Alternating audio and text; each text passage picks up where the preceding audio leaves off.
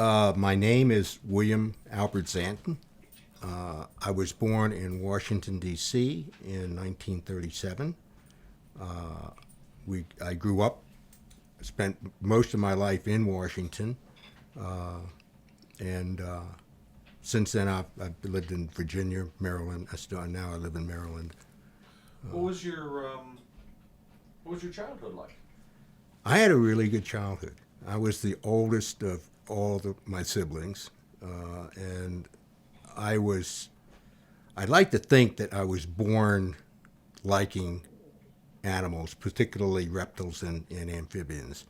And I can remember as a youngster, that my mother would take me to the zoo pretty much 2 or 3 times a week. And when I got older, and I was like, I guess 8 or 9 years old, she would take me with my bucket and net out to the C&O Canal and drop me off. Now, this was in like 1949, 48. So I was pretty young, and you wouldn't do that today. And I'd spend 4 or 5 hours out there catching turtles and frogs and whatevers, and then she would come and pick me up. And I'd take everything home, and then 2 days later when we went back out, I'd have to take them out and let them go and then catch other ones because my mother didn't want them in the house. So, and the other thing was when I reached, I guess I was in my, 8, 10, 11 years old, I would go to the zoo, and at that time Dr. William Mann was director, and I don't know if he had an open door policy, but every time I would go up to what was at the time and still is called Holt House, which was up in the back of the zoo and pretty remote from the main part of the park. His office was up on the second floor, and I would just come, basically waltzing in with a jar full of frog eggs or toad eggs or whatever, and I didn't know what they were, and I'd walk up and walk into his office, and he'd say, "Hello, Bill, sit down. What do you have for me?" And I'd show him the eggs, and, he'd say, "Oh, these are toad eggs." And I would go and see him on a number of occasions where I'd bring a rabbit down, and I'd say, I had this rabbit for Easter, but I don't want to keep it anymore. Can I trade it? I'd like to get a turtle. And he would say, "Sure." He said, "Will you take it over to the reptile house and you tell the curator the head keeper at the reptile house that you want a turtle, and I'll call over there." And so I'd go over, and he'd forget to call, and I'd walk up to the man who was actually general curator, head keeper at that time was Jack DePreto. I never dreamed that at one point I would be working for him, but at the time, I would go in and say, "I have a rabbit and I want a turtle." And he says, "Well, here," and he'd go out and bring me a painted turtle. I said, "No, I don't want a painted turtle. I want a wood turtle." "Well, you can't have a wood turtle." And I said, "Well, Dr. Mann said I could have a wood turtle." And DePreto would just kind of glare at me, and go, "Okay, here's your wood turtle," and then I'd leave. And I would do that on a pretty much regular basis, and I think I really wore out my welcome with DePreto, and so I went, when I graduated from, I don't know whether I should continue to talk, or you want me to? Let me ask one question here. What'd your parents do? My mother was a registered nurse, and my father was in charge of the sanitation department in the District of Columbia in Washington, D.C. In fact, I have a letter from John F. Kennedy for his inauguration where there was a huge, I don't know if anybody remembered the inauguration of Kennedy, but there was a massive snowstorm. And my father was in charge of the snow removal operations too.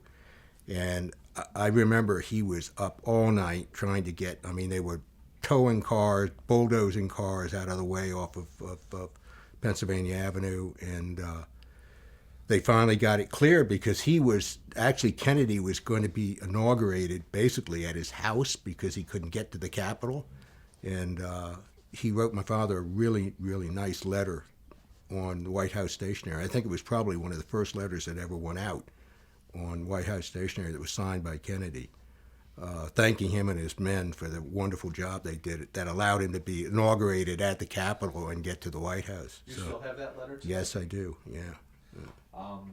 Now, you said that you would go and talk to the then director, William Mann.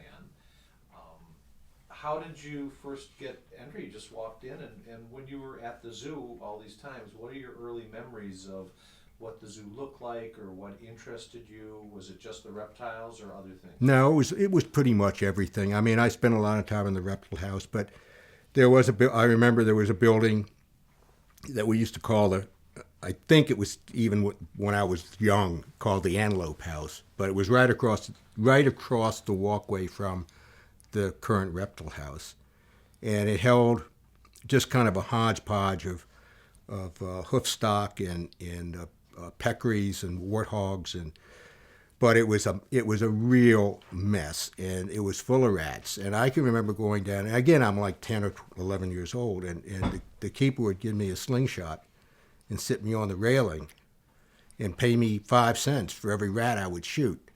And I wasn't a very good shot, so I didn't really make too much money. But I mean, even when I went back to work there, that building was still there, and it was still full of rats. In fact, it was so bad that when you put the food down for the animals, the rats would come out and eat most of it before the animals would even come in to get any food. It was a really nasty, terrible building, and was actually one of the first buildings that came down when Ted Reed took over as director.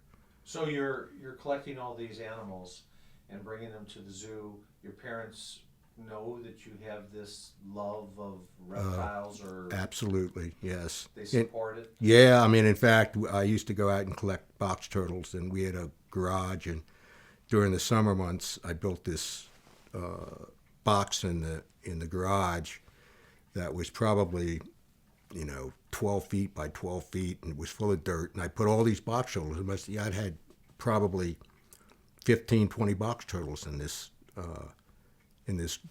garage within this box, and they laid eggs, and I never knew what to do with the eggs. And then at the end of the summer, I put them all in baskets, and I took them up to the woods, and I turned them loose. And I always wondered what must have gone through somebody's mind if they'd walked into the woods and seen 20 box turtles all in this one grouping, but I did that for a number of years, and I'd catch snapping turtles, bring them back, put them in the garage, and then I collected snakes. I always had snakes in the house down the basement. So when did you think that I want to work in the zoo? When did that kind of... Always wanted to. Well, I mean, literally, when I graduated from high school, I went and I tried to get a job. They didn't have any openings. So I started working. I think my first job was at a picture framing company in downtown Washington. And then I worked for an auto parts store and went to a gardening place and worked. And then I told my father, I said, look, Dr. Mann, Ernest Walker, which he did, and Ernest Walker was the assistant director at the zoo at the time. And I said, there ought to be some way you can call and get him to at least talk to me. So my father called, and I got an interview. They still didn't have any keeper openings, but they hired me as a temporary gardener. So I worked as a temporary gardener for 3 months. And then in August of '56, they had an opening, and I went and took the exam and got hired. So were you in school when you were doing this gardening? Or No. Had you graduated high school? I'd graduated high school. I wasn't sure what I wanted to do. I mean, I wanted to work at the zoo, but I wasn't sure college wasn't really on my horizon at the time. But about a year later, after I started working there, I did go to American University, and unfortunately, I flunked chemistry, so I just dropped out. And at that time, Dr. Mann had retired. This was in probably 57, 58. So it was, and Dr. Mann had retired. Walker retired shortly after Dr. Reed was appointed as acting director, because I think he got very angry over the fact that he was passed over. I think he was expecting to get the directorship. So he left, and Ted hired Lear Grimmer from Lincoln Park. And between Dr. Reed and Lear, to this day, I really don't know what was going through their minds with me, but for some reason, they both really took an interest in my future. And I remember they called me down to the restaurant one day for lunch, and I got down there, and here's both Reed and Grimmer, and they said, "Look, we want to talk to you about your future here." And he said, and Grimmer said, "You should go to college." And I said, "Well, I did, but I dropped out of college, and then when I tried to enroll in Montgomery College, which was a junior college, they wouldn't take me." He said, "I'll get you in." And he did. And so I went and got my degree at Montgomery College, and then I started. And the thing is, at the time,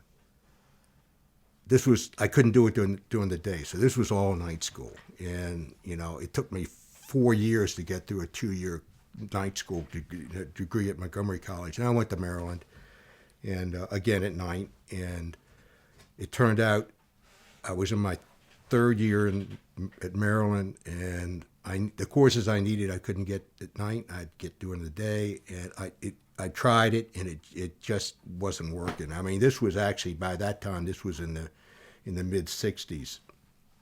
So I never got my degree from the University of Maryland.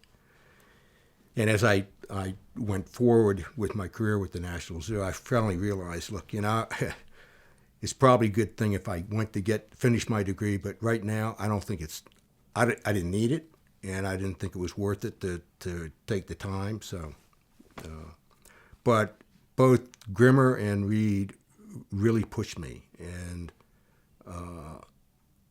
I always have told Judith Block, I said,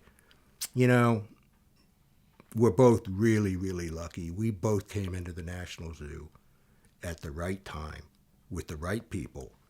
And if it had been 5 years later, it would have been a totally different situation as far as our career is concerned. Because Block moved up the same way. I mean, she was good. She started out as a supply secretary down in the supply office, and then moved up into the records department, which was very small. It was up on top of the Lion House, and this was when Dietline came in as and I'm going to forget this guy's name. At the time, if I can digress about the zoo in the 50s, the zoo was a total disaster. The buildings were falling apart. The collection was huge. We had no education department. We didn't have a full-time veterinarian at the time. Ted was actually a part-time vet when he had just been hired as a full-time vet. Before that, they had part-time vets. And no graphics department, nothing. And that was what Reed was handed when he started as director. And so I was able to see a zoo that could only move forward. And I was fortunate enough to be involved in that. But I forget where I was going now. Well, let me ask you the question about, you'd mentioned your father obviously was connected to a couple of people, and he knew your love of animals. You wanted to work at the zoo. He got you the interview. You were hired in 1956 as an animal keeper. Yes, as an animal So, keeper. The zoo was similar to what you've just described, an old-time zoo. Um, Tell me about your first day. This is something you wanted to do. You remember the first day you got there, and Yeah, what you were told to do? yeah. It was funny, except for the birdhouse and the reptile house. All the mammal departments, and they weren't even departments; they were just areas. Had to report in the morning, first thing, to the basement of the reptile house, and the head keeper at the time would tell us where we were going to work, and so they would send you, like, I wanted to work in the reptile house. I never got a chance to work in the reptile house. They sent me to the birdhouse. But I'd go up to the birdhouse and be working there, and I'd be there for 4 hours, and then they'd get a call, send Xanten down to the elephant house. So you never really knew where you were going to be on any set day when you came in. They finally just decided, I think about 3 months after I'd started, they assigned me permanently to the birdhouse. And I can remember, I was so happy being at the zoo that I would have worked for free. I really would have. They didn't know what a volunteer was at that time, but I would have certainly been tickled to death to be able to volunteer. But fortunately, I was hired, and I spent a year in the birdhouse. A year that was, I don't know. I don't know how long I can talk on this stuff, but the birdhouse was full of these old time keepers. And every Wednesday, I don't know if I can say this or not, but I'm going to say it. Every Wednesday, they would all jump in their cars and go up up the Adams Morgan area to a whorehouse. And then they come back to work. And they kept asking me, they said, come on, go with us. No, I'm not going. And they said, we'll pay for it. No, I'm not, So that was my first introduction to what these guys were all about. And there was a lot of drinking that used to take place in the building. There was a lot of drinking that took place throughout the zoo. But you'd go down in the basement to where they stored the seeds for the birds, and you'd be dipping your thing into the seed bin, and you'd hear a clank, and it's a bottle. And and this was just the climate of the times. And we would play jokes on everybody. I remember they had one guy that was going out of town, and they opened his trunk, and they put a 300-pound rock in his trunk, and he was going up in the mountains. His car burned up because it was overloaded, and I don't know how he didn't realize that he was carrying a 300-pound rock in his trunk. But anyway, and we had an old guy that was blind in one eye, and at that time they had what they called a sand cart and a trash cart. So we had you clean the cages by scraping out the sand into one side of the cart, and then there was a section where it was full of sand, and you just throw the sand in and move to the next cage. So they took, we had some emus, and they went out, one of the guys went out and got a emu pile, dug out the sand, put it in, covered it over with sand. And this stuff went on all the time. But this guy comes in, rolls the cart out, and we're all watching. He reaches and grabs the panful of sand, and he's got a glob of emu poop in his hand, and he can't see very well. He's looking like he smells it, and then, nobody got angry. It was just, you'd go into an exhibit, and the next thing you know, you'd hear a click, and they'd lock you in. And I was in with a harpy eagle for 2 hours, sitting on the floor of the cage, because you couldn't get through to unlock the lock. And the public would come through, and they kind of look at you. And so I started taking the locks in with me so I wouldn't get caught. Well, and they take a lock off another cage and just lock me in. Oh, So was this your baptism? that was by my fire baptism as a by young fire. keeper? Yeah. And it was always, they'd take me out and train me on some of the outside yards, and the guy would say, well, this is what you're supposed to do. Okay, you have to coil the hose just like this. You have to make sure that all the locks are locked, but you really don't have to do that. If you're busy, don't worry about it. Just drop the hose, and.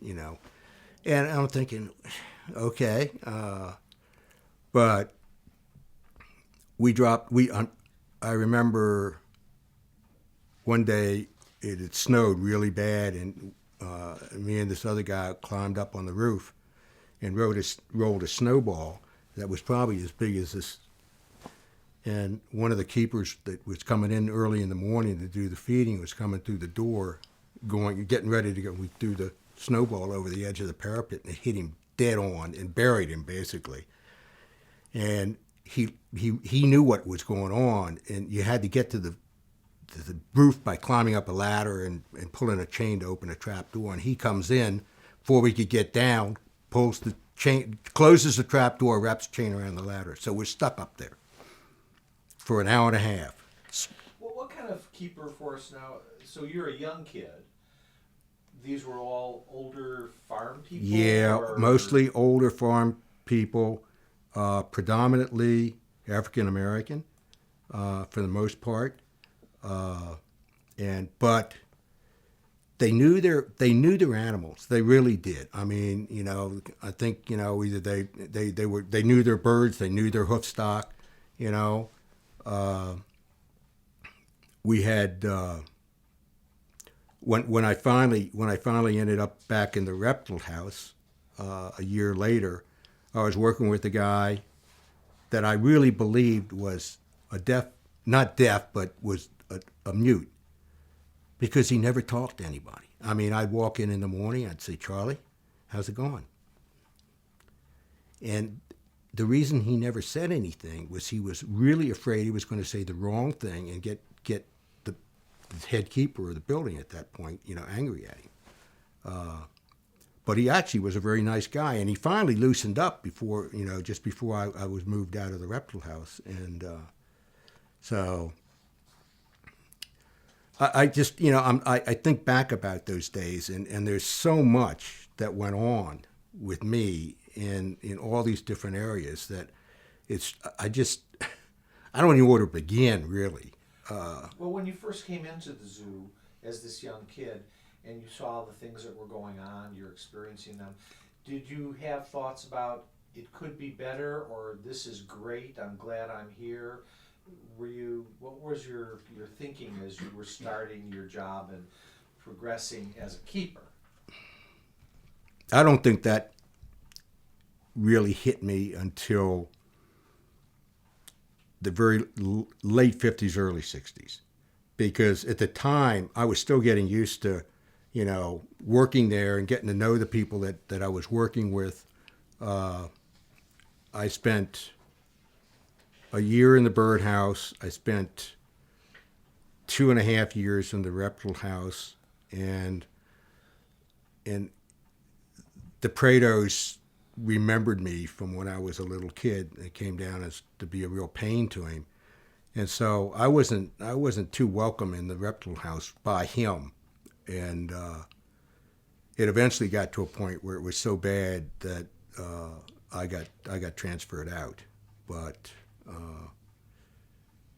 I managed to work with a number of people. Jack Armstrong worked with me in the reptile house, and I don't know, there was a Jim Murphy wrote an article about this, because I was sitting there one night talking to him about our escapades in the reptile house, which today, looking back, was just insanity on our part. But I used to bet with Jack.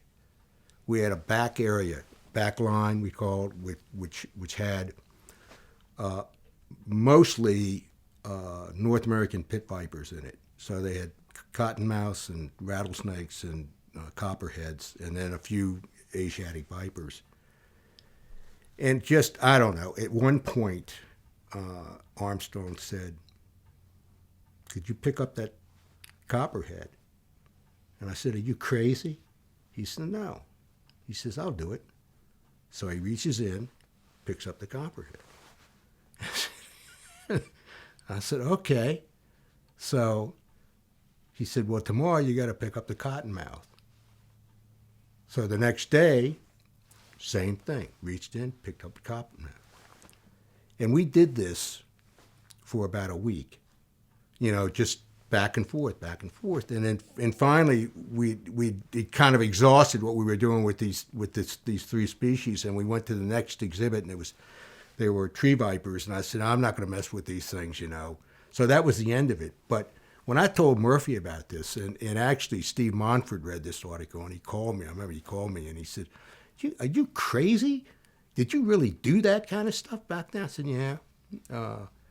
And Armstrong was nuts, just as crazy as I was, because we would go in.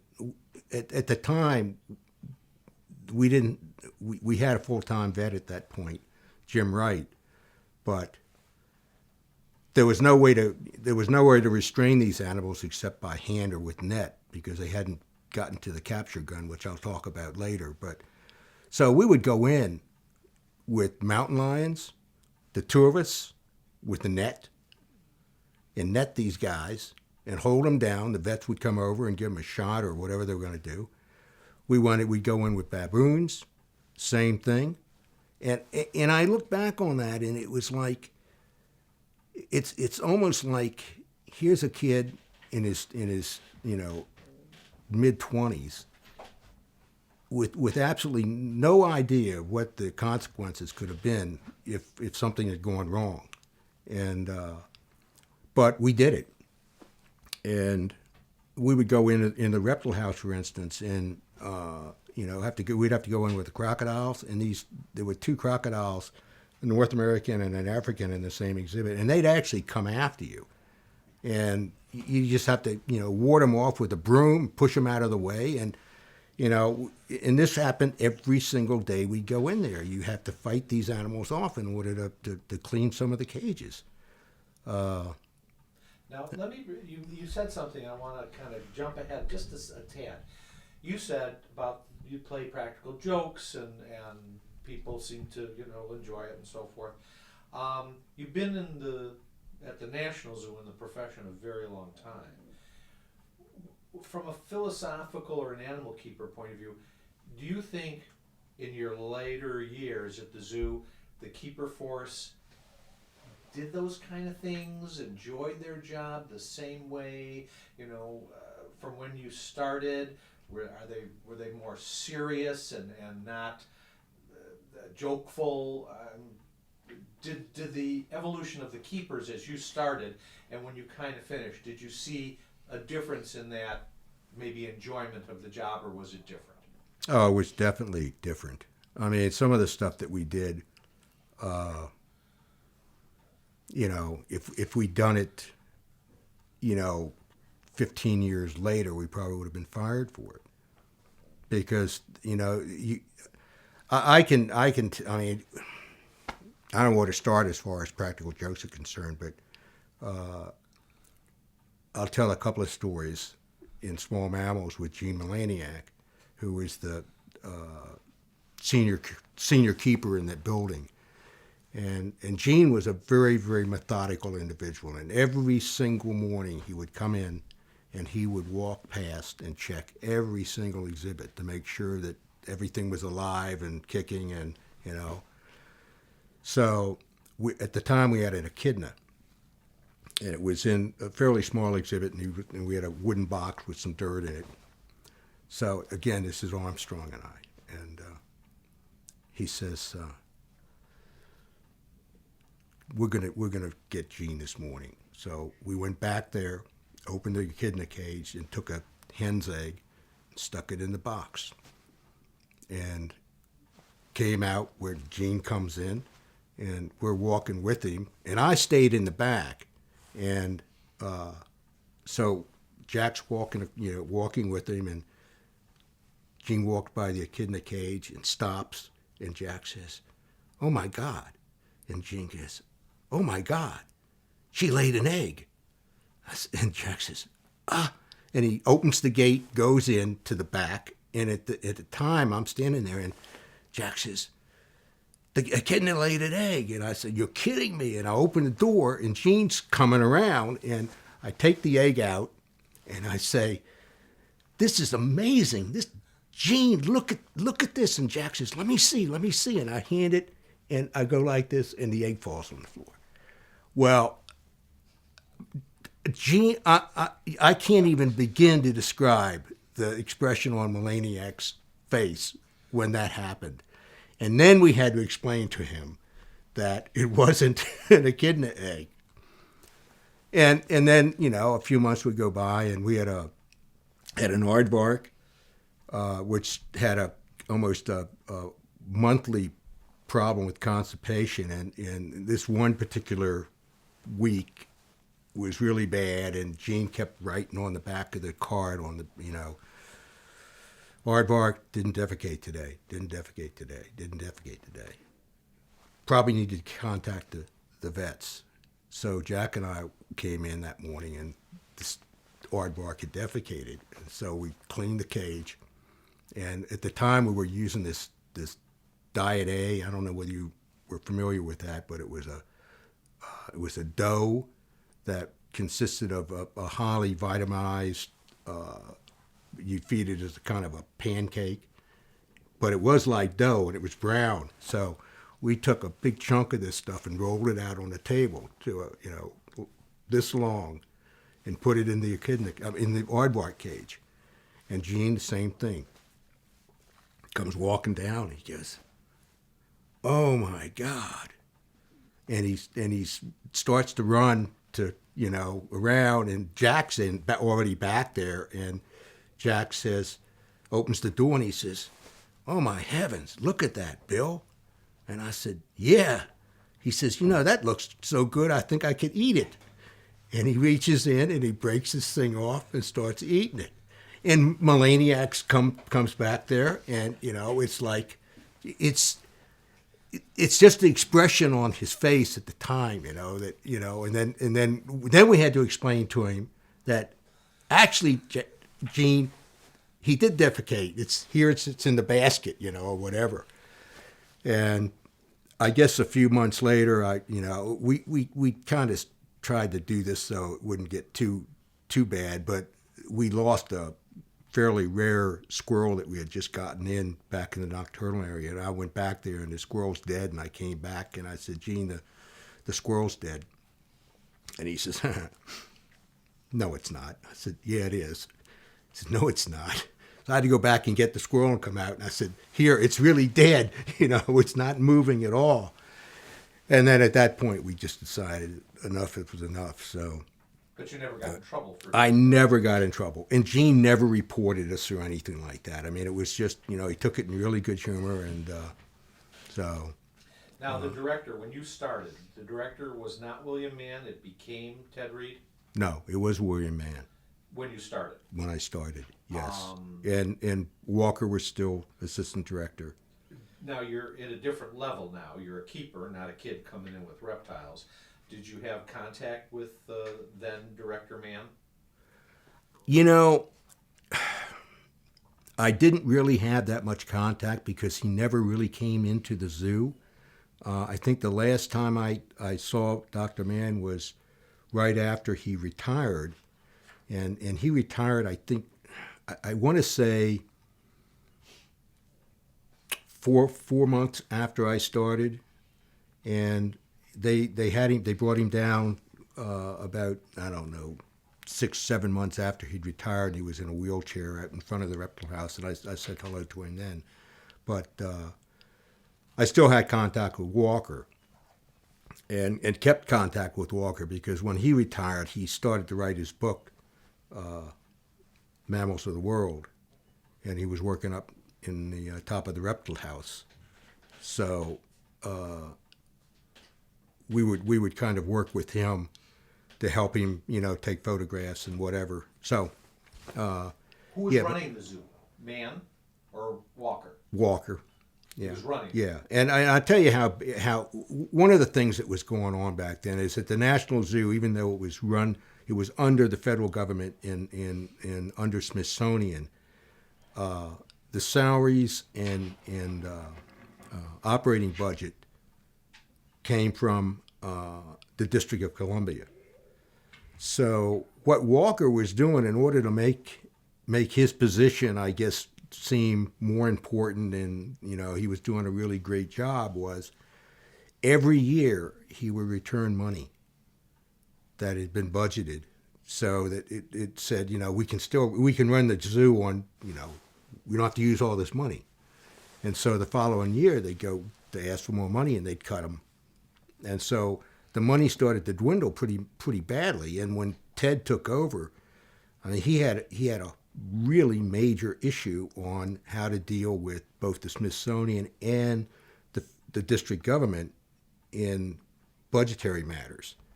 And the keepers were being paid lousy wages. I mean, I remember when I started, I think it was a GS3, and What does that translate to? About $2,500 a year, which was not very much money. And what Ted did was he was able to convince the district government that it was to their advantage to give up the zoo because it was draining money from them, and put it totally under Smithsonian. And at the time, I'm trying to think of the secretary that was there.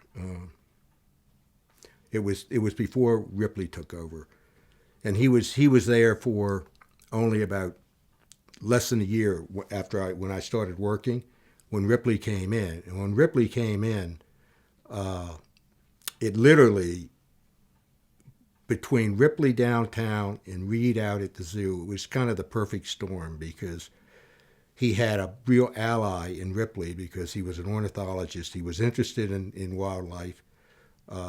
He was smart as a whip, and he was able to work with Reed and get the zoo out from under the district government. As soon as that happened, they switched all the keepers from a GS level to a wage grade level, which was how do I want to say it? It was a non-professional grading, into a more working class of employees. But we got a huge pay raise because of that switch. So Ernest Walker was running the zoo. He was, yes, he was de facto. He was assistant director, so he was basically in charge of hiring, of running, of getting the budget and everything. And Mann was at that point almost, he was a really old man. He was pretty infirm, and I think he had left it up to, Walker to run it. What kind of management style did Walker have?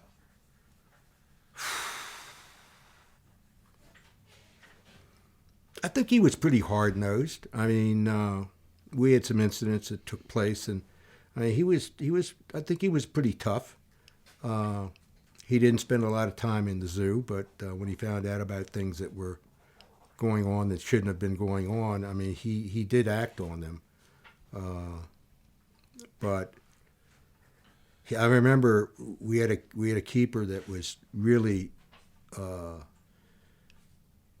not a very nice individual, and we had an annex down behind the reptile house. We kept a lot of excess animals, and mostly primates, and evidently he was caught really hurting this one monkey. I don't know what it was. I think it was a capuchin or something.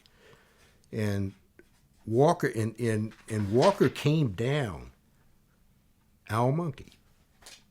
Okay, it was an owl. Maybe it was an owl monkey. Okay, so anyway, and Walker knew this animal, and Walker came down, walked in the building, went up to the exhibit, the cage, and started making noise. And this owl monkey responded to him, and he came back out and he said, "I want this man fired."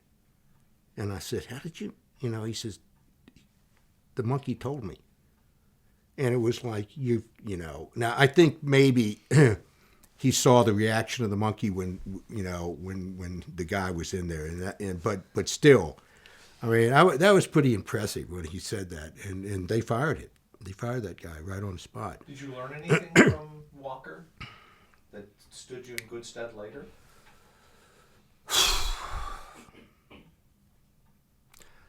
Not really. I didn't have that much contact with Walker. Not when he was director. I had more contact with him, and even not that much when he was writing his book. In 1958, there was a mauling of a toddler. Yes. By a lion. What was the impact on the zoo? You were there? Was I there? I was off that day, and I came in, and at that time you could drive right into the center of the zoo and park. And I drove in. There's an ambulance. There's squad cars up at the top of the hill at the lion house, and I saw one of the keepers come out of the reptile. I said, "What in the world's going on over there?" And he said, "A girl just got killed by a lion." And I said, "Oh my God!" And I got back in my car and went home. And it did have a huge impact on the zoo, positively, actually, even though it was a really tragic death.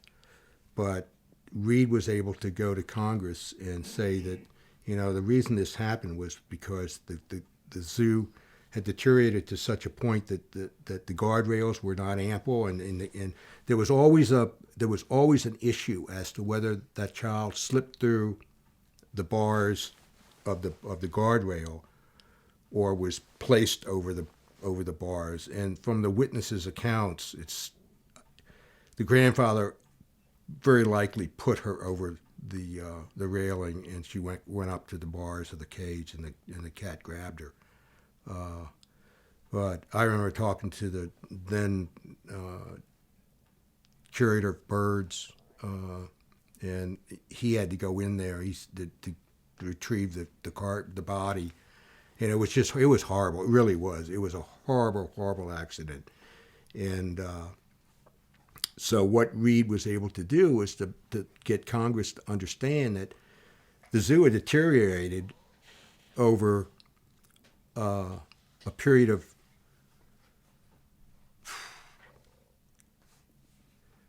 over 20 years. And because the last building that was completed was the small mammal building, and that was in WPA period, which was in the mid 30s. Elephant House was built during that period. The Bird House was built during the mid 20s. The Monkey House was built in the early 20s. The Lion House was built in 1898. So, I mean, there were all these buildings that were not only old, but the money that was available couldn't pay for the repairs that were needed to a lot of the buildings. And so the money started to come in, not only for the physical plant, but also to staff the zoo with more professional people. I think his first hire was an educator, Mary McCrane, and then we hired our first general curator.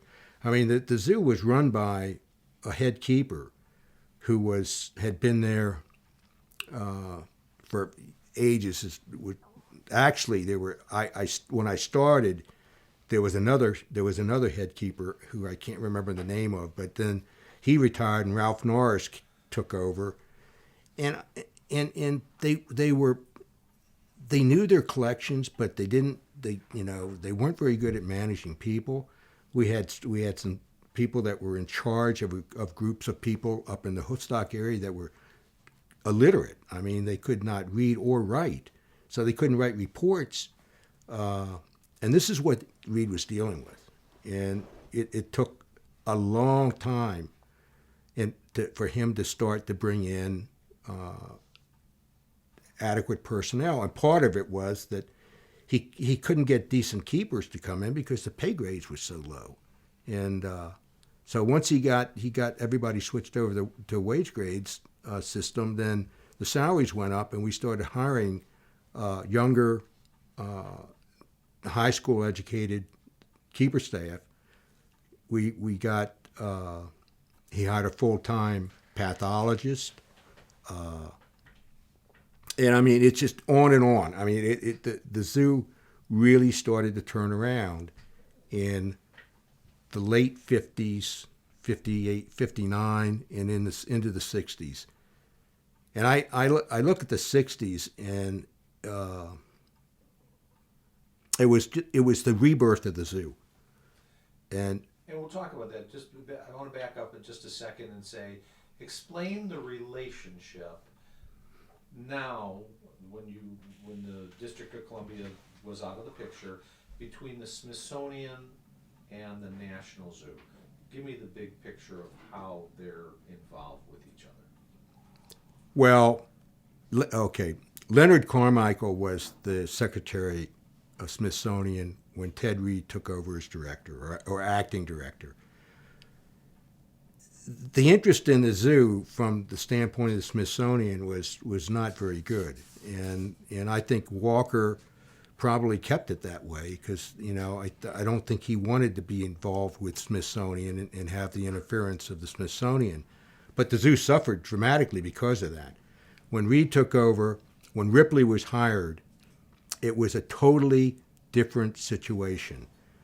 The response from downtown under Ripley was extremely positive. I mean, Reed worked very well with Ripley, with David Challoner, who was Assistant Secretary for Science. And so when Ted wanted something, he usually got it or got part of it to build up either the staff or the physical plant. The collection at that time was huge anyway, but it was made up of a number of single species, older species, and so he not only had to build the staff, but he had to build the physical structure, and he had to build the collection back up. And it took a long time. Most of the major renovations that took place in the late 60s. And, I mean, up in the upper part of the zoo, the buildings that held hoofstock were all wooden shacks with wire mesh enclosures. Most of them are pretty small. That whole area up there got totally bulldozed. And so Dr. Reed had a vision for the zoo. Yes. Did he share it with you as a keeper, or did he share it with his staff, or did you just glean this from what was going on?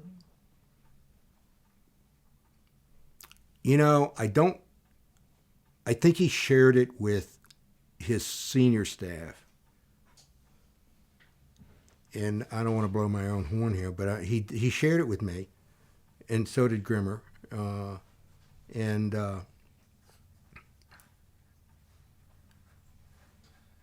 they ask your input, or were they just telling you what was going on? In a sense, they did, because Ted had I mean, by this time, in the early '60s, Grimmer had left, and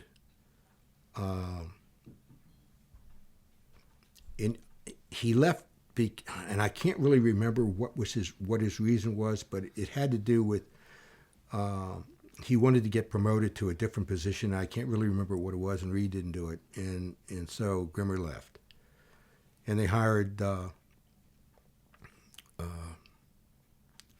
You're gonna have to help me here, John, and I should know his name because he was really a forward-looking individual. John Perry. And I don't even know if you recognize the name. Yeah. Perry was hired as a assistant director, and his primary job was to administer the zoo, the budget and everything, and take some of the load off of Reed. But Perry was also involved not only with the personnel issues and building up the staff, but he also got very heavily involved with AZA and with a lot of the species that were in severe trouble. He actually started the Wild Animal Propagation Trust, which probably today, if you mention it to anybody, they probably won't even know what you're talking about. What are you talking about? It was a trust for orangutans, and it was set up to protect not only the orangutans in the wild, but also to locate and bring together the captive population of orangs. And he also worked with then I can't remember her name. There was a woman in Hong Kong, I believe, that was really involved in orang conservation, and they worked with her. And so, I mean, she would go out and bring orangs out of the animal trade from Singapore and Hong Kong and Jakarta, and then he would work with her and try to place these animals within zoos, because they were being sold to private individuals and whatever. He also was involved with the tigers, and in fact, I remember that his efforts in trying to get the zoos to really start to concentrate on what they were doing with the tiger population, the captive tiger population in the States. And it was almost what would be considered now an SSP on Siberians and Bengals and even the few Sumatrans that were available. And AZA got the directors that were members of AZA got really angry about his meddling in their collections. And so he was more or less persona non grata with a number of people because of that. But he was a far-thinking individual because a lot of what he had started carried on into the SSPs and the whole population management situation. So now you indicated that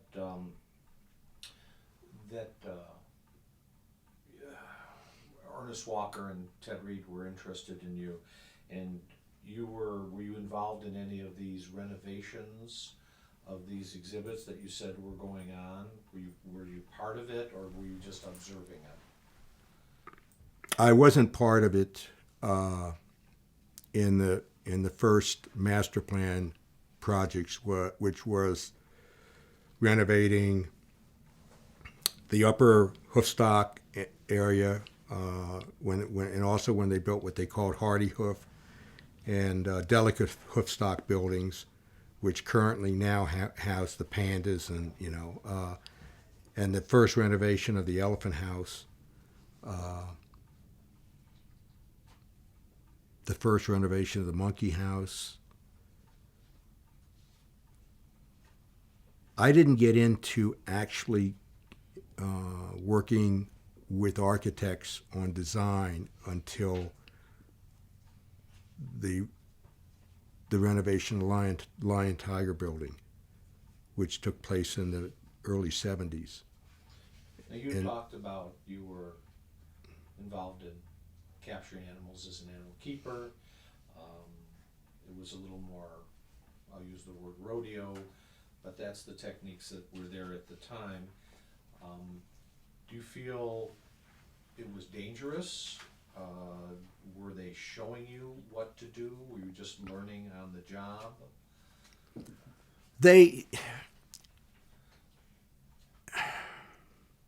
It's an interesting question.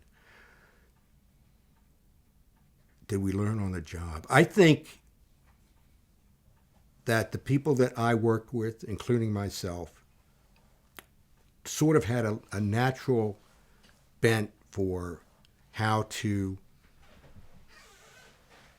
catch these animals, regardless of what they were, in a manner that wasn't going to cause them any damage. I mean, I remember trying to train some of the keepers, like in small mammals, on how to net, and it was like, you don't throw the net over top of them. You got to let the net let them run into the net. So you need to know how to manipulate the net so the animal is running into the net, and then you drop it down on top of them, and they would, and they'd still, try to bring it down on top of them. They hit their tails or whatever, and it was just kind of a natural, I think, a natural bent on the part of a number of keepers that they had that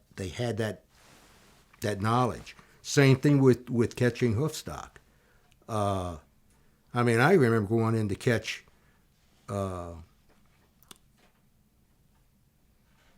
Sika deer, which aren't that big, and this was years when they were still in these small wooden sheds and everything. And there would be three of us, and there's like 10 of these deer locked in this shed, and you just go in, shut the door behind you. It's pitch black, and just stand there for a few minutes until they kind of calmed down. And then you started grabbing, and you grabbed whatever you could, and you made sure you grabbed an antler, and then you grab them and you kick the door, and the vet would open the door, and you bring them out, treat them, take them down to another shed, put them in, or put them back in the yard, and till all the animals. And I'd come out of there sometimes, and my uniform would be just almost in shreds.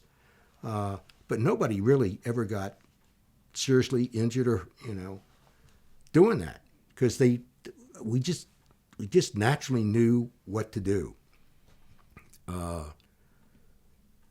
And when the National Zoo was the training ground for the capture gun, and I don't know whether you know, Red Palmer was the one that actually invented the early CO2 charged capture gun, and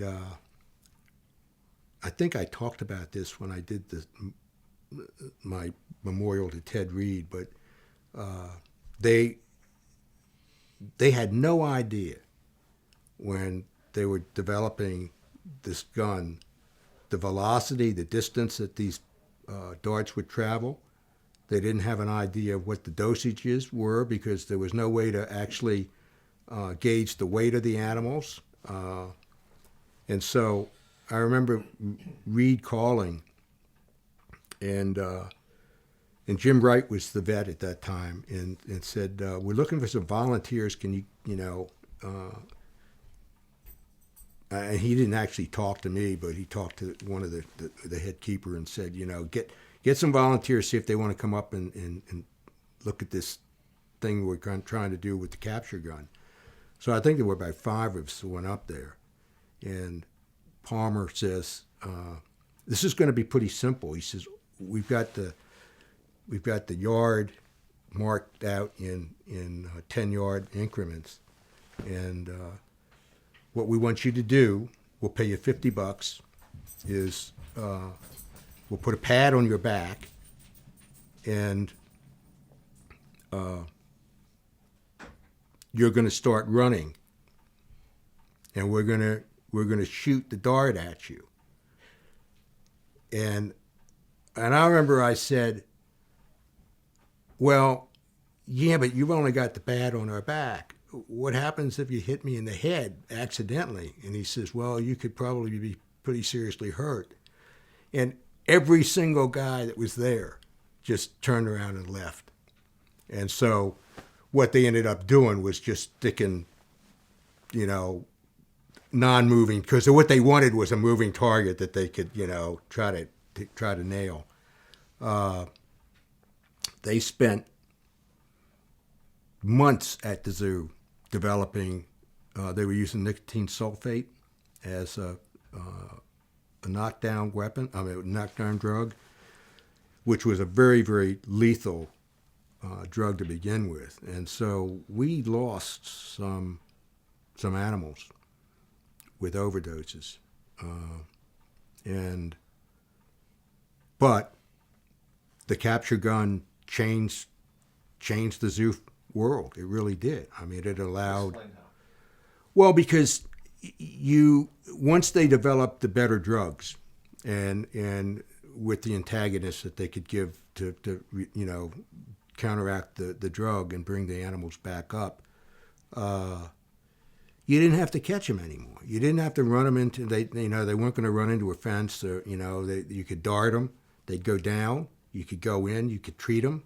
You could take them up to hospital, put them under normal anesthesia and work on them. And it it really made a huge advancement in the way you manage a collection. And with great apes, before, you'd have to try to train them to come up and get, but half the time you couldn't do that. You had to get them into a squeeze cage if you could, which was really traumatic on them. And even with the capture gun, I mean, I can remember, the vets would come down in a great ape house, and it would be pandemonium because they knew why they were coming in there. They were going to get darted. One of them was going to get darted. So, but it certainly made the vet's job and the keeper's job a lot easier. However, in the process of that, I think the present day keeper, for the most part, has lost the ability to lasso an animal, to hold it, catch an animal, and hold it in the right way. And I could be wrong, but I mean, because at least at National, once that animal was deemed in need of treatment, the vets pretty much took over, and the keepers kind of stood by and helped them when necessary. In the initial, you mentioned the initial experimentation at the National Zoo with the capture gun. Who was shooting initially? Was it the vets who were shooting? Always. Or was it the keepers? Or? Always the vets. Always the vets, except another interesting story. This was when Clint Gray was vet. And they had changed from the CO2 to the cartridge-charged, 22 cartridge-charged guns, which had a much higher velocity, and they had depending upon what the distance was that the animal was being darted from, they could adjust the velocity of the dart. And we had worked really, really hard trying to get the vets to allow us, the curators, to use the capture gun, because we kept saying, if you're not here or something and we need to use that, we need to know how to do it. And so they finally agreed, and the first time we were going to let one of the curators use it, it was on some Elks deer. And was it Elks? Yeah, it was Elks deer. So they go up to the enclosure and they hand the gun to the one of the assistant curators at the time, and he fires it. And first, I don't know what happened. I don't know whether Clint adjusted the thing wrong or forgot to adjust it or what, but the guy he put the dart right through the animal. And that was the end of that. Curators, at least at National, never got a chance to use that capture gun again.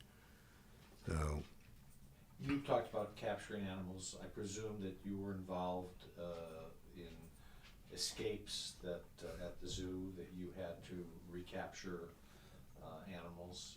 Do you have any stories about escapes that you were involved with and how it was handled? Well, now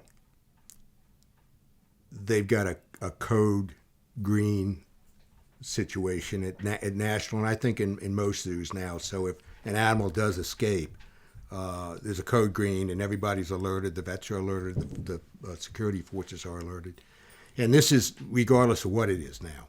It used to be only if they got out of the building, but now if they get out of the enclosure, like in small mammals, if a marmoset jumps over your shoulder and gets out in the back area, you still have to declare code green. And we were talking about this at one point, where a lot of times the keepers wouldn't do it. I mean, they just re-grab the animal, put it back, and not say anything. But in the 60s, especially in the 60s, and to a certain extent in the 50s, I wasn't that much involved in the 50s, but we had animals get out all the time, and not just small animals. I mean, we had bears get out, we had snow leopards escape, we had cheetahs get out. I mean, a tree fell on a fence. We got both cheetahs got loose, and that happened a couple of times. We had a Tasmanian devil get loose and get run over on the road down behind the zoo. Somebody found it, and we'd been looking for it for 2 days, couldn't find it. And I mean, we had tree kangaroos get loose and get up in the trees. We had red pandas get loose. And I mean, all of these were recaptured, but I mean, it took a lot of time. And I can remember, and we were very fortunate in that I don't think anybody ever got injured, whether it was the keeper staff or the public, in any of these escapes. We had an Indian rhino get loose, fell in the moat, got pushed over the railing by its mate, fell in the moat, got out of the moat, and was walking down the side. Well, by the time it got out of the moat, the vets had already been called, so it was walking down the sidewalk from the elephant house, and the vets drove up and darted it pretty much right away, and we were able to get it back into where it was supposed to be. We had a Brazilian tapir get loose, again, from a tree falling on the fence, but nobody knew it was out until it came up the hill and got on the main walkway through the center of the zoo. And I remember I was in the small mammal house and got the word that the tapir was out, and I walk out, and here's the tapir walking up through the center of the zoo. This was on like a Saturday or a Sunday. The place was jammed with people, and they're feeding him, throwing popcorn to him, and he's eating popcorn and just strolling up the zoo. And the cop comes up behind me and draws his pistol. And I said, I looked at him, I said, whatever you do, don't shoot, because all you're going to do is tick him off. And then he's really going to get, there's going to be a real problem. So by that time, the vets had come. We got everybody out of the way, and we darted the tapir and got him back into his enclosure. I think the scariest thing I ever experienced was, and this was in the 70s, we had a Kodiak bear with 2 cubs, and I was walking up to lunch with one of the research guys, and at that time there was you'd been there. The upper bear line was a curved with a walkway going all the way around and then going on down to the valley. And the back of the bear line kind of opened up onto Olmsted Walk, which was the main walkway in the center of the zoo. And there was a grassy plot right next to one of the first exhibits. And around that grassy plot was a chain link fence about, 4 feet high. And there was a huge group of people standing there when we were walking by. And it was Daryl Boness was with me. And I turned to him and I said, Daryl, what the heck are they what's going on over there?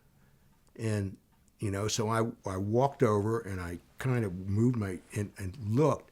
And here's the female Kodiak with her 2 cubs sitting up, being fed by the visitors.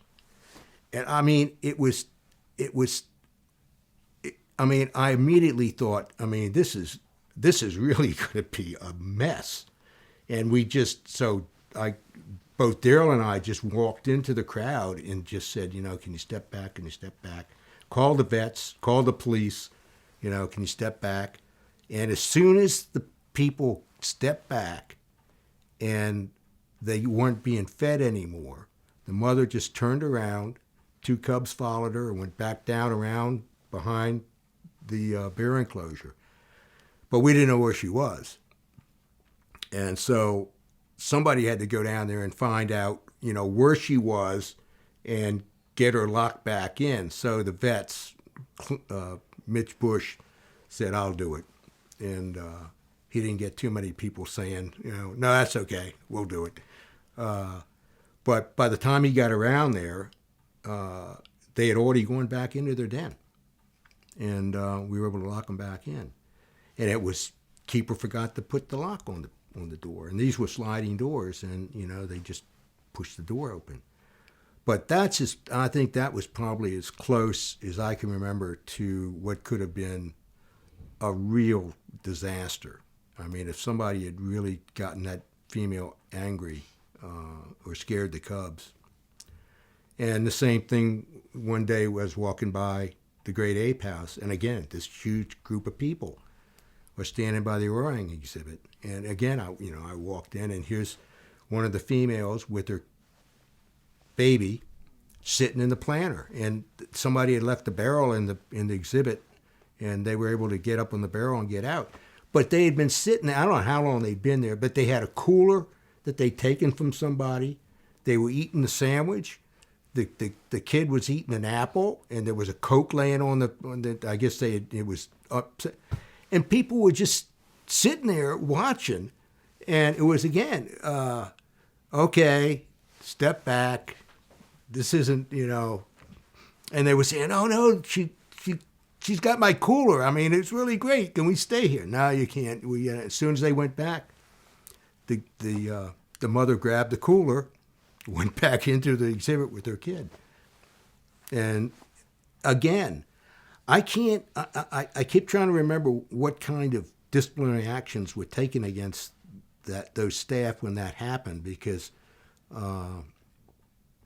it was, in the case of the bear, I think the guy had got suspended. I don't know what happened with the orang. I don't think anybody knew who left the barrel in there. So, well, I know you've written on the subject of escapes and safety. How do you feel as you look back?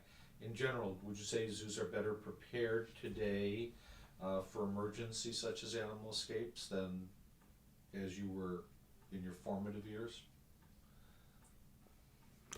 Yeah, I really do. I think escapes today, first of all, are pretty rare. I mean, in fact, it sounds like what's going on today is that the animals aren't actually getting out; the public is getting in, and which is a shame, because with all the open exhibits now. I mean, before, back in the '60s, we didn't have open exhibits. They were mostly all caged exhibits, so the public couldn't really get physically in. I mean, they could get up to the exhibit, but not physically in. I remember another case where this keeper got, I think, fired over it, where we were working on well, actually, I was standing outside the lion house, and I was talking to another keeper, and this volunteer keeper was had just opened the gate to go into the jaguar exhibit, and was in there sweeping up, and the door opens from the inside of the building, and out comes the jaguar. And I wasn't even paying any attention because I was talking to somebody, until I heard this woman say, "Oh, look, he's creeping up on him." And I turned around, and here's the jaguar right behind the guy, and it leaps up on his shoulders with both paws over his shoulders. And fortunately, the guy had enough sense to kind of twist his body and go out through the door that he'd come in through, and it knocked the cat off. And then he had enough time to grab the gate and close it. But, it was just, and the guy that was in the building just forgot that he was out there working and opened the door. And I mean, that would have been, again, that could have been a real serious disaster, because if the cat had gotten out, and this wasn't a nice cat either. I mean, I'm surprised that even the guy that he jumped on was not seriously hurt, but he wasn't. So we really were fortunate. I think back in those days, there was a lot less. I mean, yeah, we were cognizant of having to make sure that all the gates were locked and you know the doors were secured, but there was a lot of laxity, and I think I was telling you about the incident with the Moor macaque, where we went into the monkey house first thing in the morning, and this male Moor macaque, which was a pretty good sized monkey, was sitting on the guardrail, and we tried to get to because the monkey house had 2 entries and exits, and people were actually coming in and out, and we were trying to get to the other end of the building to get the doors closed on that end so we could contain this macaque. And somebody opened the door, and the macaque got out into the zoo. And we chased that macaque all over the place. I mean, around the lion house, down past the restaurant. It went down some steps, and there was a supply building down there. The door to the supply building was open. He runs in the door. He runs in, and 5 people come charging out, slam the door, and then we had so we had the macaque contained inside the building. We were able to go in and net it, but again, just really fortunate. Would you say there were different techniques for different types of animals that you learned for grabbing or handling them? Yes.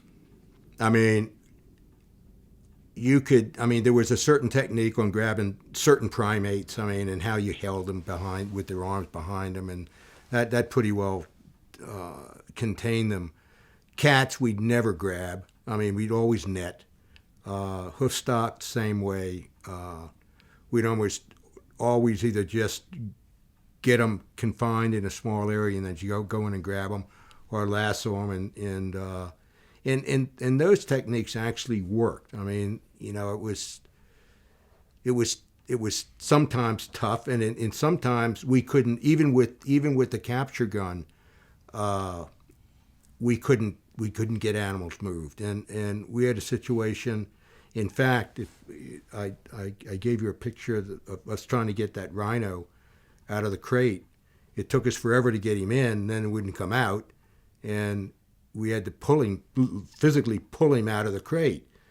I think the hardest situation that I had to deal with was we had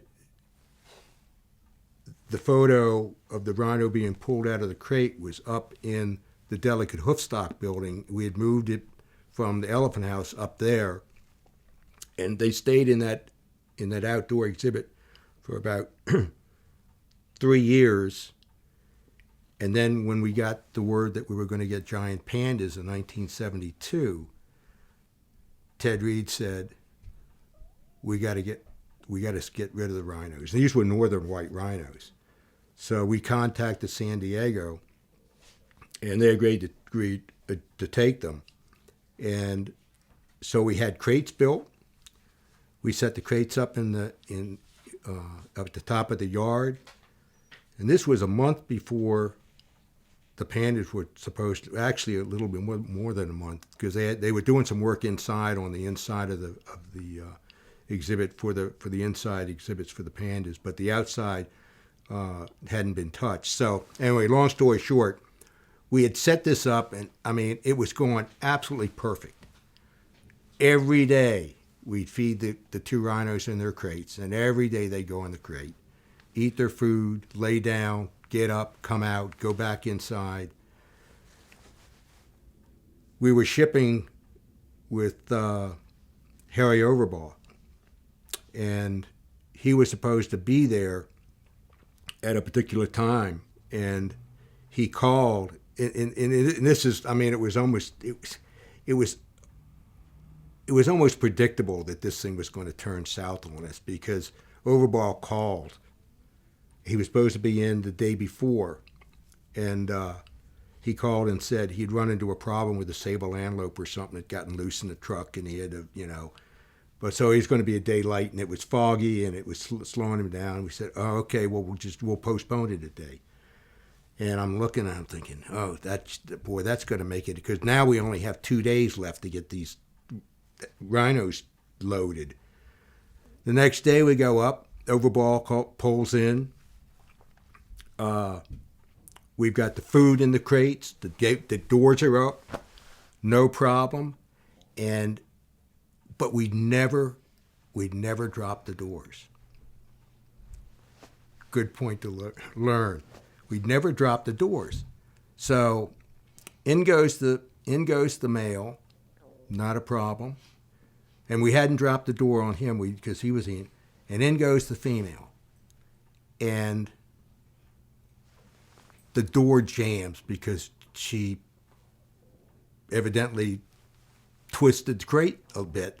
So the door drops about halfway and jams. And she hears the door go down and backs out and takes the entire door, the framing, everything, right off the crate. And of course at that time, the male goes out. So we're stuck with 2 rhinos that aren't in their crates, that are the ones really upset because she had to tear the crate out to get out. We had to rebuild the crate basically. And I'm looking at this thing and I'm thinking, this is going to be a disaster. We've got this big ceremony and everything coming up, and we've got these 2 rhinos that we got to try to get them in, and they wouldn't go in. So we ended up having to knock them down, which we really didn't want to do. And knock them down, you mean? Dart them. And even then, we gave them the antagonist. The female went in without any problem. The male wouldn't. He just stood up and just stood there. And we're pushing and pulling and pushing and pulling. And we finally get him into the crate, drop the door. We get the crates loaded. And I tell you, that had to be probably one of the worst days I'd ever spent in the zoo, having to deal with what was going to happen if those animals weren't out of here. And but it eventually worked. So you mentioned that there was a technique about always complete the whole thing so the animals are comfortable.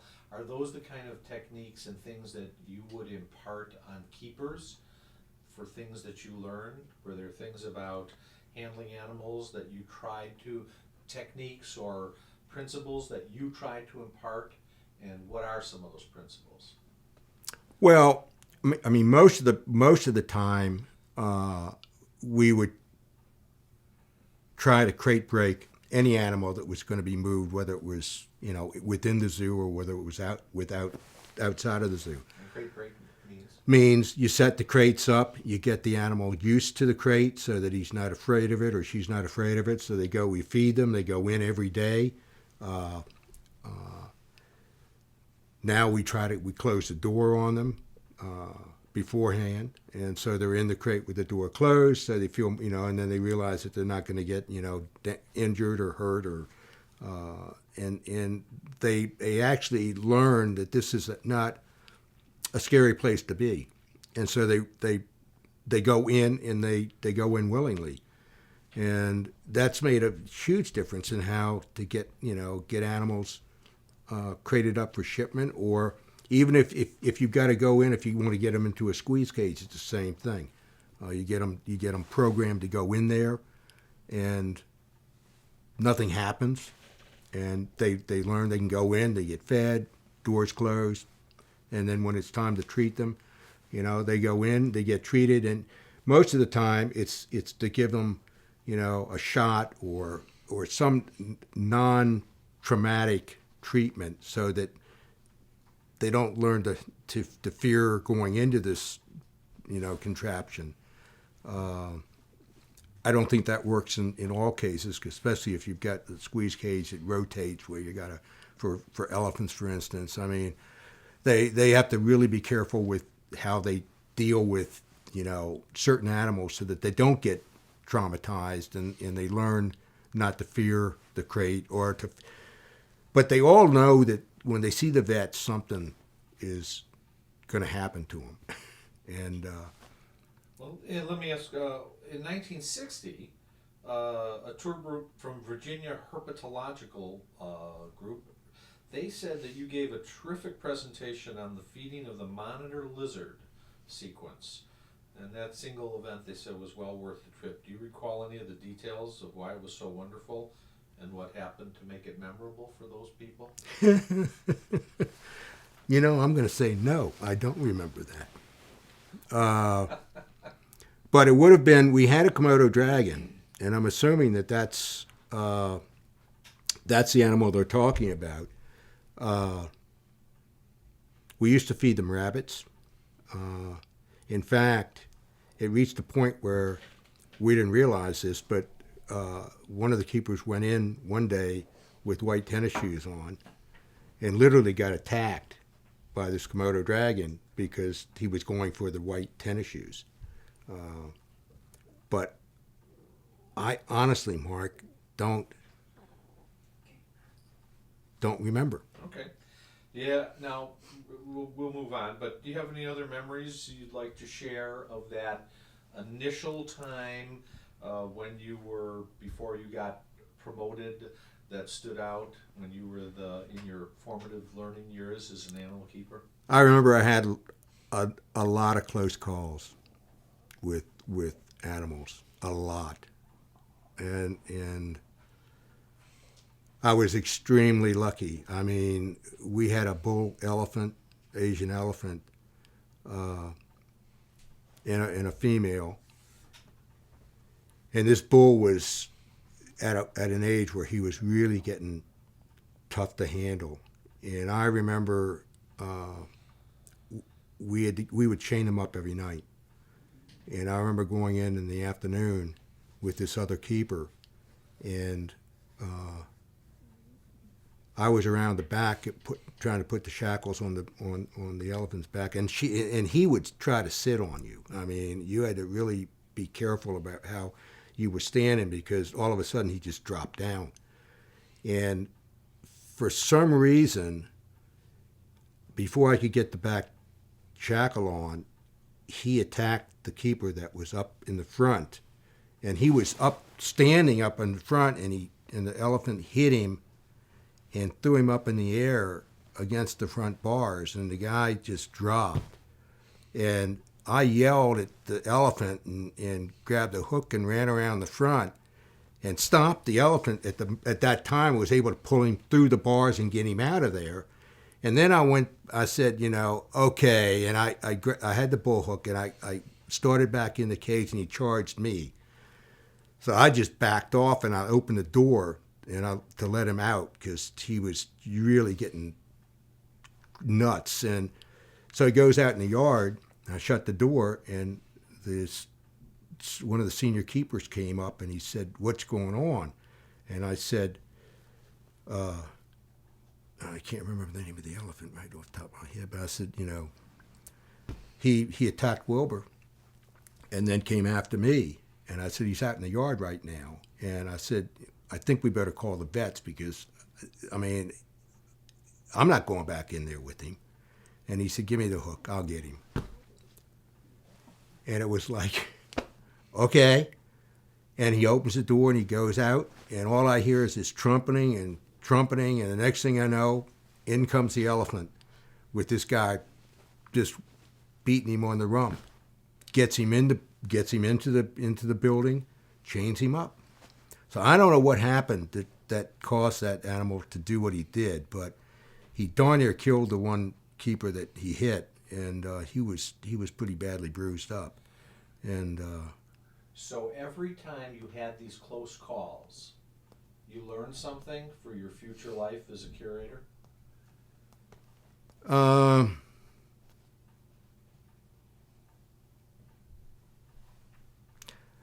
Well, in a sense I did, but with the elephant, It was a totally unexpected attack. I learned at that point I got off of elephants. I wasn't going to work elephants anymore. But I think the closest incident where I came within a hair's breadth of literally being killed was with the saltwater crocodile. And we used to go in with this crocodile on a routine basis twice a week. But the tank was always dropped, and he would just kind of crawl up in a corner and just lay there. But he had been getting pretty aggressive. I remember we had a janitor that used to go in the back, and there was a window in this little room that we used to feed this croc from. And we'd open the window, and you'd hold the fish, and he'd come up out of the water, and you just kind of throw the fish in his mouth. And this guy was back there sleeping, I think, and he got a phone call, and I think it was me, because I went to the other end of the crocodile area, and I yelled for him, and he opened the door, and the croc came out of the water and hit him right in the chest and knocked him back and then just went back and that was a little, and he never went back there again. But anyhow, so the croc's in the tank.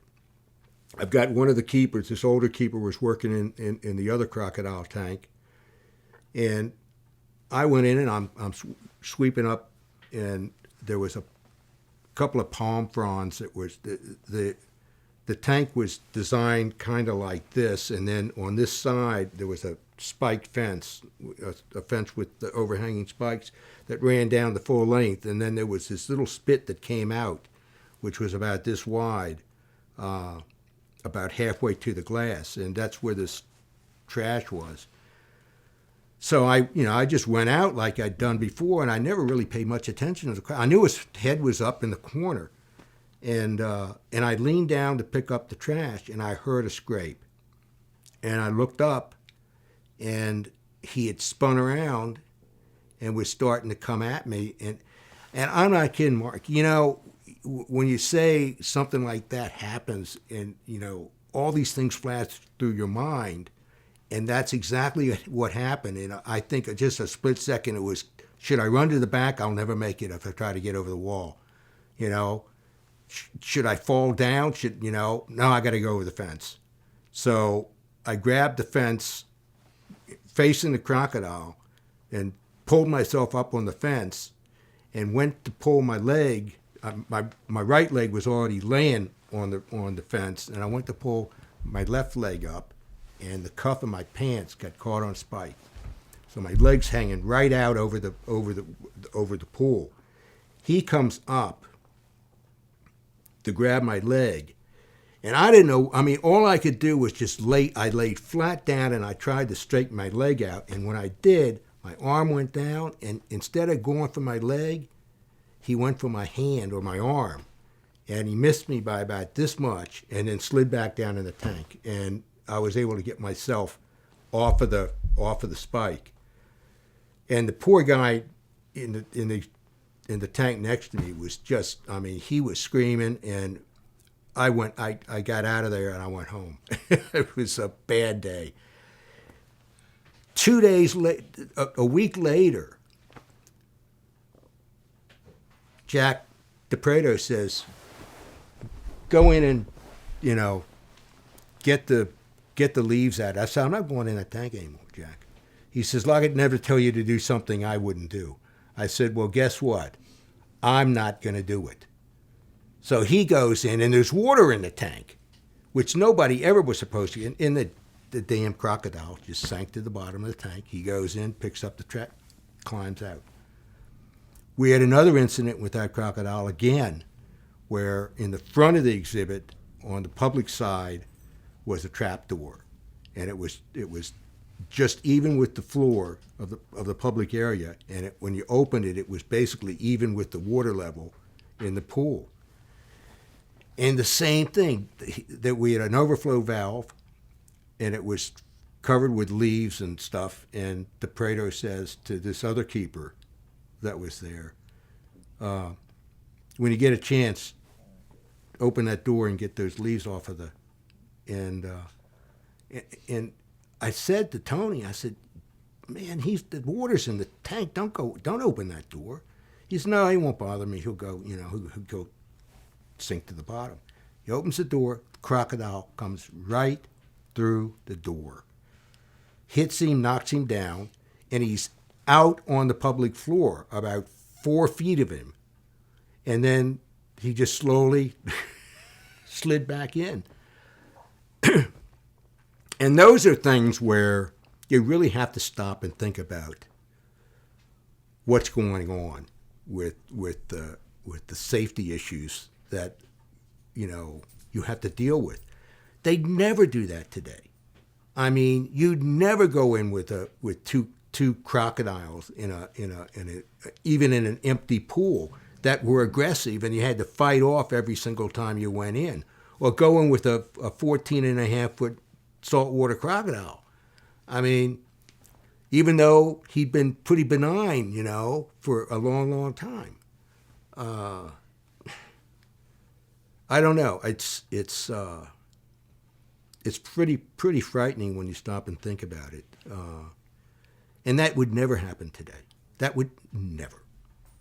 We're going to go from when you started as an animal keeper, now you're kind of moving up as a leader. 1964, you took title of the job Animal Keeper Leader. How did your job change? Did you have more responsibilities? I had more responsibilities. It wasn't really a supervisory position per se. It was more of someone that could talk to the keepers and report back to the head keeper or the assistant head keeper position, and that they would come to the leader to issue directives.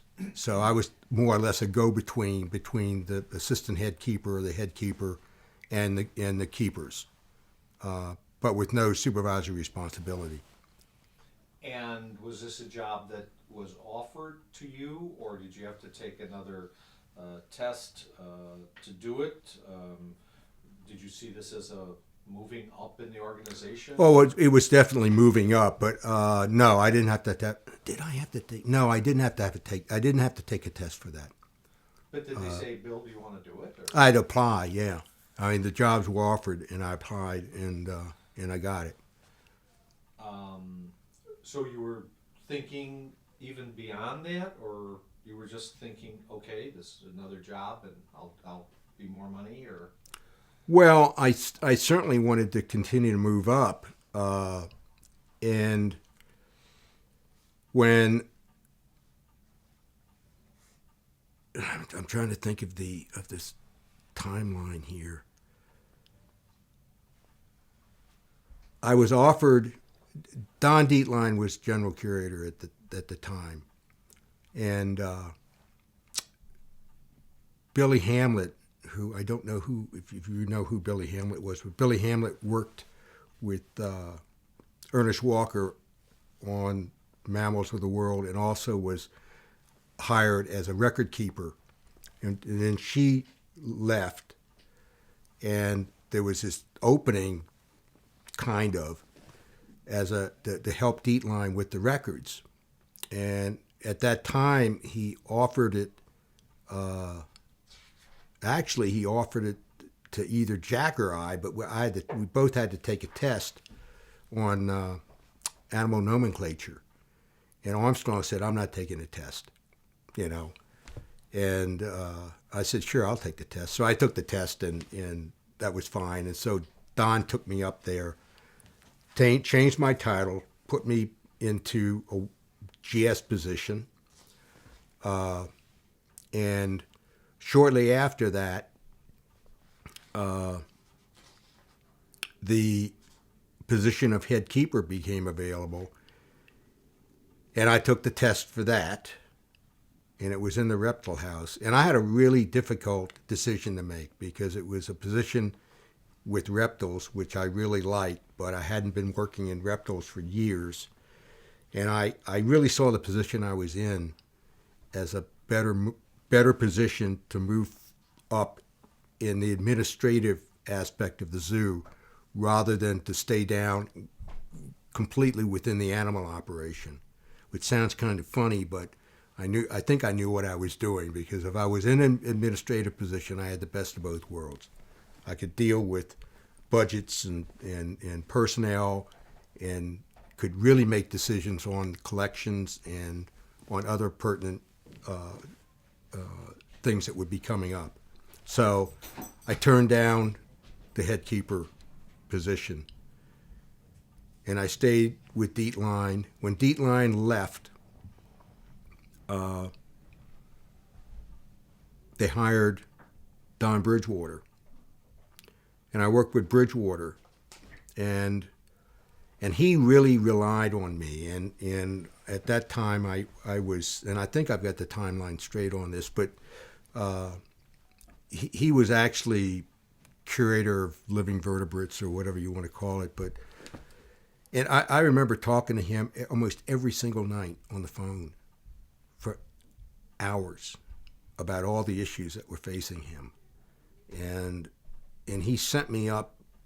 They were having huge problems in the elephant house. I went up there for a year to straighten those issues out. I came back. He put me into the supervisory administrative officer position there to get me another raise. And I mean, I really shot up in my job. Okay, so in that period. You started out as, after an animal keeper, as animal keeper leader, and then that was not a administrative job. You were still a working keeper. I was a working keeper, yes. Okay. And were you able to make changes or do things while you were doing that particular position?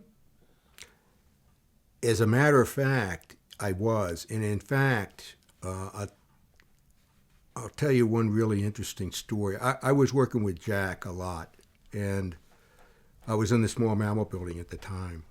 And at the time, the building was, it was full of animals, but they were still in the old wire mesh cages, and there were a few glass fronted cages, but they mostly they were bear cages with a branch in them and a nest box, and that was it. And we decided we were going to start trying to do some naturalistic exhibits. And so we go out and find rocks and soil and start building these exhibits. And the keepers in the building at the time would destroy them, literally. I mean, we'd come in the next morning and they'd hose them down, and so all the dirt was muddy and it took us probably a year to get a lot of the exhibits that we thought we needed to get done. And this one's, Dietline was still there.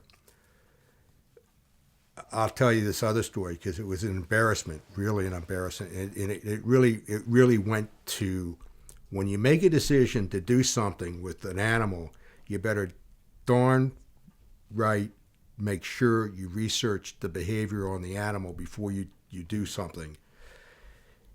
And neither Jack and I did.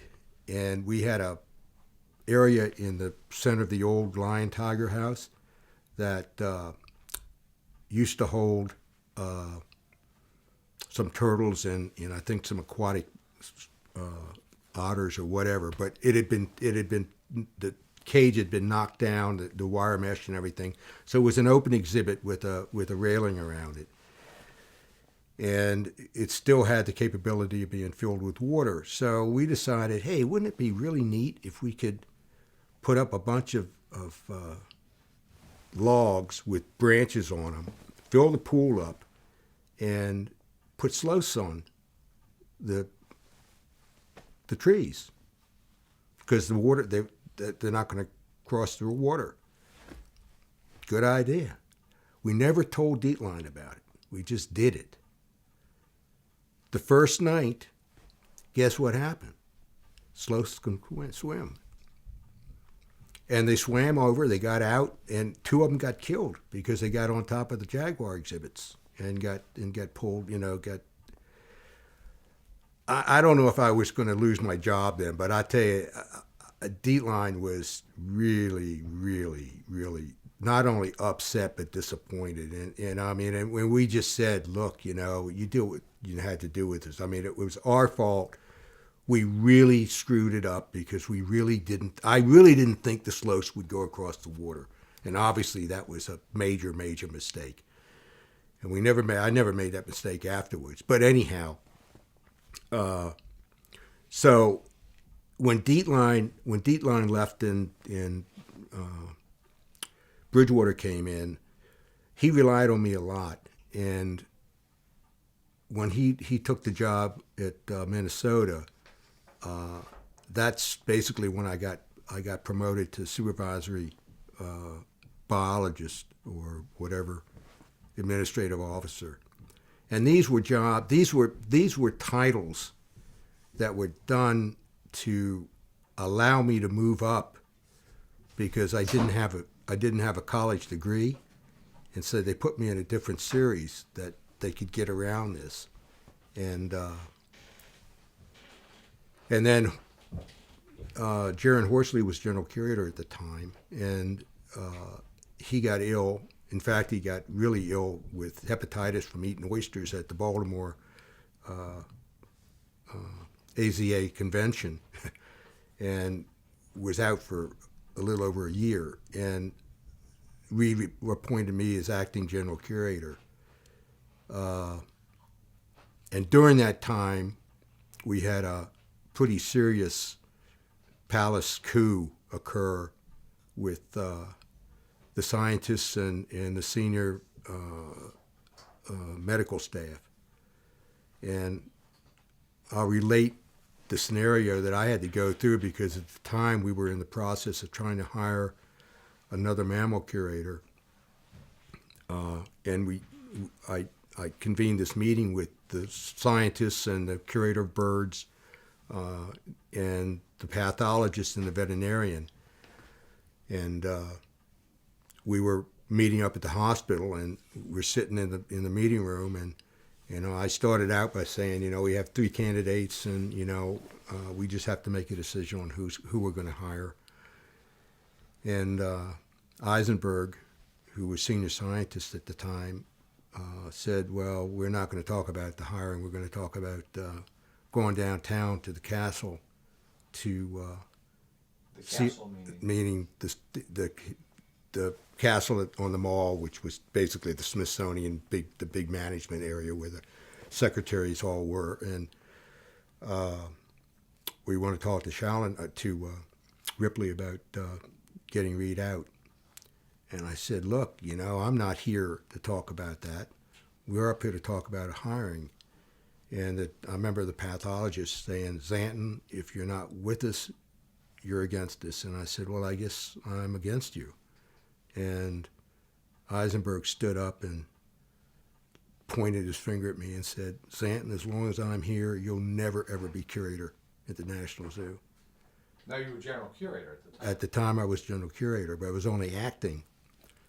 And as soon as Jaron came back, they never went through with the coup d'etat on Reed. But when Jaron came back, I went back in as a supervisory biologist, and they'd hired a new a new assistant director at the time. And Eisenberg wasn't really involved in the running of the animal collection. He was still senior scientist, but he evidently was able to convince the assistant director for animal programs at the time that to take me up and put me in his trailer and work on records or something. And that's where I was for almost a year until they hired this other mammal curator who came in and realized that he was having a really bad time and asked me if I could come back down and help him. And I said, well, Eisenberg's not going to let me come down.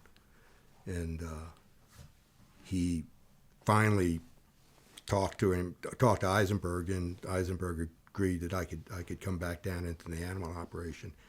And that basically changed my career again, because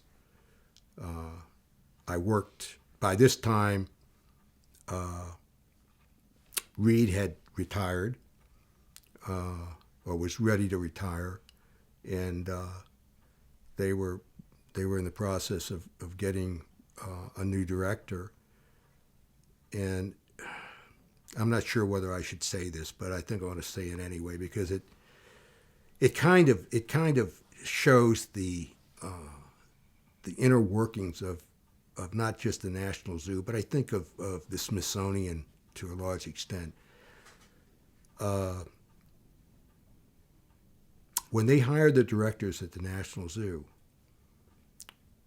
I worked under, I think, 7 directors or acting directors in the time I was there. Ted Reed was never appointed. He was appointed. He was never selected by a group of people that would go through a group of applications and select the best qualified. He was appointed.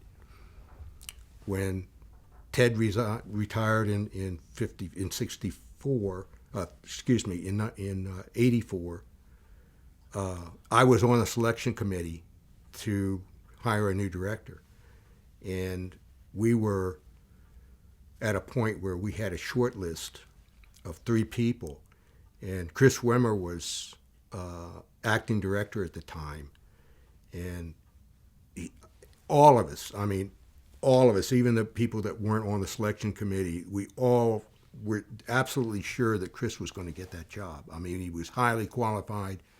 I mean, he wanted the job. He had been acting for over a year, and I was sitting in his office with Jaron Horsley one morning, and we were just chatting about odds and ends, and the phone rings, and Chris picks up the phone, and I can almost say it verbatim because I'll never forget it. It was, "Oh, hi, Dave. Yes. Yes. Well, okay. Well, thank you. Okay. Bye-bye." Hangs up the phone. He turns to us. He says, "Well, they just hired a new director for the zoo, and it's not me." And it was kind of like, are you joking? Who did they hire? Michael Robinson, who was then associate or assistant director at STRI, which was the Smithsonian Tropical Research Center in Panama. And this guy came right out of the woodwork. I mean, he had never been mentioned. Nobody ever mentioned his name. And he became director, and he was director for 18 years. And I'll talk about that later, but the point being is that my career really was, it moved in jerks in a way, in that things happened that allowed me, for whatever circumstances were going on at the time, to be in a right position at the right time. And when they hired Robinson, I became associate mammal curator and was working basically directly with the mammal curator at the time, who was the one that brought me back from my banishment to the trailer. And we got along really well. And at the time, Ben Beck was then general curator. And I had been after Ben to get me a grade raise, and he wouldn't give me a grade raise. I mean, just would not do it. And I remember they had a major issue that happened in the graphics department, and the head of the graphics department left. And I remember I got a call from Robinson. He said, "Can you come over to my apartment tonight?" He said, "I want to talk to you." So I go over, and he said, "Look, I really need you to take over the graphics department." And I said, well, I really I don't know that much about graphics, but, what do you want me to do? And he says, I want you to go down there and run it at least for a year, if not longer. And I said, okay, Mike, I'll do it, but I want a grade raise. And he said, okay, I'll give you a grade raise. I said, but I don't want it for that. I want it to apply to the job that I'm holding right now in the animal operation. And so he agreed, and I had to get a number of letters of recommendation. I think one was actually from you, Mark, and two other people, and I got the raise. Ben was upset, very, but it was a done deal. And from that point on, I was able to, I was involved in everything at that point. I mean, even before Robinson took over, Reed had taken me as a major player in the redesign of the zoo, and this was in the mid-'70s.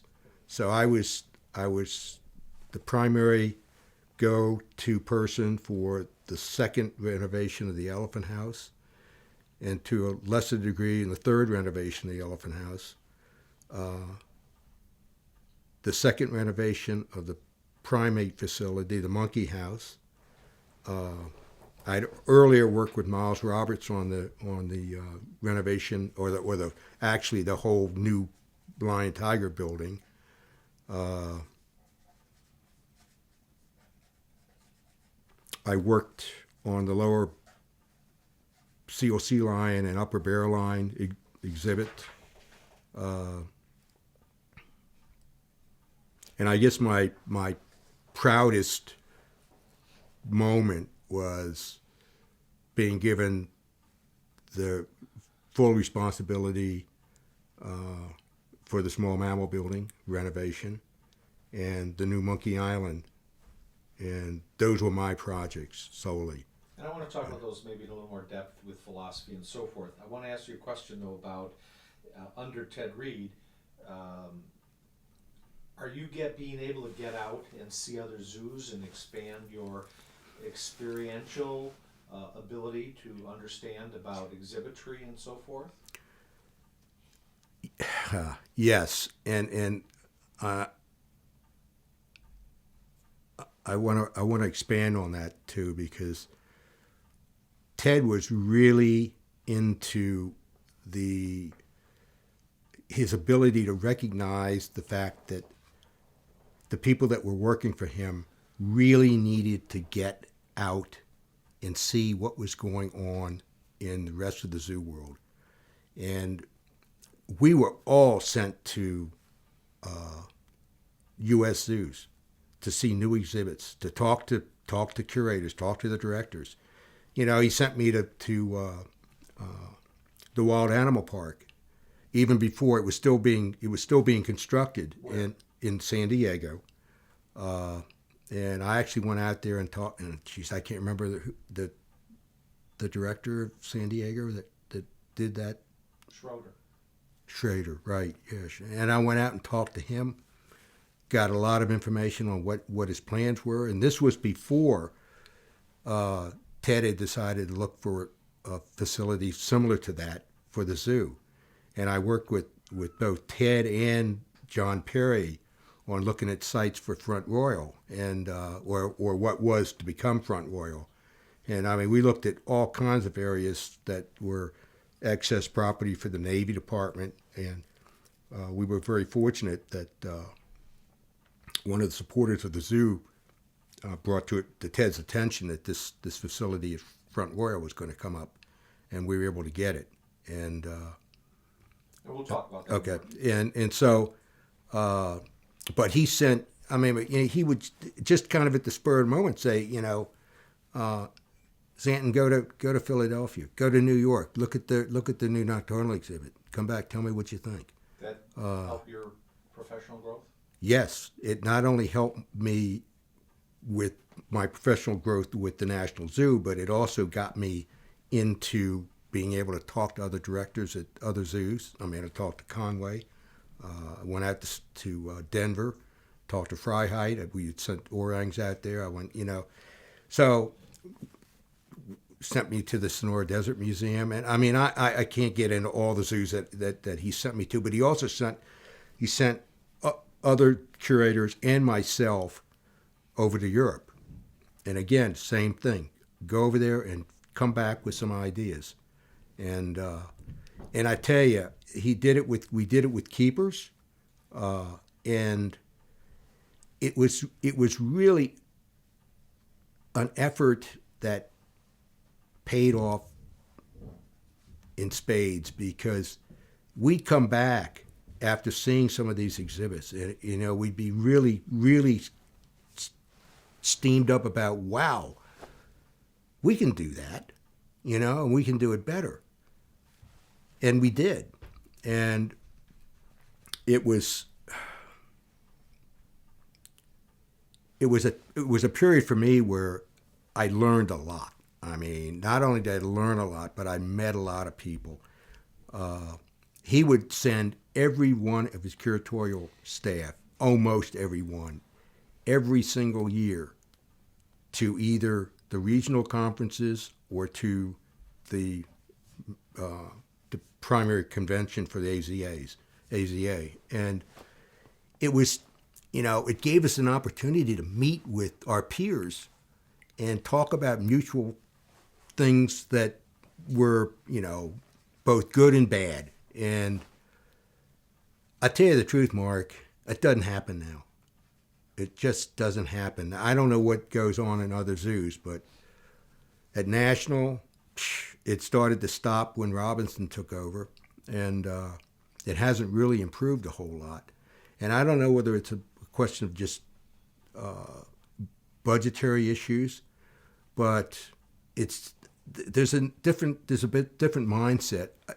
The other example is that we started the curatorial intern program at National Zoo, and it was a really good success. I mean, we put people that are now in major positions in major zoos throughout the U.S. Explain what that is. What's the curatorial? The curatorial position was funded by the Friends of the National Zoo. It was for an 18-month period. These people had to apply for the position.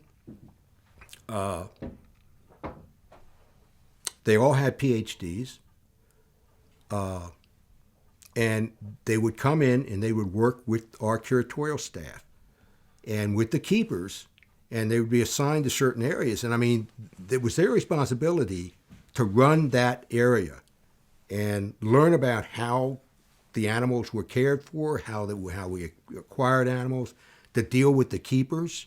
And at the end of the 18 months, they were told, actually they were told from the get-go, we're not going to hire you at the end of your program, okay? You're going to have to go out and apply for other positions.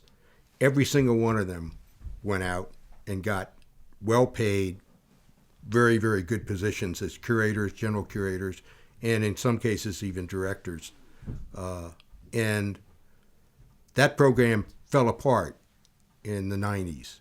And I tried to instigate it again when I came back the second time, and we ended up getting one position that we put through, and then they hired her, which they weren't supposed to do.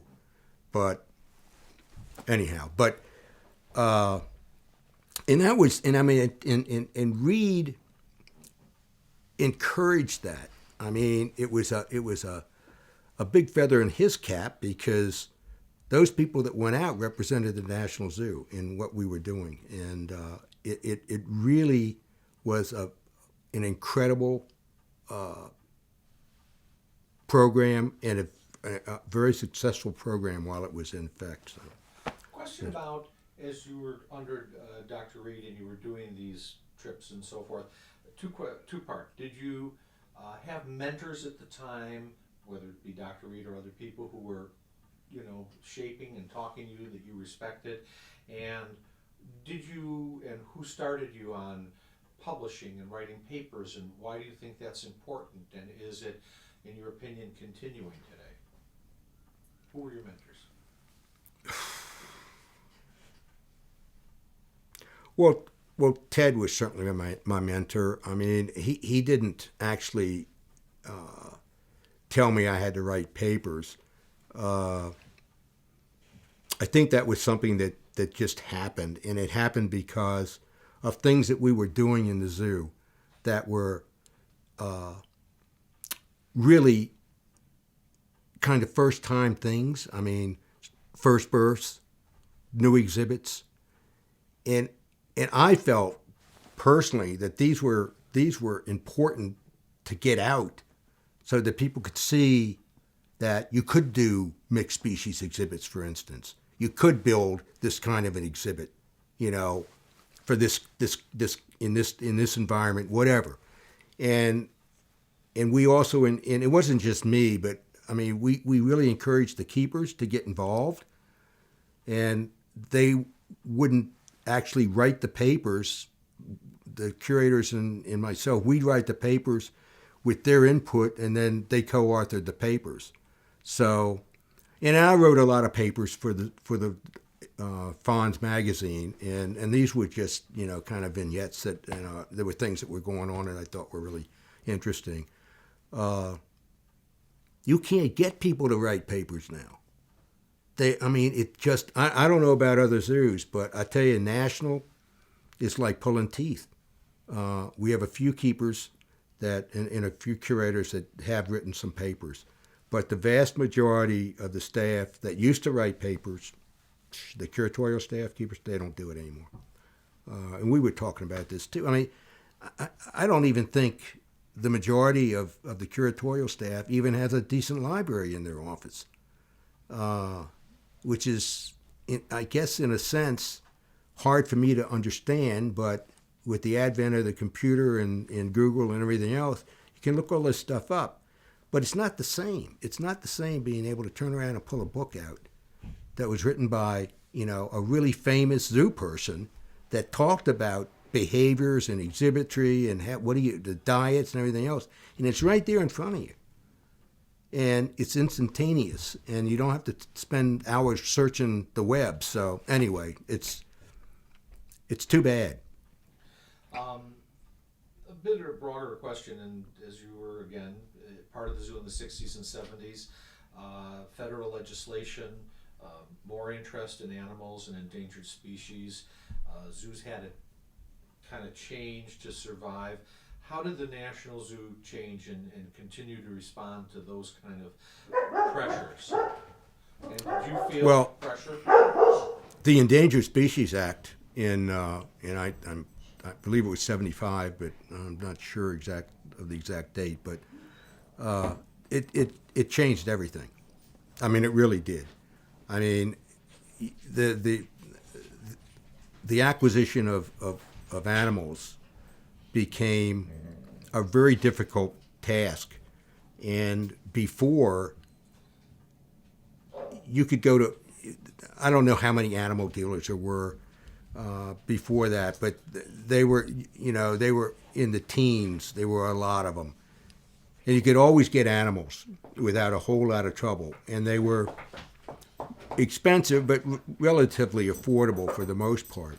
After that, after the Endangered Species Act, and I mean, it became really difficult, and the permit issues became difficult. I mean, it took a lot of time to write permits to get animals in.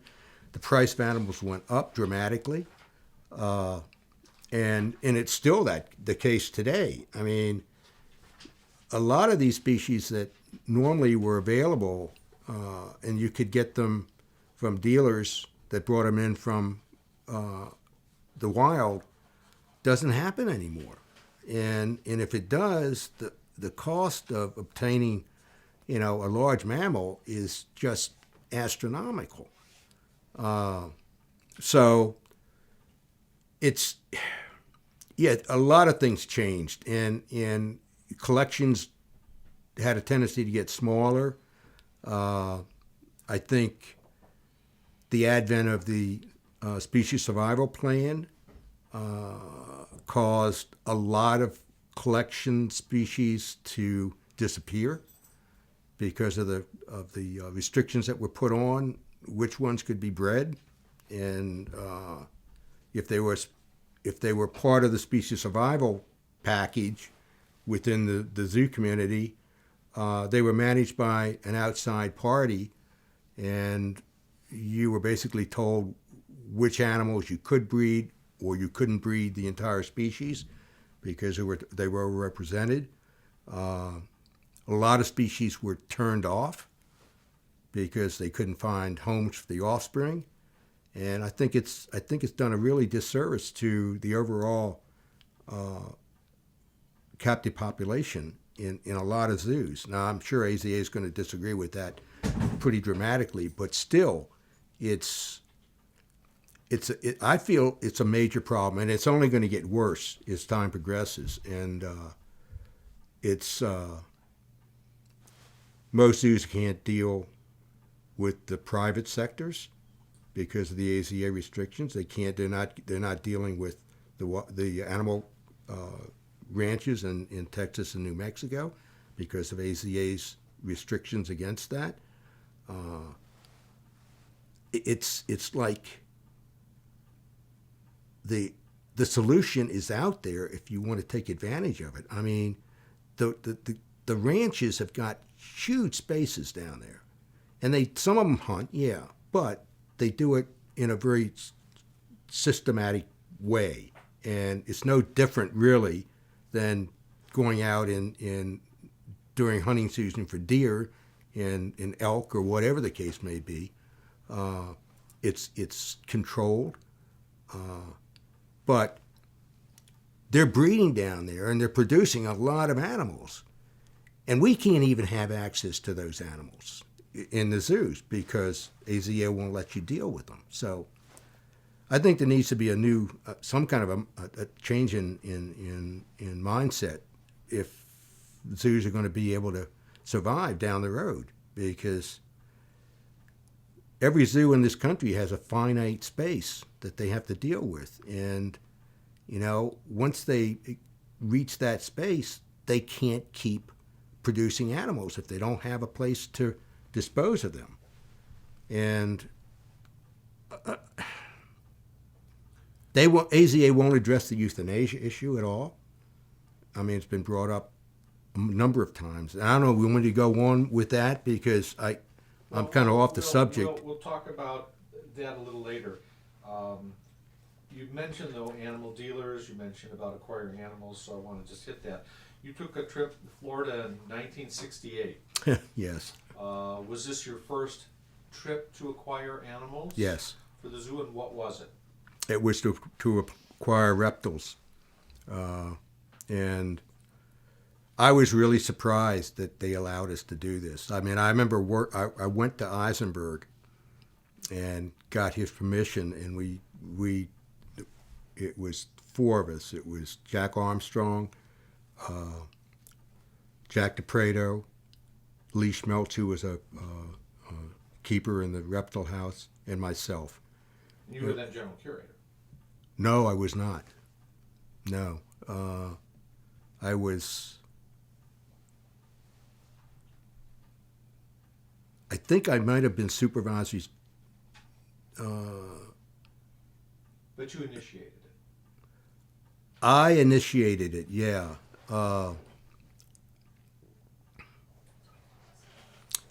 And we went down and we spent 2 weeks in Florida collecting. We brought back a huge collection of herps, and a lot of them we sent to other zoos. And it was really the first time anybody, I think, in the zoo, especially the keepers and curators, had actually gone on a collecting trip. I mean, they'd done it in the 20s and 30s, but I don't think anybody had ever gone out like that. And then I did it again in the late 80s when I went to Borneo to collect small mammals, and I did that twice. And again, that nobody had done that. Now, the bird department had gone out, I think, at times. They went to New Guinea and collected there, and I think trip to South America, but that was about it. So when you were, but mostly you were acquiring animals early on, even when you were general curator temporarily, you were acquiring animals from animal dealers? Yes. And how did animal dealers impact the zoo and what was going on? And what, as in your later years in the profession, what did you see their impact was, either positive or negative? Well, our ability to acquire, I mean, that's where we got most of our collections, was from animal dealers. I mean, there's no question about that. And we had a lot of animal dealers that we could go to. And we relied on them very, very heavily, especially for the acquisition of large mammals, were specialized animals that we couldn't ordinarily get on our own from other zoos. And it was expensive, but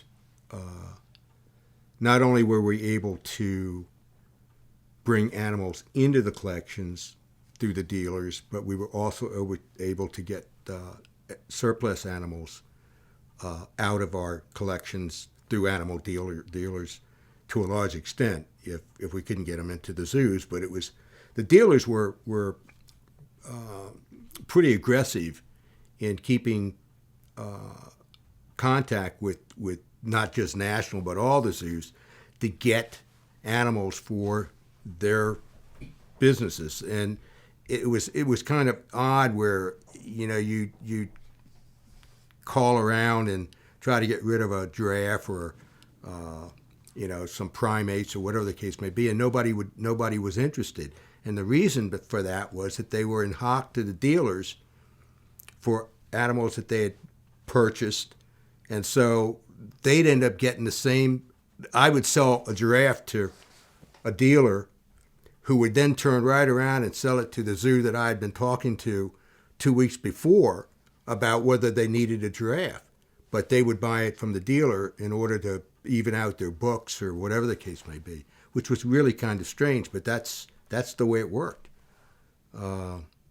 Today, I mean, you can't even count the dealers that are out there on one hand. And so it's all basically done through contact with zoos or through the SSPs. Now, when you were temporary as general curator, what would you say was one of the more important things that you learned at this time that helped you later on?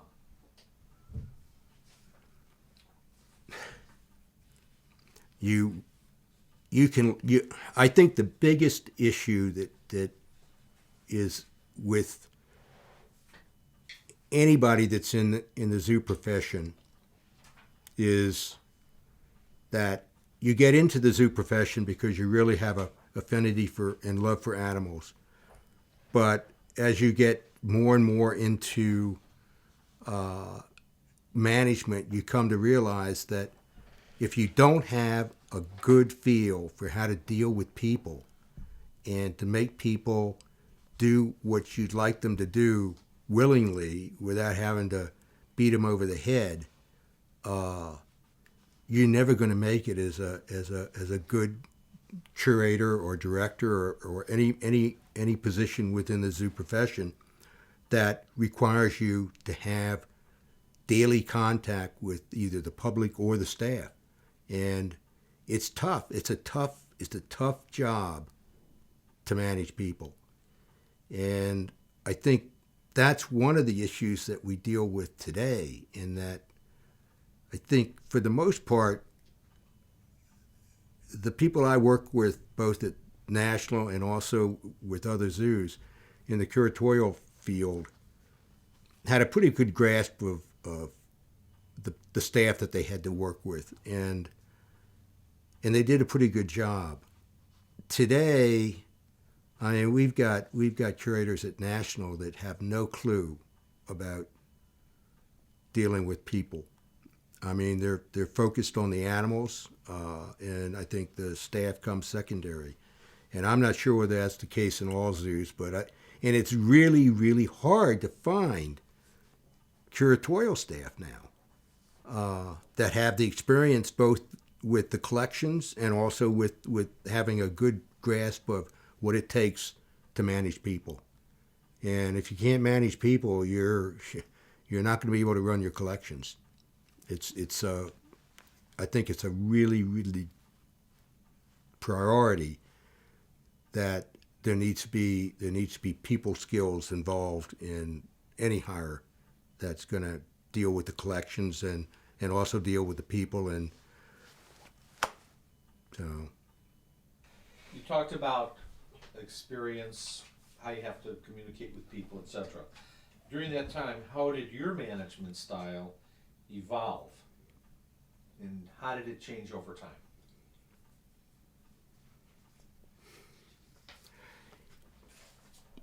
I don't really think it did. I think for whatever it was about my abilities early on, the people that I worked with, I think they recognized it. When I worked for Bridgewater,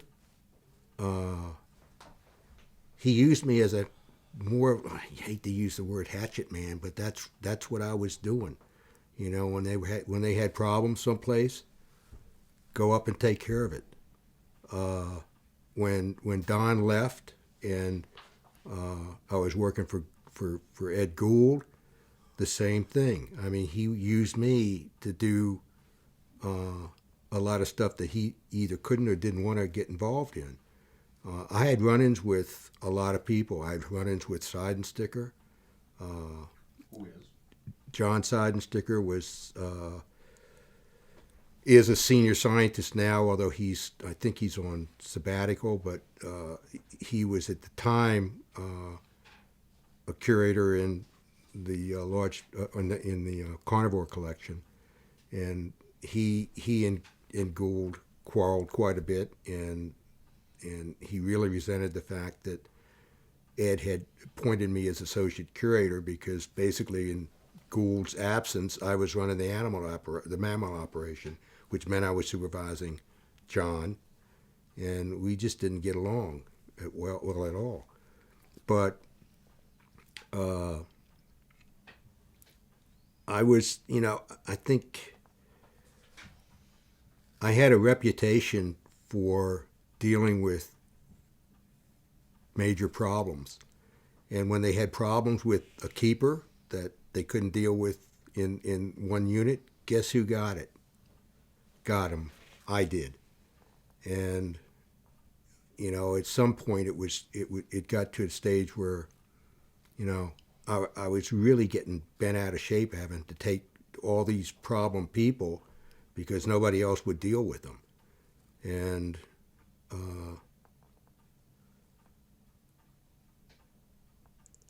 I'll tell you the story about Bess with this one keeper that she had hired who actually had started out as a volunteer janitor and then became a kind of a volunteer keeper in the elephant house. And the guy had major problems. And we had a vacancy and she wanted to hire him. And we had a staff meeting with the other curators, and I remember sitting at the end of the table, and I turned to Bess and I said, this is a really big mistake. I said, I know this individual, and everybody there agreed that this was going to be a problem. And I said, but I don't think you should hire him. I really don't. There's some good qualified people. And Ed Gould said, well, if that's what she wants to do, then, it's her decision. And I don't know. I mean, I just basically lost it because I took my fist and I slammed it down on the table. It scared everybody in the room. And I said to Bess, I said, okay, you hire him, go ahead. I said, but don't you ever call me and tell me that you want to transfer him down to my operation, because that's not going to happen. And a year later, they ended up having to fire him. But it's my wife tells me I'm intimidating, and maybe I am, but I worked for a long time down there. I worked with a lot of different personalities, and I think I did a relatively good job because other than the one time with Eisenberg where I got shoved into a corner, I did pretty good. Well, now, in talking about that, you've held at least 6 different positions at the National Zoo. Did you ever think about leaving the zoo, going somewhere else? Well, yes and no. I mean, there were a couple of times that I got really discouraged when I was in the keeper force, and I had actually applied to the graphics department at downtown at Smithsonian, and I actually even applied to the FBI, believe it or not. But this was in the late '50s, and I was still trying to, I think, find myself, and things just weren't going very well at that point. And later on, I got offered the job at the Baltimore Zoo for assistant director, and at that point I was doing pretty well, and I got offered a job at the Salisbury Zoo, which I didn't take, and at Six Flags, which I didn't take. And the reason there were a number of reasons that I didn't take these positions. One, I really don't like change. I mean, I'm a pretty steady person, and I mean, I've spent all my life in Washington, D.C. I spent my entire career at the National Zoo. The thought of going someplace else and uprooting my family and when the reason I took that position to begin with was it was a safe job, and it offered really good long-term benefits. And I didn't want to give that up, and not for the positions that were offered to me. And I'm also, I am to a certain extent a believer in the Peter principle, and I think everybody reaches a point in their career where you can go higher if you want, but if you're doing a good job in the job you have, why take a job where you may not make it because you've exceeded your abilities? And I didn't want to get out of the animal operation, and I knew if I took a job as a director, I'd be totally removed from the animal operation. So I stuck at National, and it was a good decision. Now, when you got this position as assistant curator in '72, they just came and said, do you want it, or do you have to apply for it?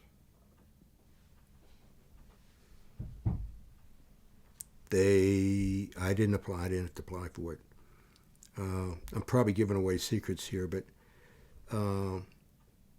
in the federal system, you learn to work within the federal system, and you learn that you can do a lot of things, even though somebody tells you you can't do it. If whoever wants to do it has the power, they can do it. And so, once I got into the administrative assistant position, it was just a question of changing my position description to get me a higher grade. So that's kind of how, and they did that because I was doing a good job in the job I was in, and they needed somebody to be with supervisory responsibility. I never could have been acting general curator if I was administrative assistant. That never would have happened. So they bumped me up, and I find when I look back on my career in those early years, it was an amazing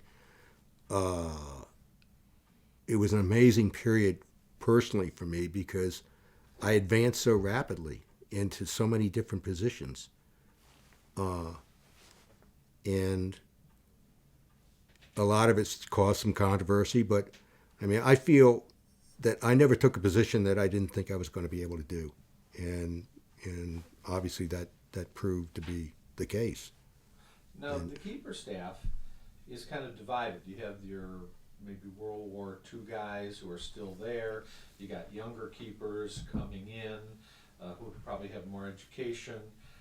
How did these two groups, these different cultures, how did they work together? Were there problems? Yeah, there were problems. I mean, there were problems with especially with the minorities, the African Americans that I had to work with and actually supervise later on.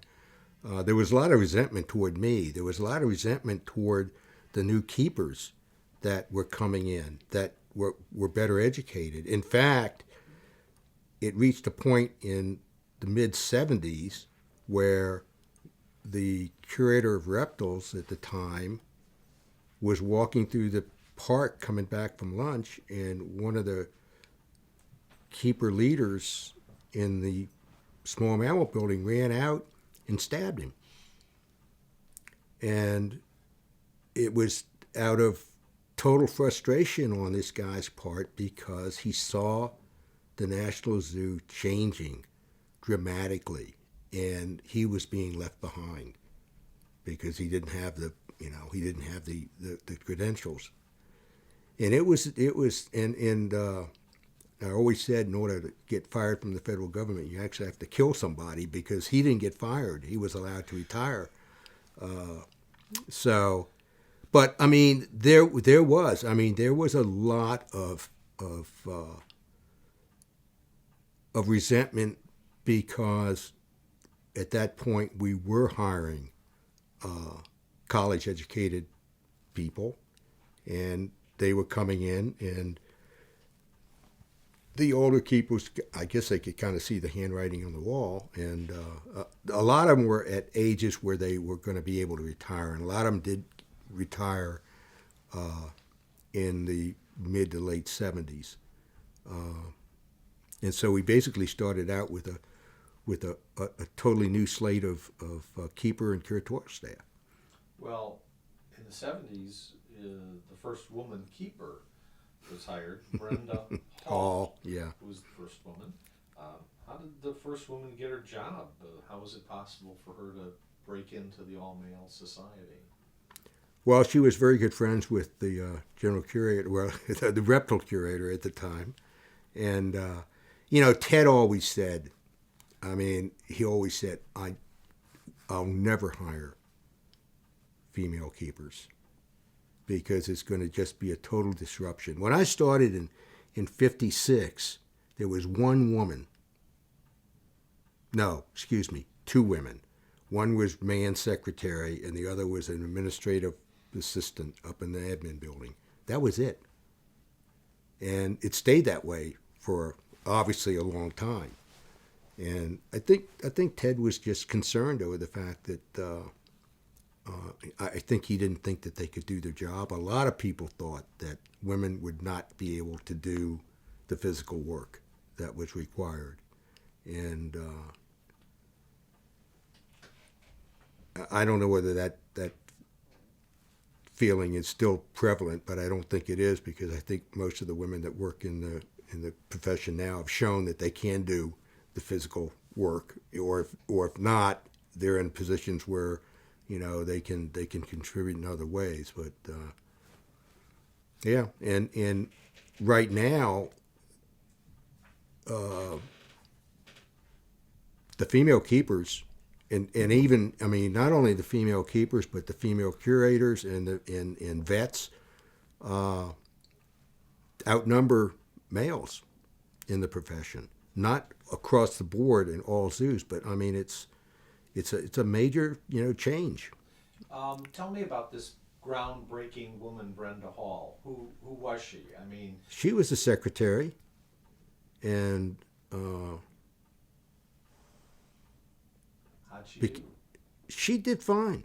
She really did. And I don't know whether I should. She did fine. And it was Well, tell me what you seem to hesitate. But Well, I mean, she, about how to she was hired, and then she ended up living with the person that hired her, and she stayed for quite a while, and then we started bringing in other female keepers, and I honestly don't think any of the keepers that were hired, I mean, what male or female, during a 20-year period, turned out not to be good employees. Was there resentment again with the male keepers for this first female keeper? Yeah, I think there was resentment not only for the first female keeper, but I think there was resentment on the part of a lot of the keepers, and I think to a certain extent the curatorial staff. I don't know about Ted, but over the fact that they were taking jobs that traditionally didn't belong to women, especially in jobs where it required dangerous work, heavy work. I mean, at one time, I mean, every keeper that was working on the elephants was a female. But they've all proven themselves to be, able to do the job and do it very well. So, I mean, I really didn't have a problem. I just thought that the fact that Brenda basically, broke the mold on what the keeper force was going to be from there on in, and that was a pretty major hire, and I don't think anybody else had hired any women keepers before that. Now I don't know for sure, but it was traditionally a male position. Did you have concerns? Did I have concerns? Not really. I mean, it was, and I mean, what the heck? I mean, I met my second wife there. I met my third wife met there, not as a keeper, but my second wife was a keeper, and it's so yeah. And there were a lot of relationships that sprung up between the male and female staff. I mean, it was not so much supervisor to employee, but they were certainly, dating other keeper staff. So. Were there, side question, were there policies established about that kind of thing, or not at all? No. I mean, when I married my second wife, she worked for me, so I had to have her supervised by another curator, which was a little awkward. It was even more awkward when I got divorced, but we'll talk about that way down the road. During that time, can you tell us the story of Xing Xing and Ling Ling, the giant pandas from China? How did that come about? Is it craziness? Well, obviously how it came about was it was Nixon's visit to China that opened the doors for the U.S. in relations with China. And when Nixon went over there, he evidently was able to, or was offered the giant pandas, and we had very little notice. Ted came back and had gotten it.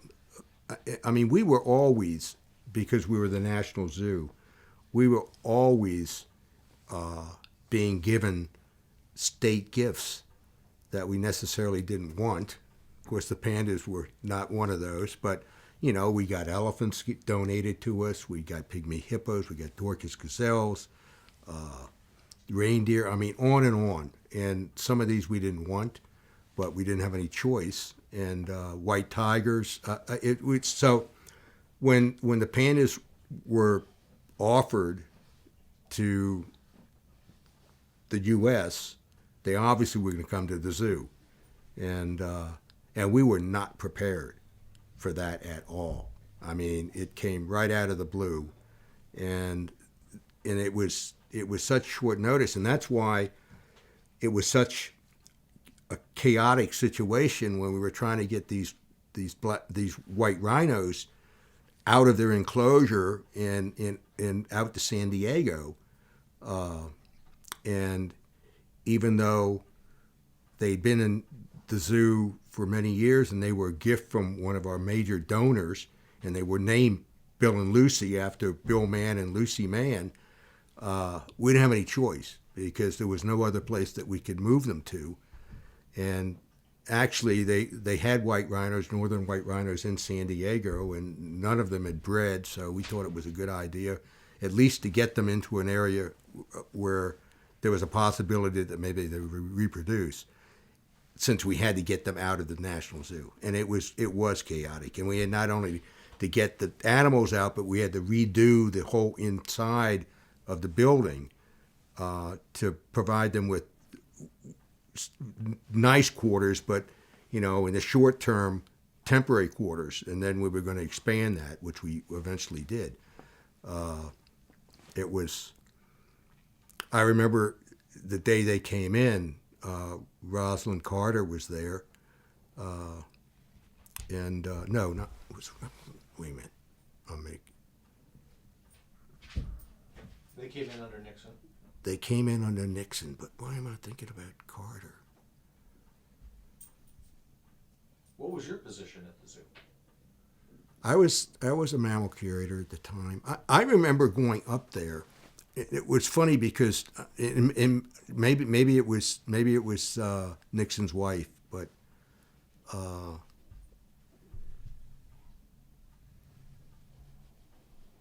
I think it was, honest to God, I think it was Carter, but I can't, anyhow. But Horsley was the general curator at the time, and he was late. And I'm standing with the Secret Services all over. I mean, there's Secret Servicemen everywhere. And he comes running up the center of the Olmsted Walk. And you could see these Secret Service guys, and I yelled at him. I said, Horsley, slow down, for Christ's sake. I mean, the Secret Service. He finally slowed down. I mean, he'd have probably been shot if he'd have run up there like that. But did you have carte blanche from the Smithsonian to build whatever you needed for the pandas? Oh yeah, yes, and we got extra money as well after that to expand it, and we're still expanding. And how important were they to the zoo and to the zoo visitors? Well, we were completely swamped for many years with visitors who would come in from all over the place just to see the pandas. I mean, to the point where they'd bring busloads of people in. They'd jump off the bus, they'd run over and they'd look at the pandas, they'd run back and get on the bus and leave. And that went on for a long time. And but the pandas were, I mean, they were a huge effort to maintain on our part, and a real disappointment in the issue as far as the birthing of the cubs, because we never got a live birth out of that pair of pandas. And we tried everything. And I was up there in 72 after Larry Collins went to CRC, Conservation Research Center, and worked with Dever and watched these, just this constant, estrus cycle, fumbling around on the part of the male. I mean, it just went on and on and on. Actually, they did an article on me on People magazine, which I forgot to bring, but anyway. And it was a frustrating time, and we tried everything. I remember the vets knocking her down when she was close to term and disinfecting her, literally, washing her down with disinfectant soap because we were so concerned about the fact that these cubs were picking up a bacterial infection. It's almost immediately after they were born, and evidently it was an infection that was in the birth canal that was causing these problems. And I think the longest any of those cubs lived was, I think, 4 days. And so, yeah, it was a major problem and a major disappointment. Did you have to deal with the media, or was that? Yes, I did. Yeah, I had. In fact, I'll never forget.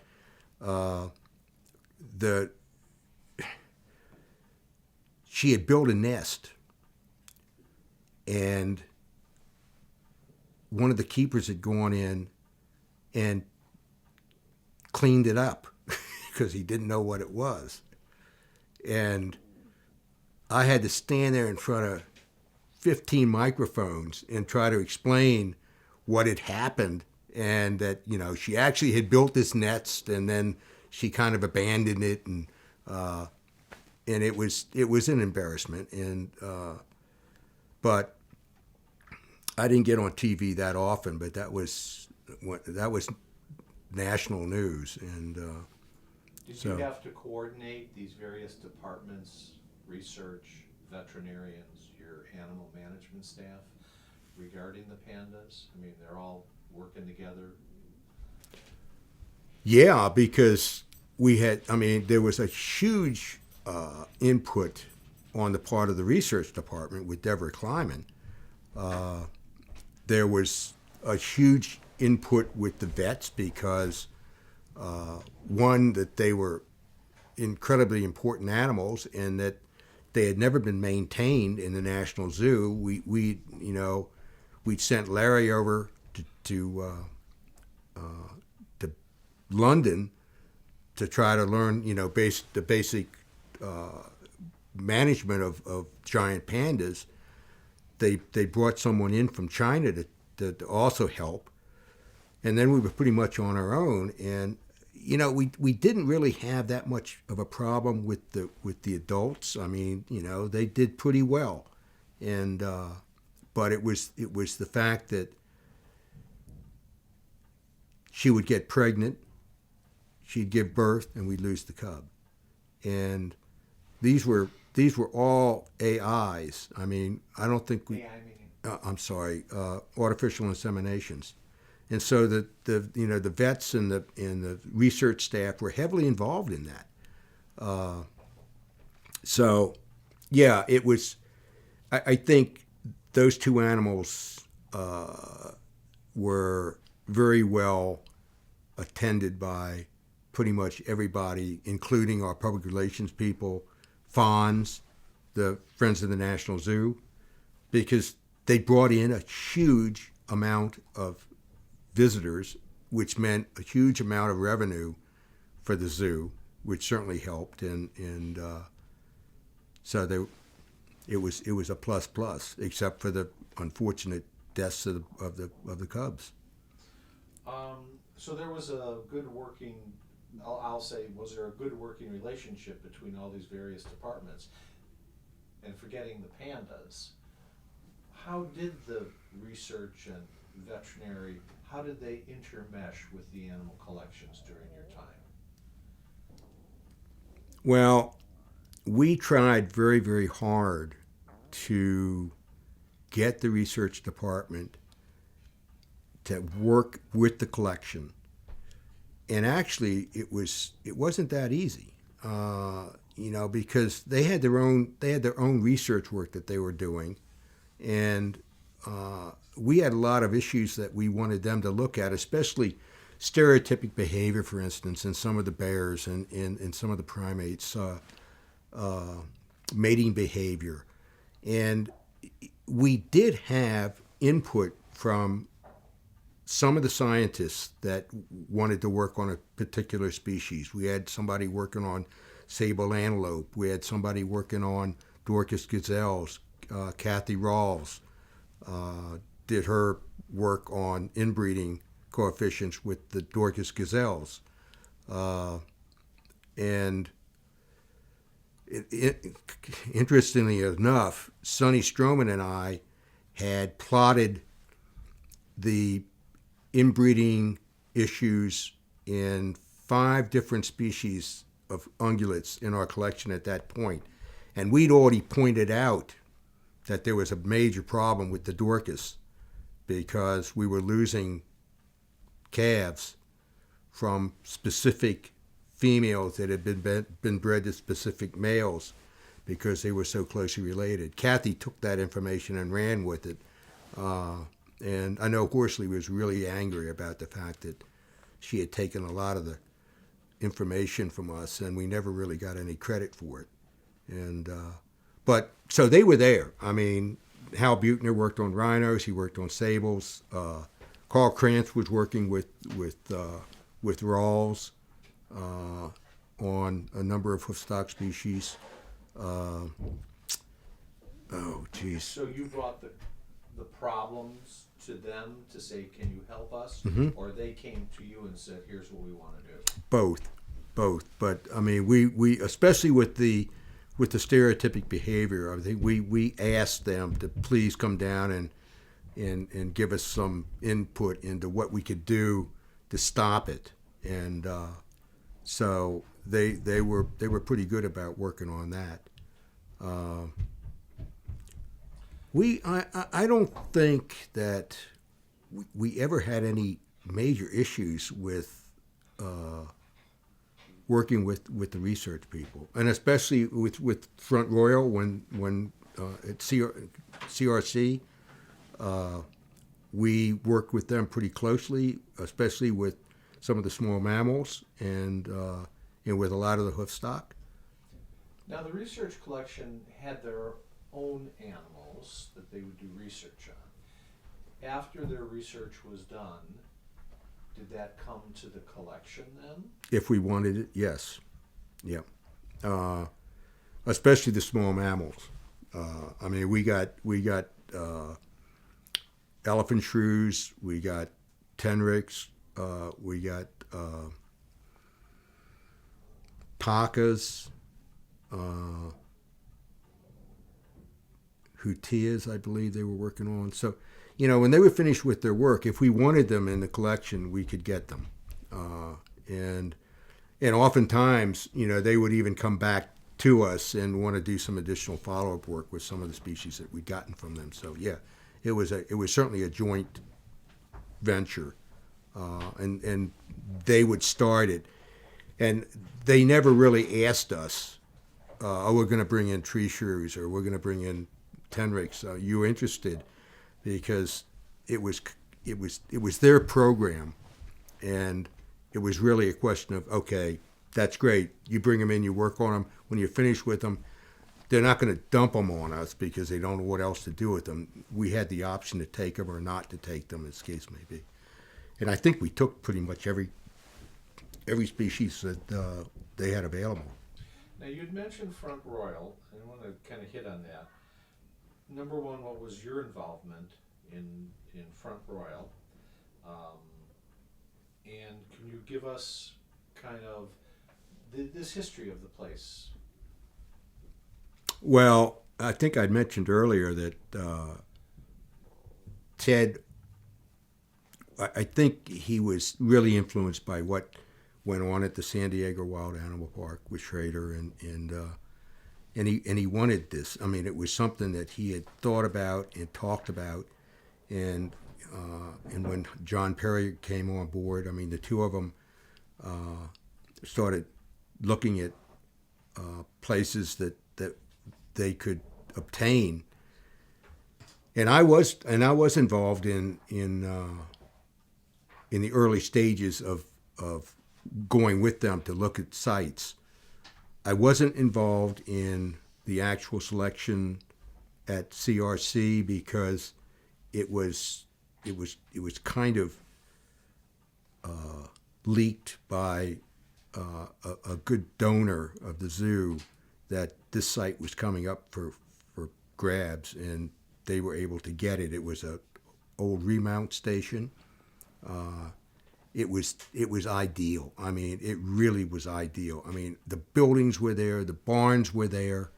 The only thing it didn't have was a perimeter fence, and it didn't have enough outside paddock areas. So all that had to be added.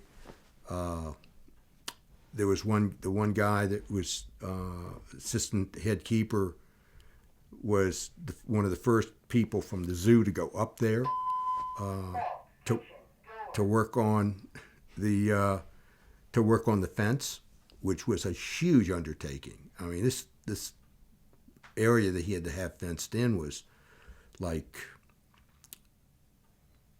1,000 acres. I mean, it was huge.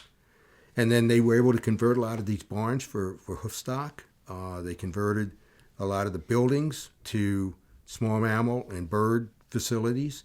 So it took money, but Chris was appointed to run that operation, and he did a superb job with the people he had. And the herds up there grew to huge sizes. I mean, it was the only place I can remember going to watch David deer in as natural an environment as you could find, having the stags actually fight each other over the females during breeding season. I mean, it was that big, and we had that many animals, and it was a major success story for the National Zoo, and we hired a lot of good people to work up there,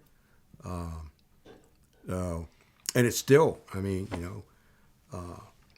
Steve Montford's taken that, and we've got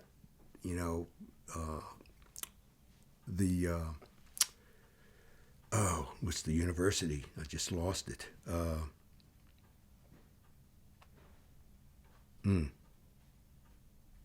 Anyway, we're heavily involved with the local university there, and they've got dorms, they've got research labs that the students can come in and learn about conservation and reproduction, the whole 9 yards. So, is Front Royal Conservation Center totally separate from the zoo, or is there some cross-pollination with moving animals back and forth and so forth?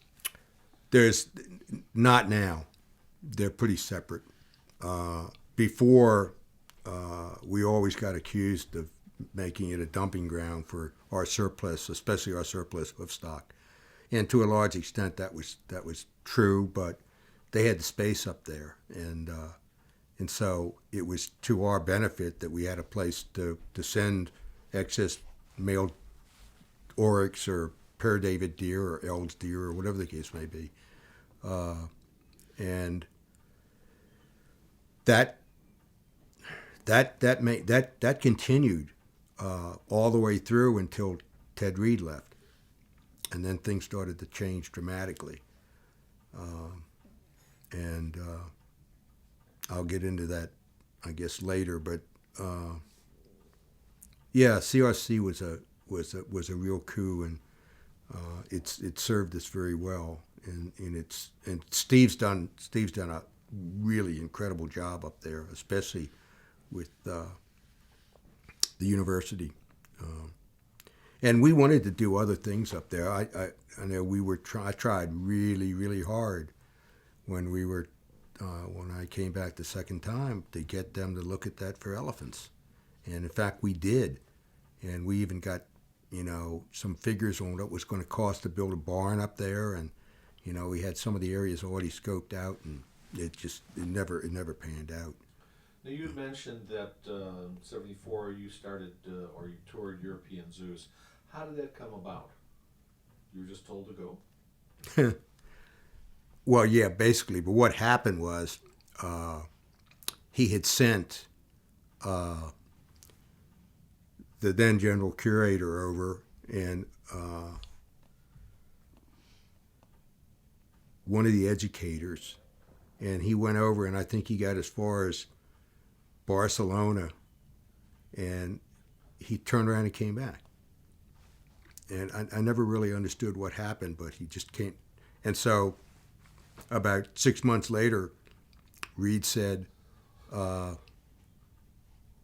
I want you to go back over and finish up where Jaron left off and do more. So I went over with the head of the engineering department, and I mean, we went over there basically to look at collections and look at exhibits and talk to staff and find out what they were doing. And, they had just opened the small mammal facility in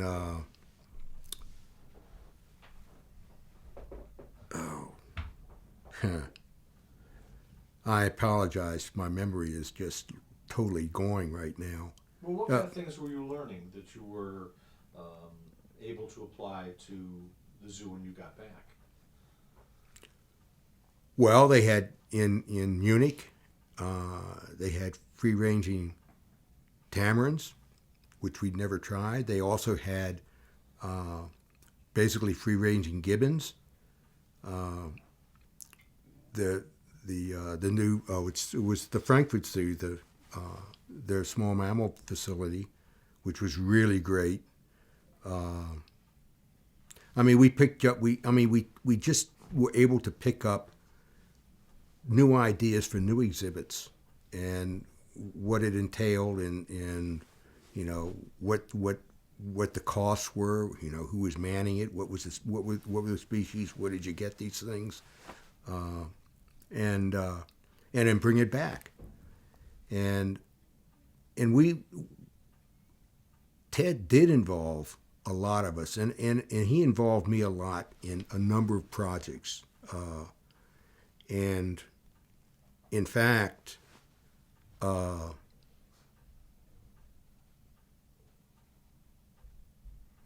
the assistant director or the director for maintenance and facilities, I worked really closely with him, and he had me involved with also other major exhibits. I mean, I worked with the architects really closely on the gibbon exhibit. And one thing I learned early on with the architects is that they don't listen to what you tell them. They do what they think is the right thing to do. And I literally had 2 architectural firms canned because I got so tired of having them bring in plans that we had looked at 2 weeks earlier and made changes on, which they didn't include because they didn't think the changes warranted changing. And I know on the gibbon exhibit, I told them I wanted the gibbon exhibit to, it was built on the level area right off Olmsted Walk, but there was a huge embankment behind it. I said, I want that exhibit to extend down the embankment so that you keep the exhibit the same height that it is on Olmsted Walk, but when you put it down over the embankment, you're going to increase the height of that exhibit for the gibbons. And they didn't do it. And I said, you're showing me the plans that I just told you I didn't want. Why? Well, it was going to cost more, and we didn't think it warranted the cost. I said, that wasn't your decision to make, especially not without talking about it first. So do it the right way. And the same thing with when we did Monkey Island. I got one of the architects off the job because he just wouldn't listen. And when they were going to, I'm trying to think when they were going to do Amazonia, one of the same guy that I had the problems with on the gibbon exhibit had applied for the job for the Amazonia project. And I remember him coming up to me in the meeting, after the meeting, and saying, I hope you'll take into consideration that I've changed and I won't fight anything that you're recommending. And I said, yeah, I hear you, but I'm not so sure it's you're a little too late because I think we've already made a decision. But I mean, that was just the nature of the beast, that you had to be really careful with who you did business with architectural firms. What was your involvement in Beaver Valley about that project? The original In the renovation. in the original renovation, I worked with the architects. I worked with the really closely with the people that did all the rock work.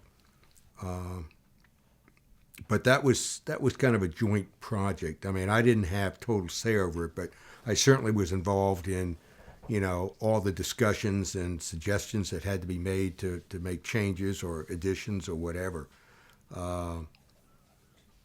The only three projects that I really was involved in on my own, and I think I mentioned earlier, was the Gibbon exhibit, Monkey Island, small mammals. I took small mammals over for miles early on in the process, so I still consider that to be my baby. And then the second renovation of the monkey house, because those were major renovations. And in the small mammal house, were you able to incorporate philosophies that you'd seen at other Absolutely, zoos? absolutely. Some of the big ones that come to your mind. The facility in Frankfurt does.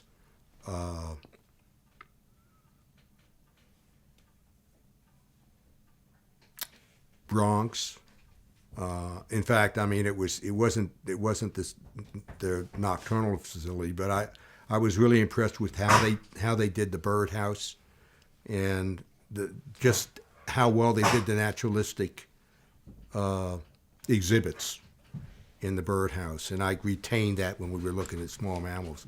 I wanted to create an exhibit that allowed kids to get face to face with the collections. That's why the glass came down. The glass was double thick panes, so that sound from the public area wouldn't get back into the exhibits. We designed it mainly for diurnal social small mammals, and I personally think that's still one of the best small mammal facilities in the country, if not even in the world. And the other thing was, we did all the exhibits, the internal exhibits, in-house. I got a lot of keepers together, and they volunteered to do it on their spare time or on their own time. They'd come in, and with the exception of the really huge exhibits in the back, all those exhibits were built in-house by keeper staff. And I did it for $125,000, and that was for material mainly. Now, in this time period, you were working with a lot of very famous names in the zoo profession: William Mann, Ted Reed, you've talked about, Clint Gray, Deborah Kleiman, and others. Can you tell us a little about these people, what made them special, and how did they contribute? So just throwing out a name, Deborah Kleiman. Who was she? How important was she?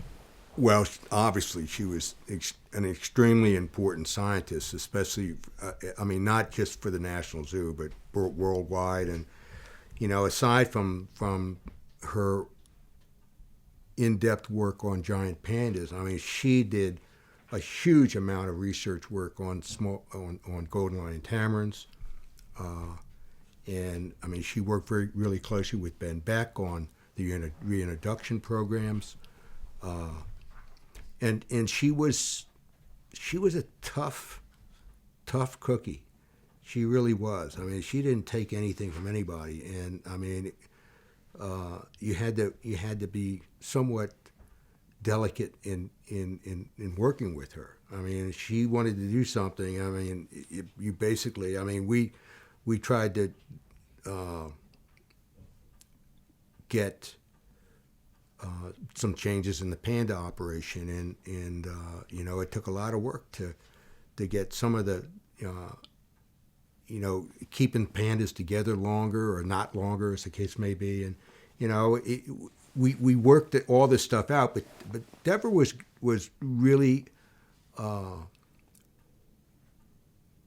a good person to work with. I didn't have as much contact with her as I would have liked to, because at the time I worked with her for a year and a half, I think, with the pandas, and then I worked with her on golden lion tamarins. But you know, the rest of the time, what I was involved with really didn't, you know, touch on what she was working on. But you know, I kept in touch with her. And who was Clint Gray? Clint was. I got along with Gray really well, but I mean, I as a veterinarian, we had some serious disagreements, and one of the disagreements was that he constantly would come. We'd call him about a problem, and he would constantly come up, and then and then say, "Oh, I got to go back and get," you know, and it was. I mean, we had some water buck seriously injured and one killed by a pack of dogs that got in the enclosure, and I called him and I said, "You got to get up here right away." And he comes up, and he has nothing. I said, "What?" He said, "I got to go back and get my stuff." And I said, "For Christ's sake, Clint, I told you what was wrong. Why in the world did you come up to look at what I told you had happened? Now you got to go back there, and we've got animals in there that are hurt." And I had a number of issues where, you know, he wouldn't come up prepared, or he'd come up and he wouldn't do what I thought, you know, should be done. He was an okay vet, all right, but he didn't hold a candle to Mitch. And you said you'd worked for many directors. Who had the greatest influence on you, and why? Oh, I'd have to say Reed, obviously. Bill Conway. I'd go up to Bronx, and I would just, you know, be amazed at what he did. I mean, with that zoo. Not only the exhibits, but the collection. I mean, Lincoln Park.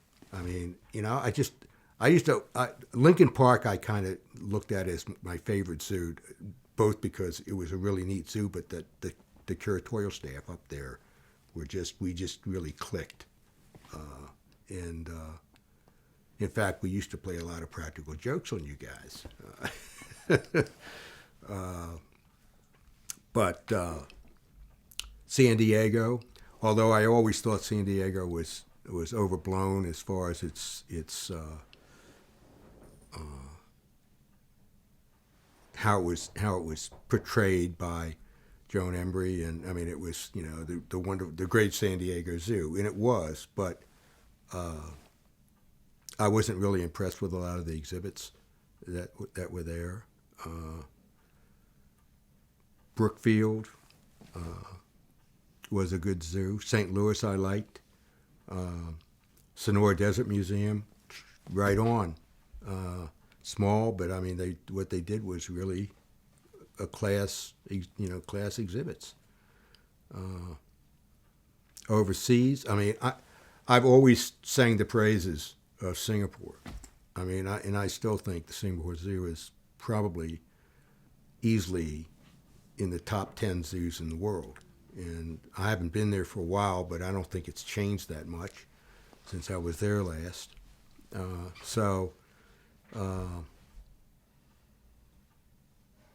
I wasn't. The German zoos were okay, but I don't know. I just wasn't that impressed with their exhibits. I thought they could have done a lot better job, at least in the '70s when I was, or '80s, I guess, when I was going over there. And I'm sure there's a lot of other zoos in the U.S. that would have. I mean, I thought were really really good zoos. St. Louis. What had you hoped to accomplish, but were unable to finish?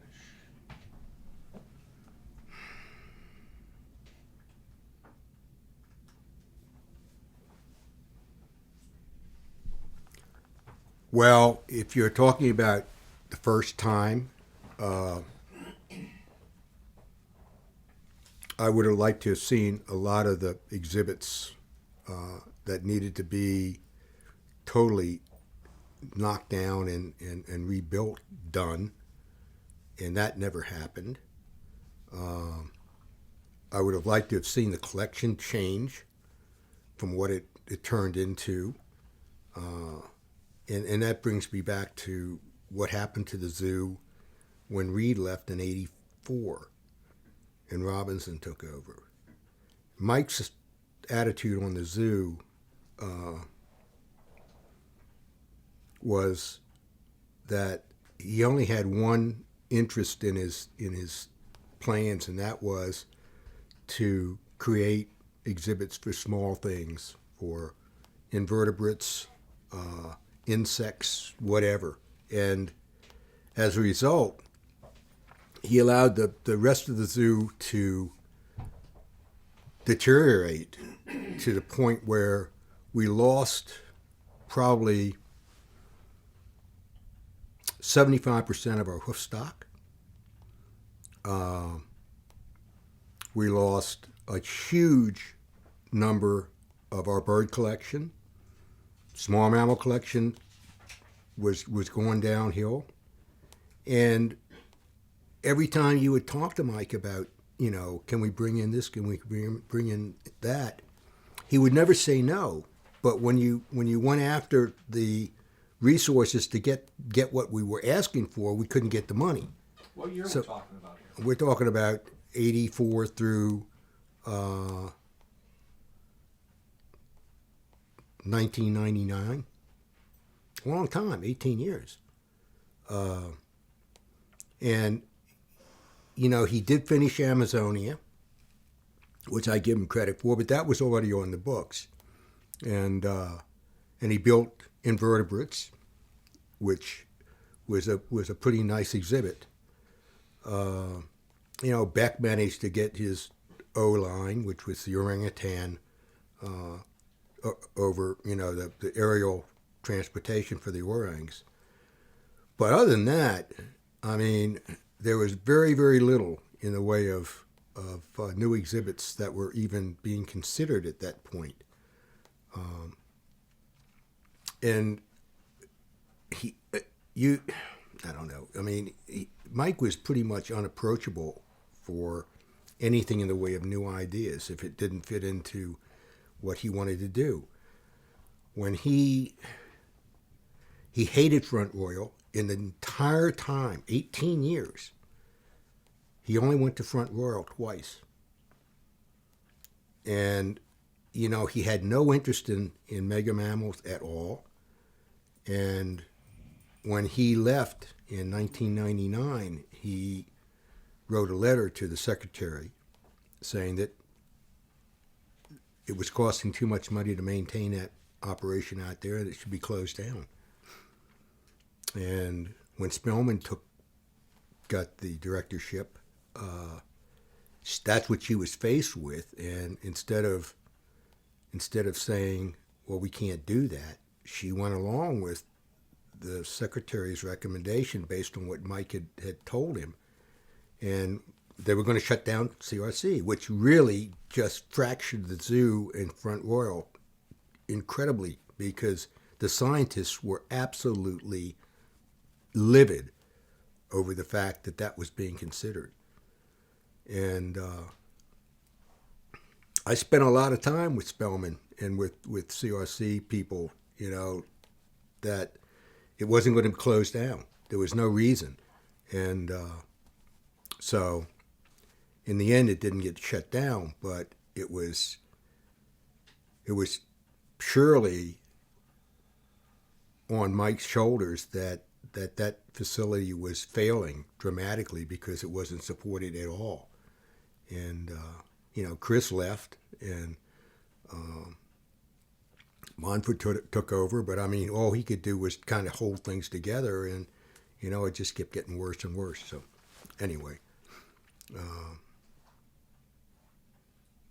I don't know what else to say about Mike. I mean, he was a nice guy and everything, but he had his own agenda, and it certainly didn't include maintaining the zoo in a manner that it needed to be maintained. And the same thing with Front Royal. Going back to your job and the time you were there, what was your favorite job in the positions? Actually, my favorite job, I think, was when I was put in charge of the small mammal facility. I mean, I really kind of had an affinity for small mammals anyway, as well as herps, but small mammals just really, did something for me. And it was, I really felt good about the fact that we were able to create an exhibit, a building that could display small mammals in a manner that did them justice, that allowed the people to see them. They were all out for the most part and active. They were all interesting animals, in one respect or another, either in their behavior or their appearance. And that lasted for a long time. And then, we couldn't get animals. I didn't have the money to buy animals. There wasn't any pressure being put on me to do anything. So, but that was a period. I mean, when that building opened, I just looked at it and said, that's mine, and that's something I really wanted to do. The only thing the only other exhibit that I worked on that I felt really good about was Monkey Island, and that was again Reed's idea, but I wanted to. I designed that thing to kind of look like Gibraltar because we were doing Barbary apes on there, and I thought it turned out really well, and I'll never forget. We couldn't figure out. Nobody, Mark, could tell us what the jump distance was on a Barbary ape. How far could they leap and how far up could they leap? So we just started playing around with figures, and we came up with whatever that thing was, a 14-foot height on the walls and 20 feet on the from the across the moat. We had this huge celebration to open Monkey Island, and Ripley was there, and the Assistant Secretary for Science was there, and Reed was there, and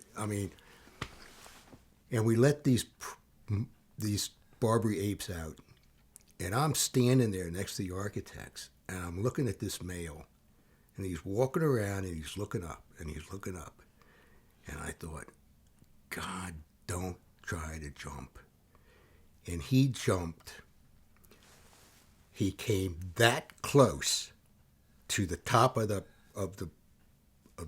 wall, and he dropped back down. And it was just like, oh my God. He never tried it again. That was it. He tried it that one time, and then we put hot wires up. I never expected to have to put hot wires up on a 14-foot wall, but anyway. And we only had one other Barbary ape get it. Oh, actually, it wasn't a Barbary, it was a Celebes youngster that jumped from the top of the rock across the moat and landed in a baby carriage with the baby in it, and then jumped out and took off. But the other thing that I was really proud of was the fact that the small mammal building was a joint effort on the part of the curatorial staff myself and the keepers, and not just keepers that worked in small mammals, but it was keepers that would come down from other areas and volunteer to take on a single exhibit, and design it. And I left, I said, look, we're gonna put such and such in here. Start looking up information on, what they need and what their exhibit should look at, and they did it. And so, yeah, I don't know if I answered what you asked me, but. But what was your least favorite job? Dealing with Robinson. It's because, we'd go in his office and start to talk, and as soon as he realized we were talking about something that really didn't interest him, he would get up and walk across and start feeding a tank of fish. And then you just said, that's it. And we just get up and walk out. He was a very difficult person to understand, even though I did well under him. But the other thing he did was in 1996, he had basically, through his fiscal mistakes, basically bankrupted the zoo. We didn't have enough money we only had 99% of our budget that was allocated for salaries. In 94, we had 99%. In 96, they recommended that in order to pay the salaries of the staff, they were going to be unable to do it. They didn't have enough money to pay the number of staff that was currently in the zoo. They also didn't have enough money to pay a lot of the basic upkeep monies as well. So Mike's decision was to get rid of all the top curatorial staff. So in one fell swoop, he wiped out 6 curatorial positions that represented something like 210 years of experience. And we never, ever have gotten that back. And it was really a disgrace that could have happened under his watch. Now, your thoughts on new trends in the zoo for the last quarter of a century. Drastic reductions of animal species in the collection at the National Zoo and elsewhere.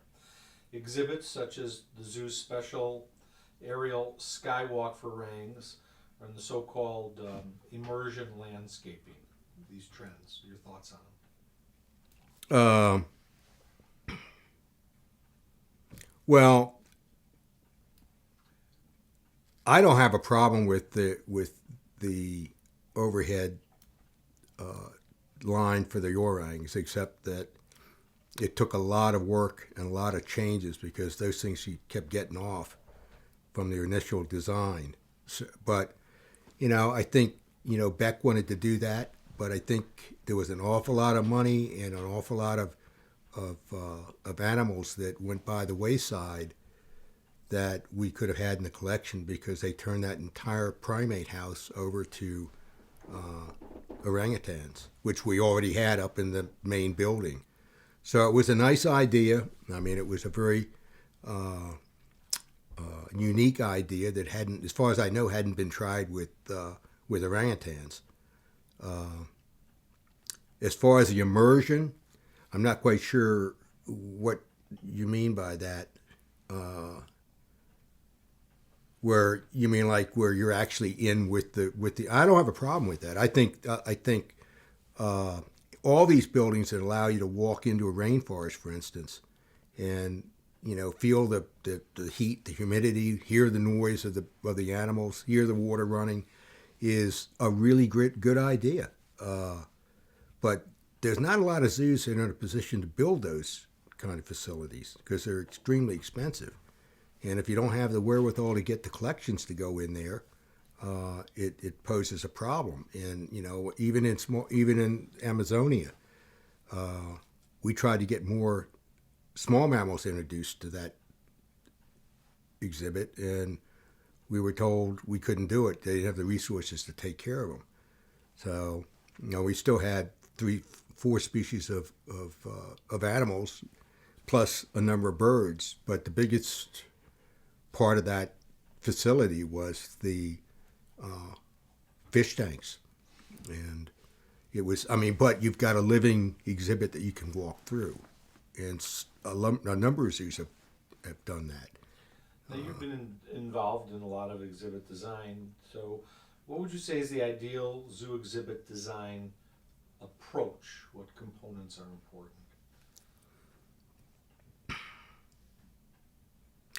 Well, I'm really caught in kind of a quagmire is to answer that, because back in the 80s and 90s, when these exhibits were really coming to fruition, where all the zoos were building open exhibits, they were building indoor immersion exhibits, spending a lot of money on them. Today, and it was a lot of money, but today to build those same exhibits, you're talking about exhibits that are running into over $50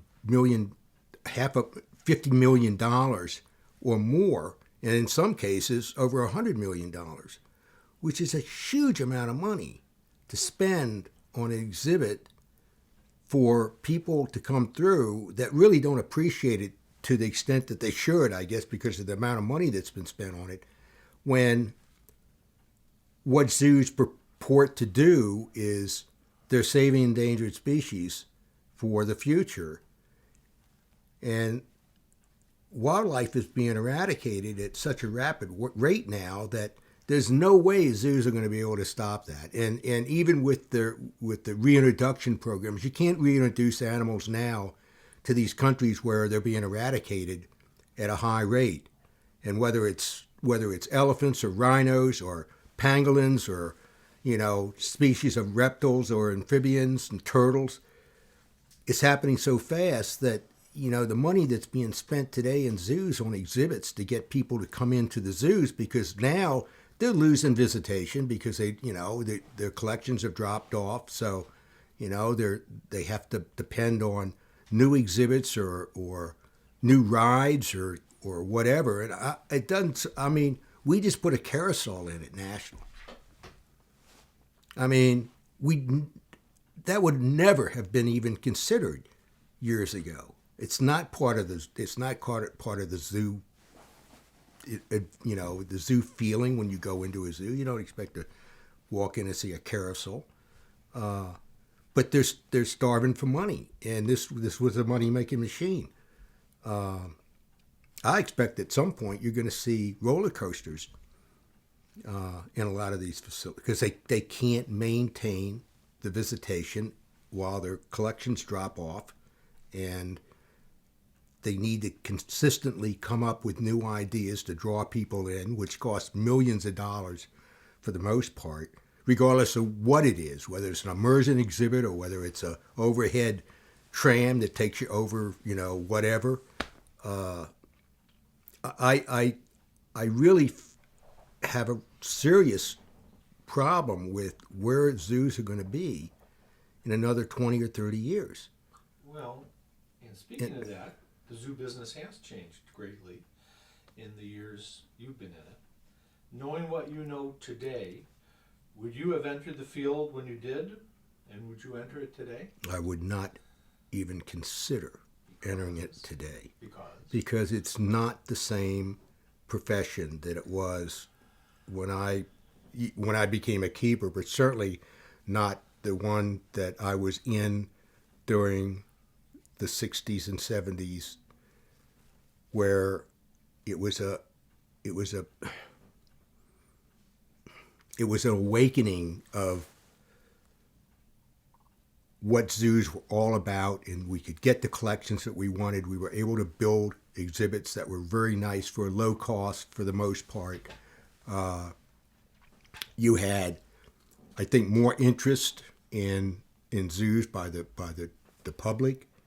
Now you've got all the animal rights groups that are coming after these zoos with a vengeance, and to a large degree, I think they've got a right to do that, because I think a lot of these zoos are making some serious mistakes in the way they're exhibiting animals, and how they're being exhibited incorrectly, or there's more money being spent on the facilities than it isn't being spent on, how do you deal with the fact that you've only got one elephant, or you've only got one rhino now because you can't get any more, but you spent $60 million on an elephant exhibit. And where are you going to get the elephants now? Because trying to get elephants in, you're running into not only the federal government, but you're running into the animal rights groups as well. And I don't see that easing up anytime. I think it's going to just continue to get worse. So if you're asking me why I wouldn't want to go into the zoo business now, I just think I answered it. And when I started in the zoo business in 1956, I mean, the sky was the limit. You could get anything you wanted, any time you wanted it, regardless of what it was. There were no restrictions. Admittedly, a lot of the animals weren't being kept in necessarily adequate exhibits, but that changed with the 70s, and certainly changed in the 80s. So now you got all these nice exhibits for animals that you can't even get anymore. It's kind of insanity in a sense to see what's going on.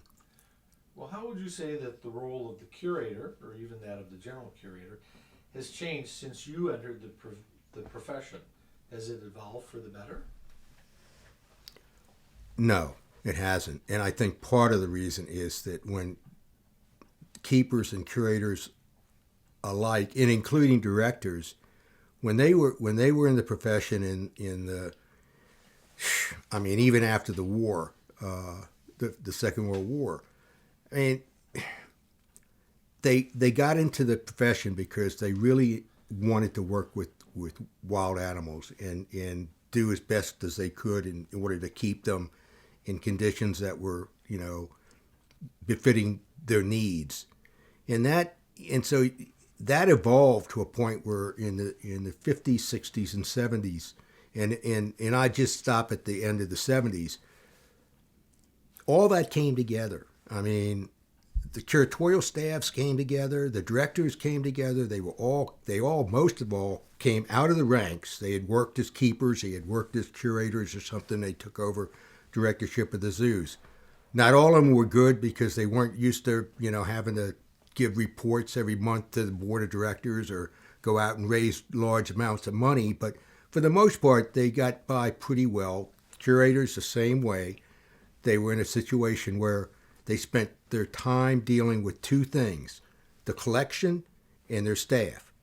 Now, one of the reasons I left NZP in 2007 was I couldn't get out of my office because of the paperwork. And it kept getting worse and worse and worse. And I mean, I went into the profession because I enjoyed it. It was a challenge and it was fun. In 2007, I just looked at myself and I said, this is not what I expected to come back to, and it's not something I'm going to want to stay in. And I just left. And in fact, if I can get into, do you want me to start talking about my second, or have you got some more? Tell us about how you retired from the zoo, and then Well, you came back. I came back, but it was one of these situations where I'll never forget. We were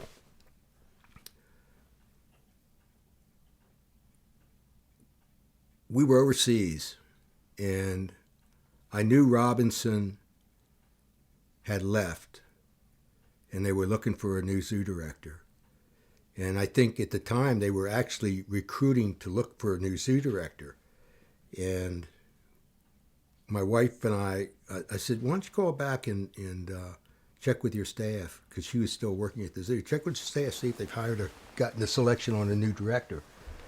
So she's on the phone, and she's saying, so who's the new director? What? Who? And I'm saying, who is it? Who is it? And she says, Lucy Spellman. Almost fell over. It was kind of, Lucy, who in the hell promoted Lucy Spellman from veterinarian to director? Larry Small did, based on his visit to the hospital and watching her work on a tiger or something. And he said, oh, she's going to be great for fundraising, because they can. Larry Small is? He was secretary of Smithsonian.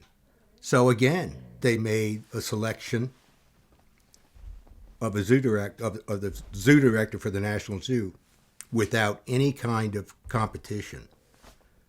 So, I mean, I basically just wrote off the zoo at that point. And, and why did I come back? Because of what happened. I mean, I read about everything that happened with the red pandas and the fact that they had allowed Beck to resign and Seidensticker was moved out and up to research again. And the Post was raising holy hell with what was going on down there. And it was like, oh, it's really too bad. And it kept getting worse. I mean, it really started to get worse and worse and worse. And I was down in a local bar that was right up from the zoo with Judith Block and, my son and my brother and another friend of ours playing darts. And the bartender comes over and says, your wife's on the phone. I said, oh, shit, and I picked up the phone. She said, you got to get home. I said, what's wrong? She says, just come home. And she because she knew I was with people that worked at the zoo. And so, anyway, she finally said, don't say anything, but Spellman called, and she wants you to call. So I hung up. I said, I got to go home. So I got home, and I sit down, and I said, all right, I'll call her. So I called her, and she said, I've got a really serious problem, Bill, and I want to know if you'll come back to help me. And I said, can I call you back? Because I really have to think on this. And I hung up, and I said, Fran said, well, what are you going to do? And I said, right now, I don't think I want to accept her offer to come back. I don't need the job, and, it's going to be a real mess. And Fran said, okay, that's your decision. However, should you decide not to go back, I don't want to ever, ever hear the zoo mentioned in this house again. Because I used to just really complain and complain and complain about what was going on at the zoo. And she said, you've got a chance to go back and do something about it. And it's your choice to do it or not, but don't talk about the zoo again if you don't take the job. So I called Lucy back, and I said, okay, I'll come in and talk, which I did. And I don't regret it, because I think it was a real challenge for me, and I think I did the best I could in order to get the pressure off of Spellman to a certain extent, but it wasn't enough, because they were never going to let her alone. So you negotiated terms to come back. Yeah. As general curator. I changed the they wanted the original title Beck had was assistant director for animal programs, and I said, look, I don't want that. I'll just give me the title of general curator. That's fine. So part of the reason you came back was because of these animals, the bald eagle, the zebras, the red pandas, they were dying. No, the bald eagle died on my watch. Okay. And but the zebras and the pandas? The zebras and the pandas and the kangaroos, and I mean, I can go on and on and on. Before you got there, what did you think was happening? I thought that the animal care was really in trouble. And when I got back and I had to listen to the excuses that were being given for the deaths of these animals, it was like, I had to go through path reports and keeper reports for 20, I think it was 27 mammal deaths. And it was obvious that there was some real major problems in the reporting of the deaths, and that there were a lot of lies that were being told to the Post about why these animals died, what the diagnosis was on some of them. Some of them were righteous deaths, okay, but there were some that weren't. And I told Spellman that, and they still tried to cover it up. What did you see as the relationship then between the animal collections department and the medical department? Oh, I thought there was a real problem, not only between, it wasn't so much the animal department and the medical department, because there was a real click between Spellman,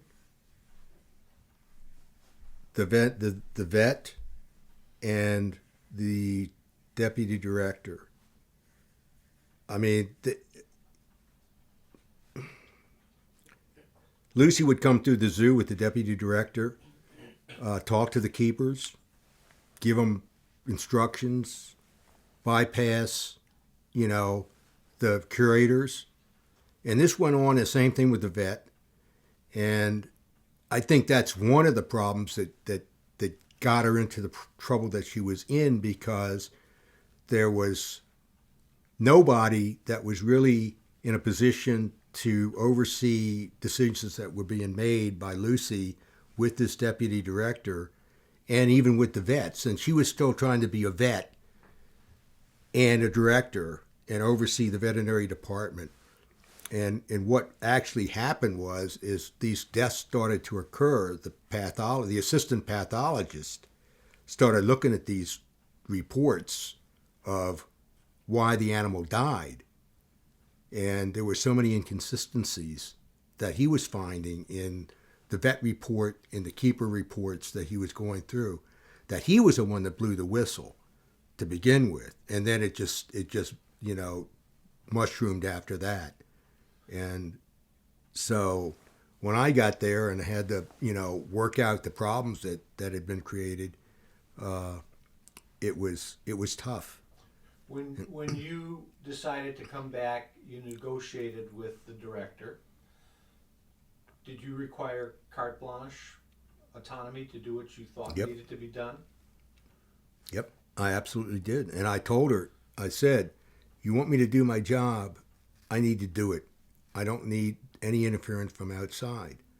And it became, even with that, it became difficult. I think I mentioned I had a real issue that came up very, very early. I think I hadn't been there more than 2 or 3 weeks, with a promise that had been made by the zoo and by the director to ship a male giraffe out to the zoo in Boston. And at the time that decision was made, we had 2 animals, this male and plus a female. Well, the female died, so we had this one male left, and she said, "Well, we're not going to send it out." And I said, "Well, we've already committed that animal to them. They've made arrangements. They've got a female in. We're sitting here with a single male down here. It's not doing us any good at all. We have to send that animal to Boston." And she said, "No, we're not going to be without your ass." And I said, "Okay, look, you got one choice, Lucy. Either we send the animal to the zoo in Boston not because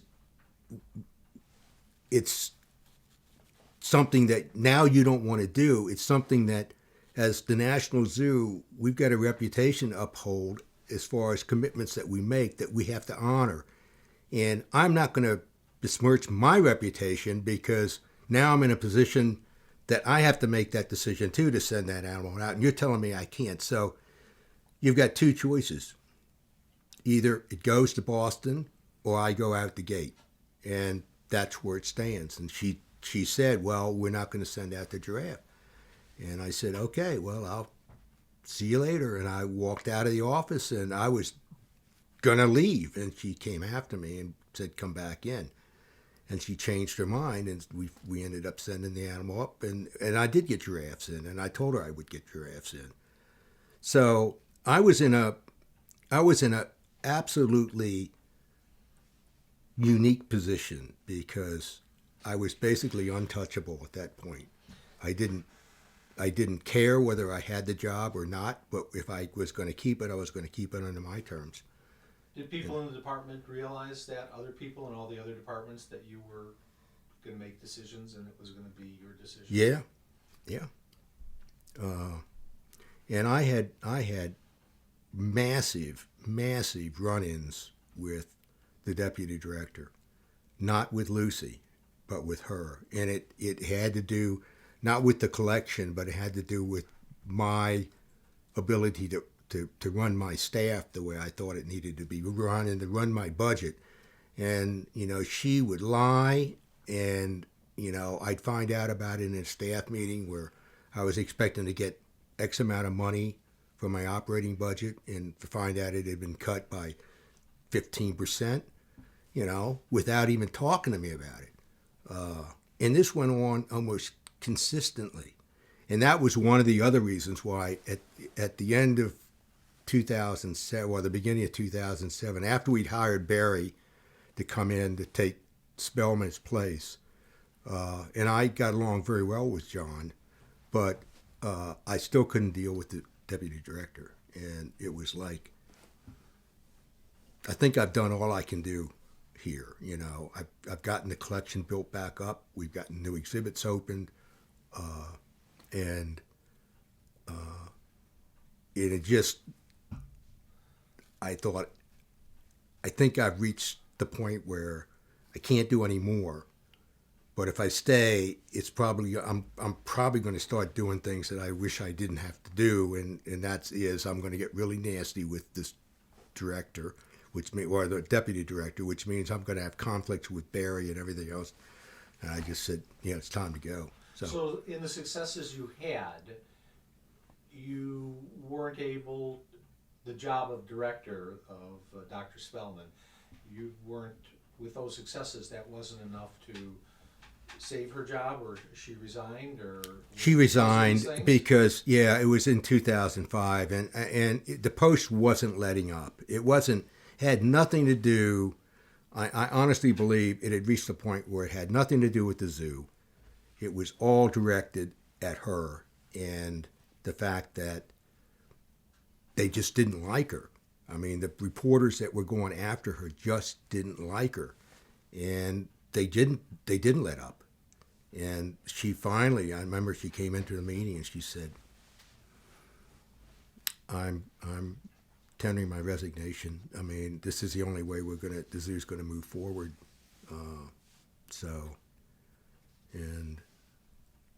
And that was basically it.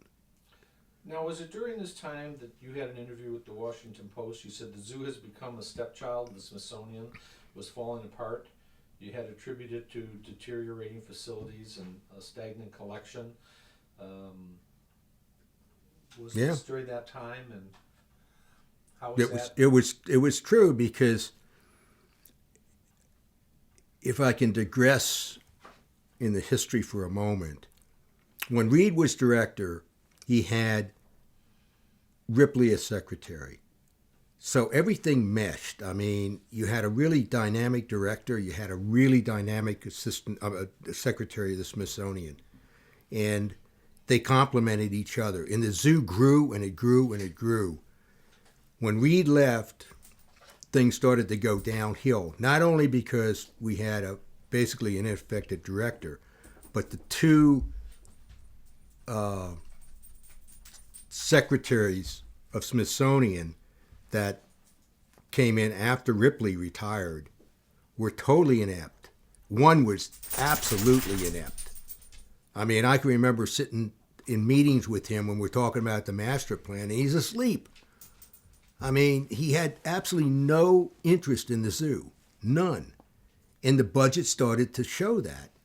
And between the two secretaries not showing any interest in the zoo and Robinson out there not showing any interest in the zoo, in 18 years, the zoo literally, and I don't think I'm exaggerating here, the zoo literally went back almost to 1956 in the fact that the exhibits were deteriorating, the collection had fell off to almost half of what it used to be, the staff was in bad shape. It was just a total mess. And, you know, when Spellman came in, she had a really tough job on her hands. And I really think that if this thing with the collection and the death of the red pandas and everything, she probably would have turned into be a pretty good director if given another couple of years. But it didn't happen. And so, you know, when Spellman resigned, we started searching for, well, we had another acting director, and Dave Evans, who was Assistant Secretary for Science, and he wasn't much better than Robinson, because he really didn't care about the zoo that much, and he was there as a, you know, just kind of a stopgap. But we did, you know, we got a committee organized, a selection committee, and we interviewed a lot of directors of zoos and a lot of scientists, and you know, it was kind of like, I don't know, nobody could agree on any of them. And then John Barry's name came up, and you know, we started looking at John, and I mean, it was kind of like, geez, I mean, here's a guy that grew up in Washington, really knew the zoo, worked for the federal government, really knew the feds, worked for private industry and fundraising. He sounded really good, and I said, you know, I think we ought to interview him. And I was going out of town, and I said, you know, it's going to have to wait because I want to be back when, you know, we get the interview. So I sat down in Evans's office downtown in Smithsonian for 2.5 hours interviewing Barry. And I mean, it was kind of like old home week in a way, because he knew me, you know, he knew the district government, he knew the federal government. He was really an exciting person to talk to, and he was really excited about where the zoo could go. And it was kind of like, I'm sold, you know. So when we came back, I said, well, if everybody's good on Barry, then, you know, I think we should bring him on, and we did. Now going back to when you came back to the zoo, how did the curatorial staff react to you coming back? Was there cheers? Jeers? Yeah. Which ones? Both. No, there was cheers. I mean, when I got introduced, everybody was, I mean, all the keeper staff, everybody was there. And I mean, I had people coming up and saying, God damn, it's so good to see you come back, you know, everybody. I didn't have anybody say, you know, some said, why did you come back? But I mean, none of them said, you know, I'm sorry you're here, or we don't want you, or whatever. And now, did you give your staff your vision of what was going to happen? Or yes. was it the vision of somebody else telling you what was going to happen? No, I talked to my staff and told them what was going to happen. I gave every single curator that was under my responsibility a carte blanche to go out and get animals. I said, I don't care how much they cost. I don't care where you have to get them, as long as they're legal. But go get them. And especially the birds. I used to call the birdhouse, when I got there, it was like the Silent Spring in the birdhouse. There were no birds. And they built that, I mean, that curator built that collection up beautifully. Same thing with small mammals. Same thing with hoof stock. and primates, we were really kind of stuck with primates, the larger monkeys, and because we didn't have a place to put them. But I think they did a really exemplary job of taking the fact that they were given a free hand to do this. And I didn't even ask them to tell me what they would get. I said, I don't care what you get, as long as it fits into the theme of the building and in the collection plans. But just do it. And, don't bother me with, oh, is it okay if I go get this? And at the time, Spellman was fine with that. She knew what you were going to do. Oh, yeah. Yep. So, and, I promoted 3 of the curators. I gave them grade raises. I brought in the 2 senior curators that when I reorganized the animal operation, I wanted 2 senior curators, and I brought in Jack Grisham and Ed Bronikowski. And one, because Grisham was a good mammal person, and Ed was a really top-notch water quality expert, and he was going to be running Amazonia and the valley and everything else, all which had really complicated water, systems to deal with, plus the collection too. So, and that worked out pretty well. Grisham, I had some problems with Jack at points, and I think it was just his management style and mine were totally different in dealing with the keepers. So I think when he had the opportunity to take the job in St. Louis, and I talked to him, I said, look, I don't want to lose you, but I'll tell you right now, I'm not going to be here that long. So if you've got a job to get a position that they're offering you, I'd be a fool to tell you, don't take it, stay here. So. So when you came in during this time, there was this public reaction or public relations issues. Did you have to handle the pressure with the media and the governmental forces? Did it fall on you or the director? No, it fell on me for the most part. And I even my wife told me when that bald eagle got killed, I made some assumptions that I probably shouldn't have made as to how it was killed, what killed it. And, it turned out in the long run it was a fox, and I thought it was probably a bobcat. And, Francis, I remember Fran saying, why in the world did you say that in that press interview, And I said, because I thought at the time that was the right thing to say, Hindsight, I probably jumped the gun because we really weren't sure, although we'd seen footprints that looked like a cat. It wasn't actually a cat footprint. So, but, it was a fox. Yeah. But other than that, I was there for the birth of the first panda that survived, which was, an incredible thing to be a part of. And I look back in that, and I was heavily involved in that, in all the decisions that were being made on whether we should do a natural breeding, whether we should do an AI, do both, and some of it got pretty heavily arguable with the scientists over the curator, which was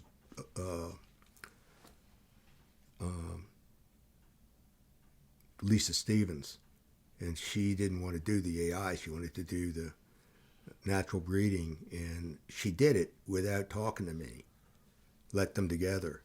So we never really knew whether or not we were dealing with a natural birth through natural breeding or whether it was from the AI. And she really caught it from me, and I really caught it from Montford, because he was livid with me because I had not been more careful on what she was doing up there. So, but in the long run, it worked out. Now you say you made good on your promise to bring giraffes back. Did you make good to get some eagles? We talked about getting eagles back in, and the decision was not to because that exhibit was ancient. I mean, it was falling apart, and the thought was it didn't make any sense to spend, to bring in eagles and put them into an exhibit that had already allowed a fox to get in, and that was going to be torn down, and it was torn down. So Were you there when Dolly Parton donated eagles? those went to the valley. Okay, they didn't go up to birdhouse. No, actually, I was off that day, so I didn't meet Dolly Parton. I was kind No, of but you ticked were- off about You were there. working. Yeah, I at the was. zoo. Yeah. Okay. So Were you instrumental in getting them? no.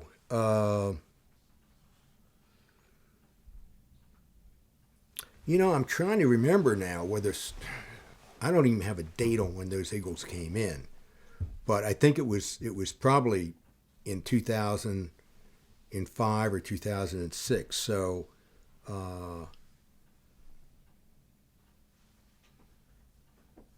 Barry may have been involved in that. If it wasn't, it was Spellman that did it. I mean, she was still there. So you said you gave your curators carte blanche to get animals. Yeah. Did you also tell your curators that they needed to work with the species survival program coordinators and be part of all of that? Yeah. In fact, a lot of them were on SSPs, especially with the birds and the small mammals. And I mean, don't ask me what species they were working with because I'm not really sure I remember. But I know with the birds, we had Sarah Halliger was a biotech up there, and she was really into the Cory bustards and spent time over in Africa with the vet working on them and wrote papers on them and was heavily involved in the SSP on them. And she now is the curator now in the birds unit. So you had definite things you wanted your curators to be knowledgeable about. Today, sometimes directors say they are looking for good curators. What do you think the problem is now? I think the problem is that they come in because they want. It sounds like a pretty good job, and curatorial pay is getting better all the time. But I don't think they have. I mean, unless they've come out of the keeper ranks and they've actually worked with the collections and they understand the ins and outs of keeping a living collection. If they're coming out of a college or a research facility or something like that, and they come into the zoo profession, they really don't know what it takes to run a living collection like that, and they don't know how to deal with the staff, and they don't know how to deal with getting exhibits built and getting the right species in for exhibit. And I remember I was at a conference. It might have been Chicago, and I was sitting at the bar, and these two guys were sitting down from me, and all they were talking about was dealing with the coefficients in this species and that species, and how much, and how many animals that they could hold in the collection, and where they were going to. And I'm looking at, and I'm thinking, that's what they're talking about, and it's all based on computer work. And I found that the more complex the zoos got, the more paperwork was being shoved on the shoulders of the management, to the point where you had so much junk coming in that you had to respond to one way or another, that you really didn't have time to get out and deal with the collection and deal with your staff. Hell, at National, I was spending probably 50% of my time in meetings. And we were just talking about just inane stuff. I mean, it was mostly administrative stuff, we got, Zoo Faris coming up. How are we going to do that? Oh, we got a holiday coming up, and, so and so's coming in from somewhere. We got to give them a tour, and on and on and on. And so it took my time. It took the time of the curators to have to organize a lot of the stuff. And so I think, and they tended not to get out of their offices that much. They were either on the computer or on their phone.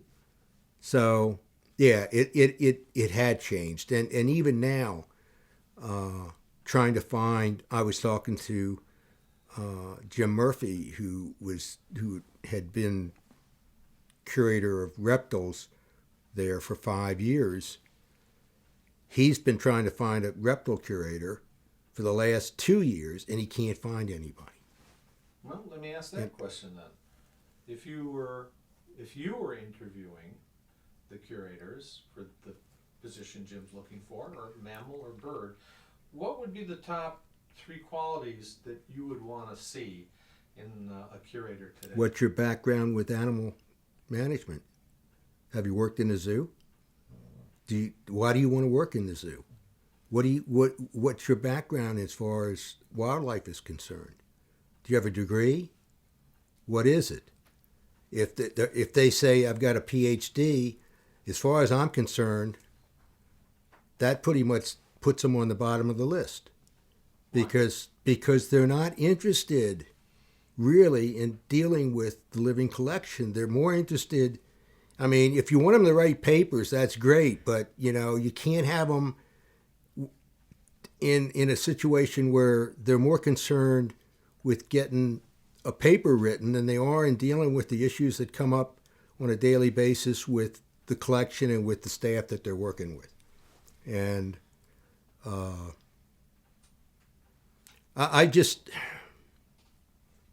think that's one of the problems. I don't see any reason in the world why the National Zoo has to hire curatorial staff only if they have a PhD.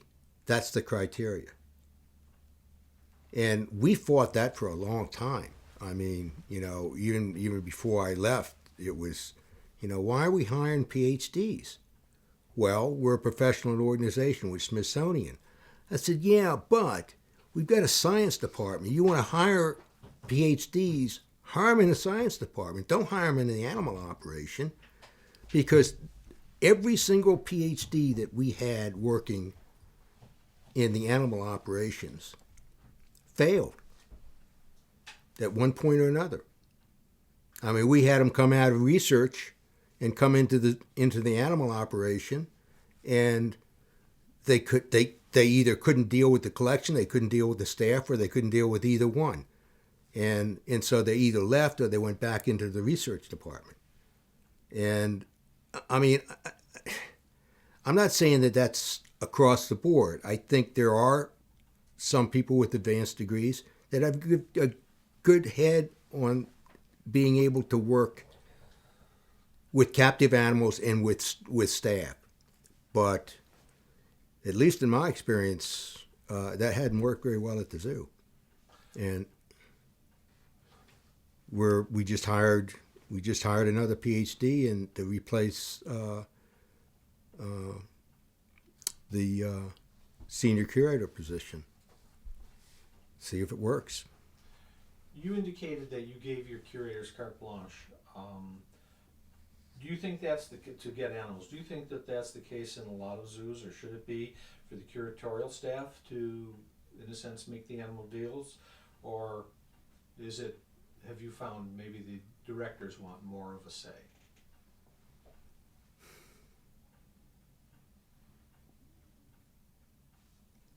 Well, I never really had a problem when I was working for Reed.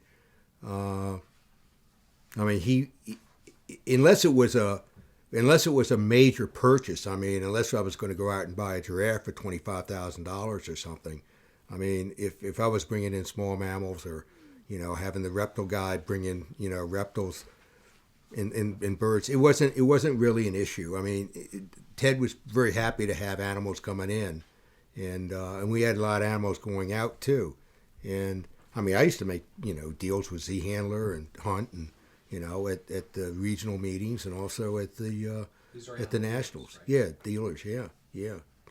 Do you feel that animal keepers today, and maybe senior staff, know their profession history? And if not, why? I think that nobody in the zoo today, whether it's keepers, curators, and even directors, I think they've lost the historical knowledge of the facility that they're working for. I mean, I could guarantee that you could walk up to any keeper in the National Zoo and ask him, who's Dr. Reed? Who's Dr. Mann? Who's Dylan Ripley? I have no idea. It's like, what is that? Why do I need to know that? It doesn't affect me, who ran the zoo 30 years ago. But it does. If you're working for an institution, you need to know where it came from in order to know kind of where it's going to go. And if you can't learn from your past, you tend to repeat the same mistakes that have been already repeated in the before. And if you can't do that, it means that you really don't care about what the institution stands for because it's historical. It's like we were talking about. I mean, when you've got a collection of a particular species that has been what the institution is known for and has been part of the collection for 70 years, but you don't know anything about, and I'll mention pygmy hippos for an example. When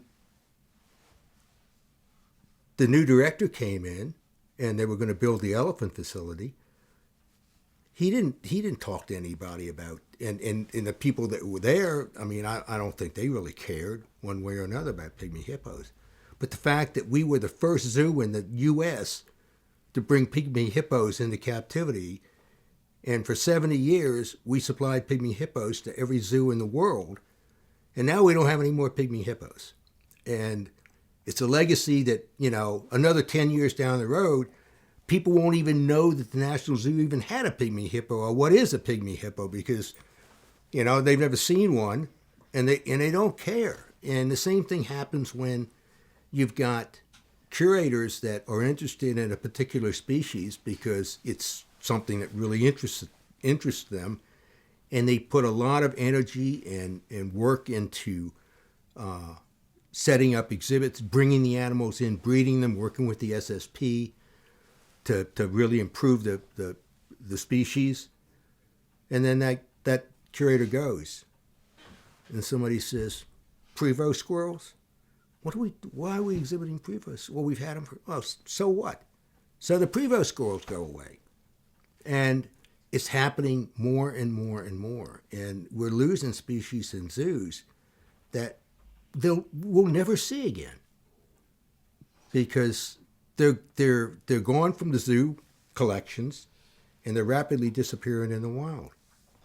Now we were talking about curators having time on the computers and a lot of paperwork and stuff, but today many curators are not aware of how to do paperwork for permits or international shipment, and this job has been kind of farmed out to people outside of the profession.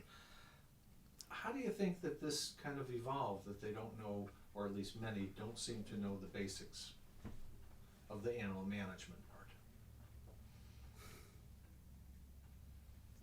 Because I don't think they really have a understanding of what it takes to run and manage a living collection in a zoo. And that entails not just, how do you get animals in and what's required to do it, but what does it take for you to get this animal in? I mean, how much keeper time is it going to take? What's it going to cost to feed this particular animal? What's it going to cost to build the exhibit for the animal? And, if you don't have all that information in your head, when you go out to try to find something because it looks like it might be a neat species to bring in, and then you find out you got to do a permit, but you've never done a permit because you've never gotten a species and maybe that requires a permit. At National, we used to do permits, okay, and then the registrar took it over, and I don't think any of the curators complained over the fact that they didn't have to do permits anymore because it was done by the registrar and it was done very well. And she kept on our butts all the time about, the information that she needed. Where's it coming from? Who is this guy you're getting it from? Did you get the proper documentation? And, has it been whatever? So,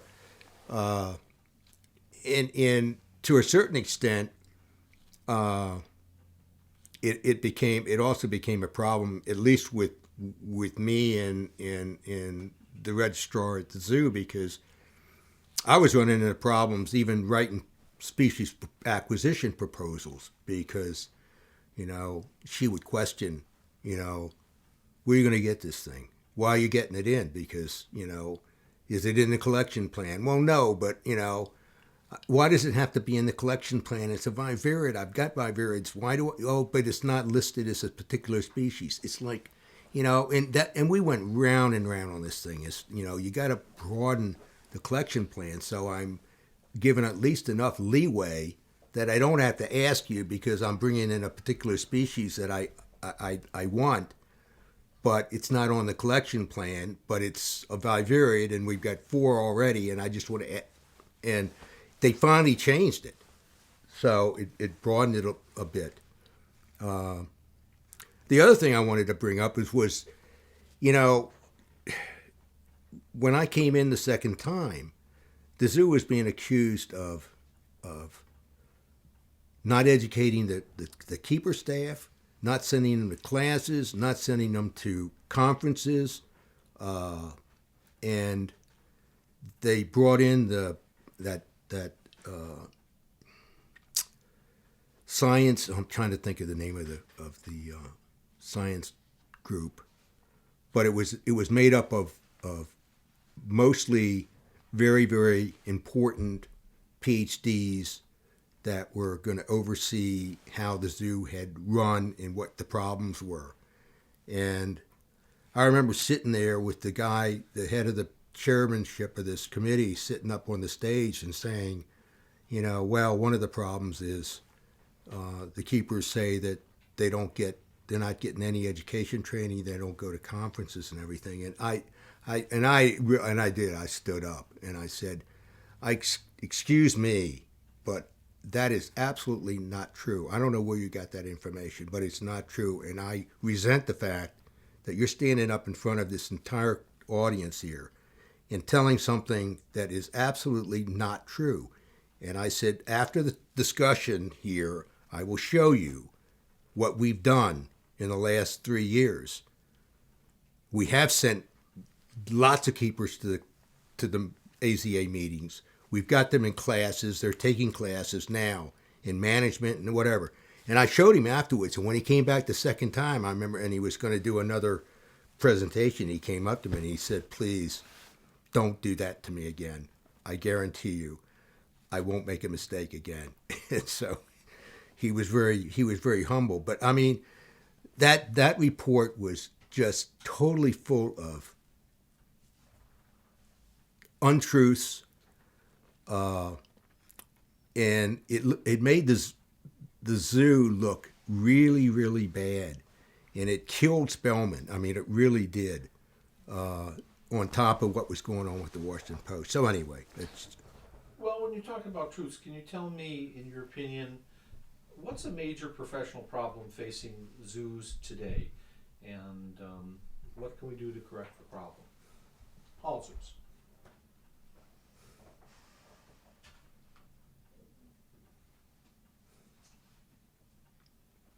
Well, I think we've just gone over a lot. I mean, I think the quality of the curatorial staff needs to improve. I think the quality of the keeper staff is okay, but I think that when you manage a collection of wild animals, you have to keep in the back of your mind that these are, in fact, even though they're captive, they're still wild animals, and they're not your household pet. And you can't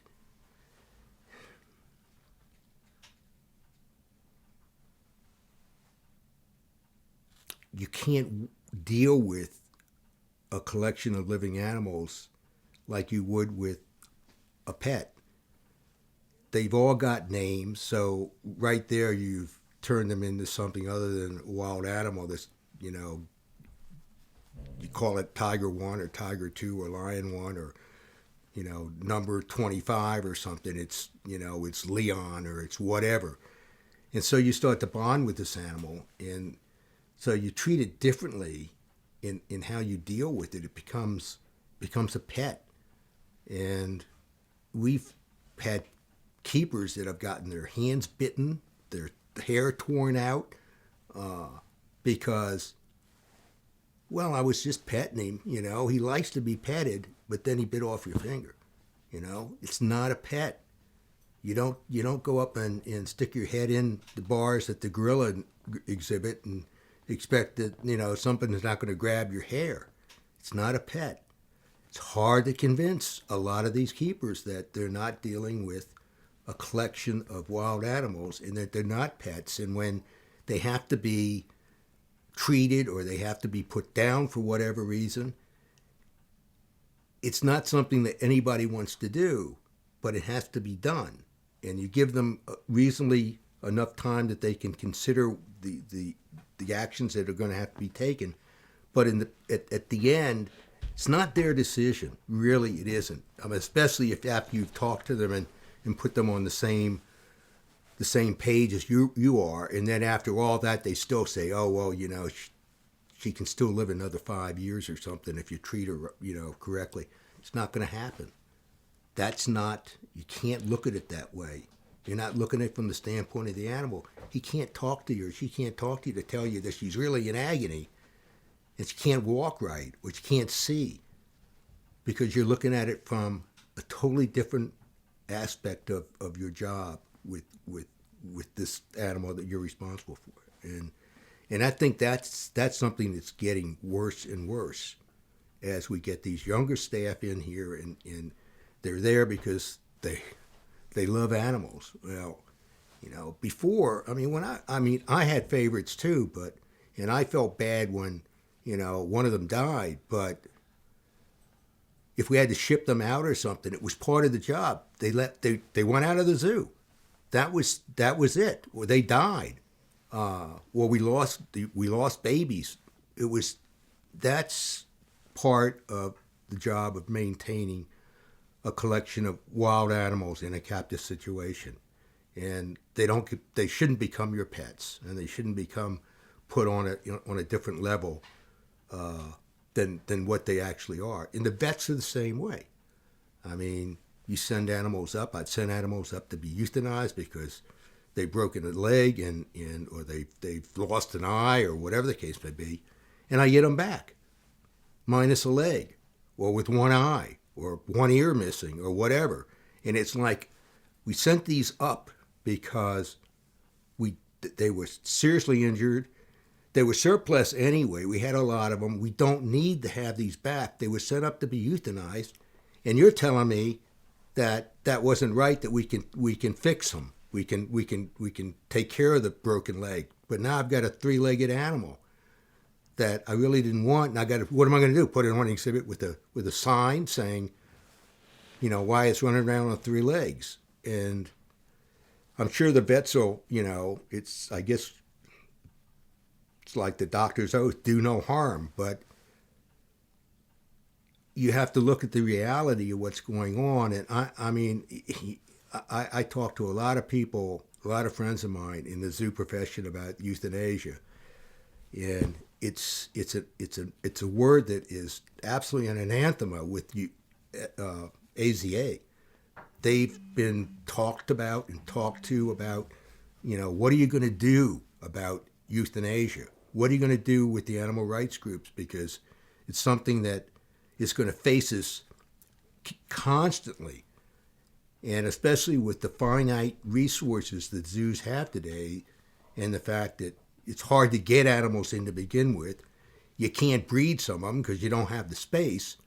So they sit there and take up space that could be used for other animals, or they take up incredible amounts of time and money from the keeper staff, the vet staff. Why? Because we feel responsible for them, because we brought them into this situation.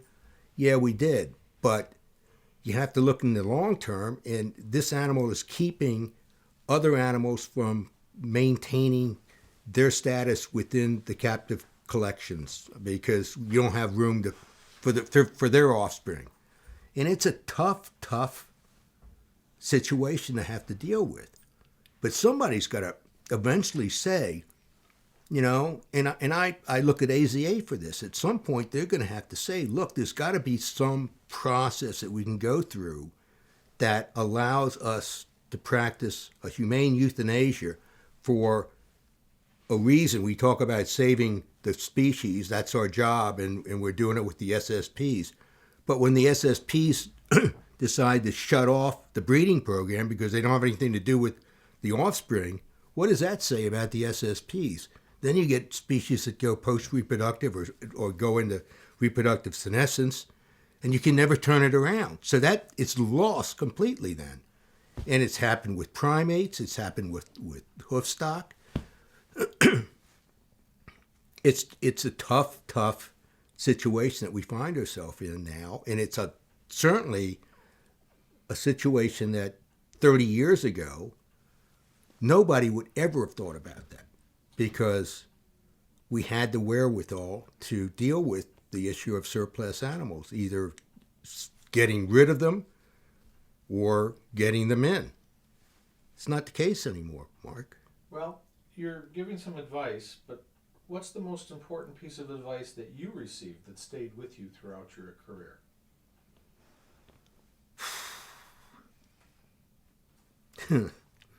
Do your job.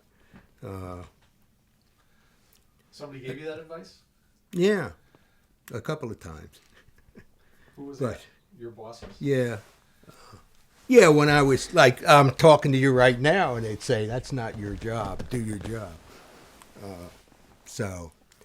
But no, I mean. You told that to other people? I've told that to other people too. Yeah.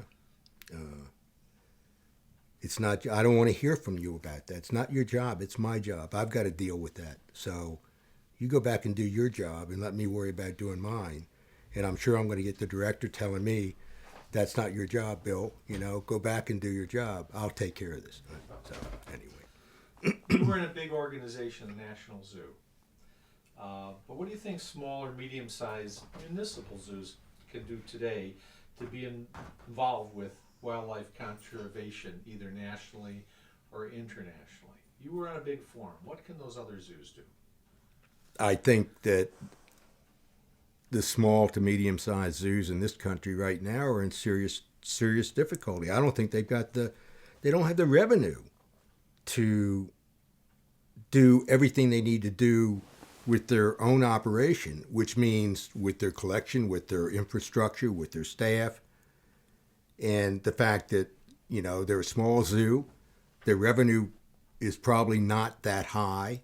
And, they're trying to find whatever they can find monetarily in order to keep themselves operational, from year to year. And I think a lot of these small municipal zoos, they're in competition with the fire department, the police department, the schools. I mean, and when somebody says, well, what about the zoo? It's like, we don't let them raise their own money. We can't afford. We got them on the budget, and that's all they're going to get. It's a tough decision as far as we're gonna send $20,000 to Indonesia to protect the Asian rhino. Where are they going to get $20,000 unless they can get it from the society? You couldn't even get money out of the National Zoo to pay for me. to come up here. You think they're going to send money over to Kenya to buy a airplane or an AK-47 to shoot the poachers? And even the larger zoos. I mean, when you spend $60 or $70 million to build a penguin exhibit or a polar bear exhibit, and then when somebody says, wow, we really need money to prevent these poachers from doing what they're doing, or we really need somebody to go to the state to the U.S. Senate or whatever to try to pass a legislation to keep the Chinese from wiping out every species on Earth within the next 50 years. Nobody's doing that. AZA's not doing that. I don't see any legislation coming out of AZA that's pushing the federal government to do something about what's going on with world wildlife. Do you? I mean, maybe I don't know, but I don't think so. It's all they can do to pay for their own operations. Should all zoos have breeding programs? Should they or do they? Should they? Well, if they don't, they're more or less violating what they say they're supposed to be doing, which is maintaining a population for, the future to eventually put back into the wild. That's what the SSPs are for, Species Survival Plan. It's tough to do a species survival plan when you don't have any places to put the animals that are produced by that plan. And then it's either reduced or it's cut back or eliminated completely. I mean, I don't even pretend to have a solution for the problems that face zoos in this country, much less zoos worldwide. But I do know that there's got to be some serious thought given to where they're going and where they're going to be 10, 15, 20 years down the road. Well, you've had to deal with the press, and what would you say to those people in the press or otherwise who still believe that zoos are nothing more than places where they cage animals?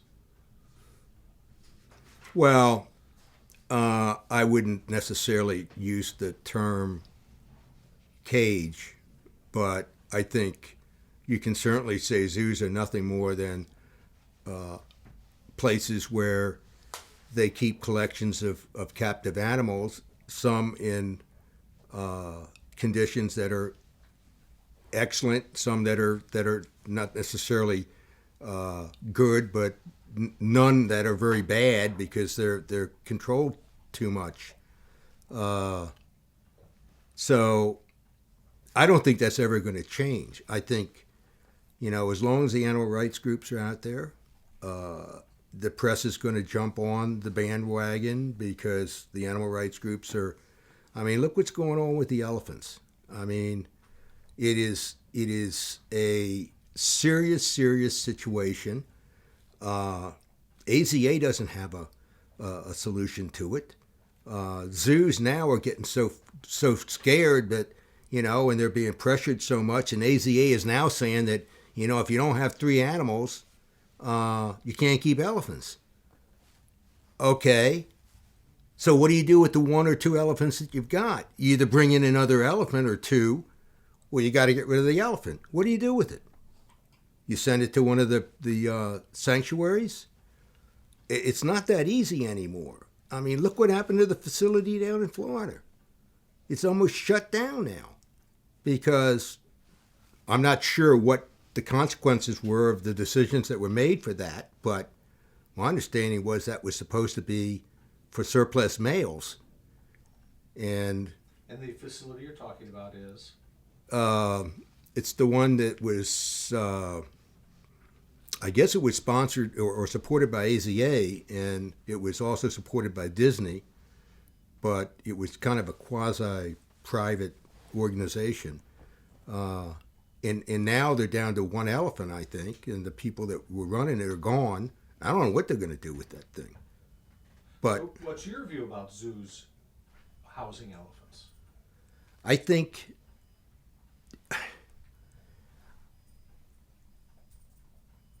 I think it's just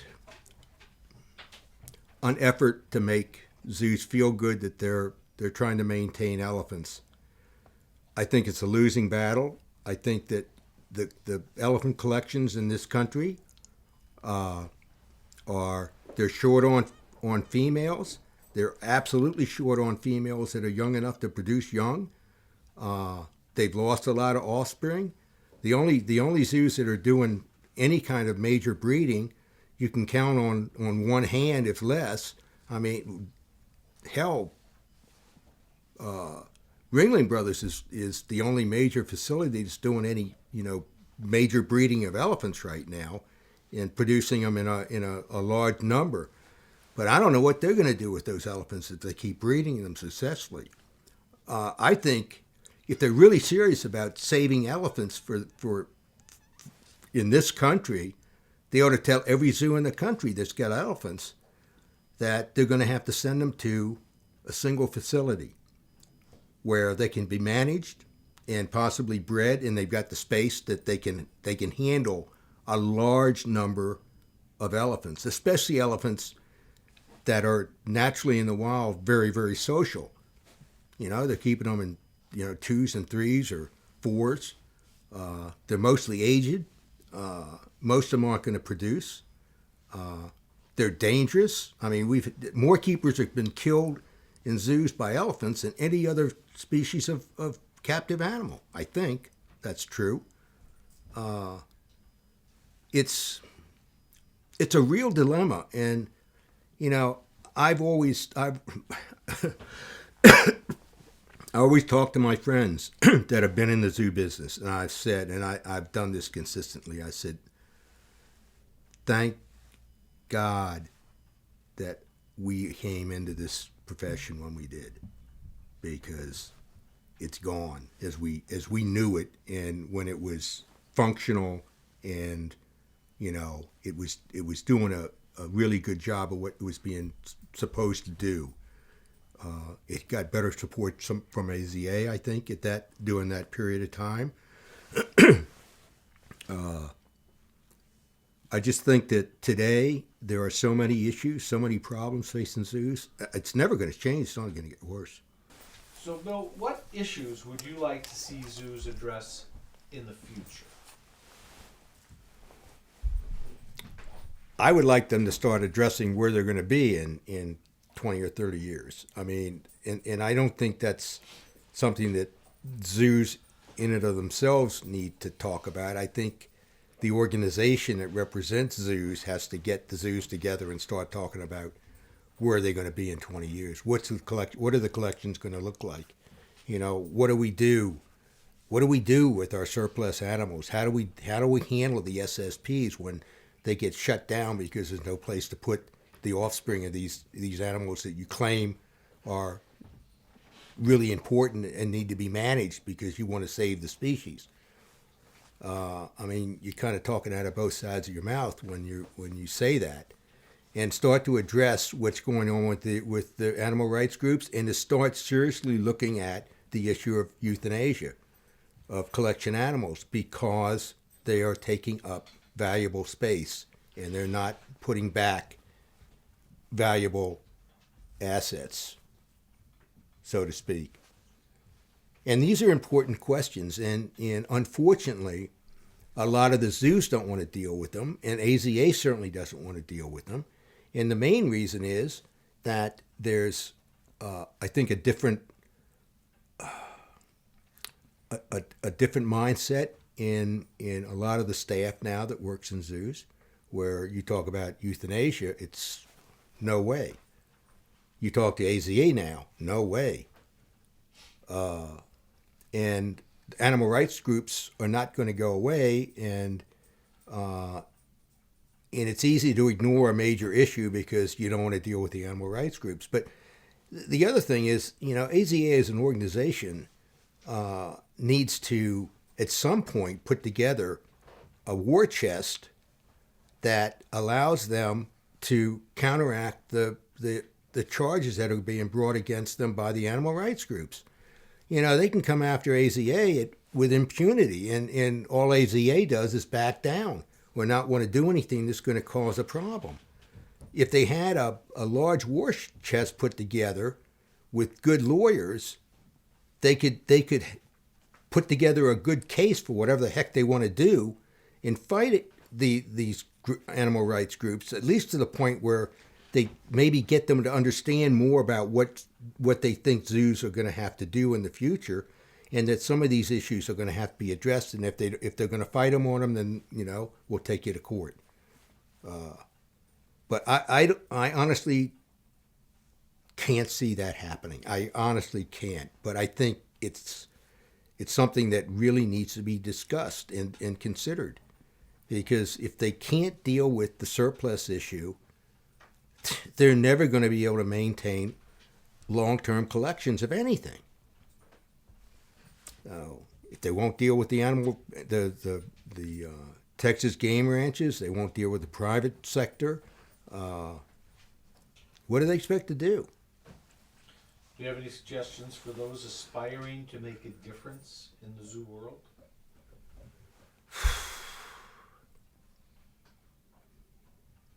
Well, I think first of all they have to look back and find out what the zoo world's all about. Where are we, and where did we come from, and where are you going to go, and do you want to be part of that, whatever it is? But they're going to have to figure out why we're here, how we got here, and what the problems are that are facing zoos today. Because if they want to get into the profession, man, they're going to have to deal with it one way or the other. And if they don't understand the history, they're never going to be able to deal with the future. I just can't see that happening.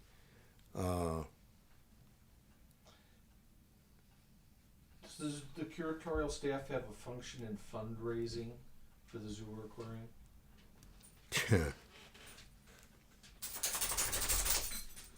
I think that they have a supportive role in fundraising because, when you get your donors, I mean, you have to wine them and dine them, and you take them into the zoo, and you take them through the collections, and the keepers are the first line that they're gonna that are gonna be talking to them about the animals they take care of, and what they're doing, and why they're doing it, etc. So they need to know what's going on with the collections that they're responsible for, that they're bringing these donors around because they want to raise some money. It may not be necessarily for their operation, but it's for the zoo, and they want to see tigers, maybe they can talk them into the fact that, we could probably use some money too, sir. And then the director's going to say to them, that's not your job. And you had to do that. You had Yeah, to yeah, absolutely, sure, yeah. How did you find it? Enjoy it? Didn't enjoy it? Necessary evil? I found it enjoyable because I liked the people that I was dealing with. They liked me. I had a lot of dealings with Adrienne Mars. When I came back, I'll never forget, I was in the Elephant House when she came in, because we were getting ready to start the renovation, and she was a big part of that money that was provided. And she ran up to me and she hugged me and she said, "Bill, I'm so glad you're back. I'm so glad you're back." And who is that individual?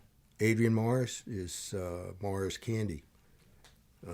So anyway, and she was a very, very staunch supporter of the zoo. And of the elephant exhibit, among others. Is she still alive? Yes. And she knows you. And she knows me. She knows Fran very well too.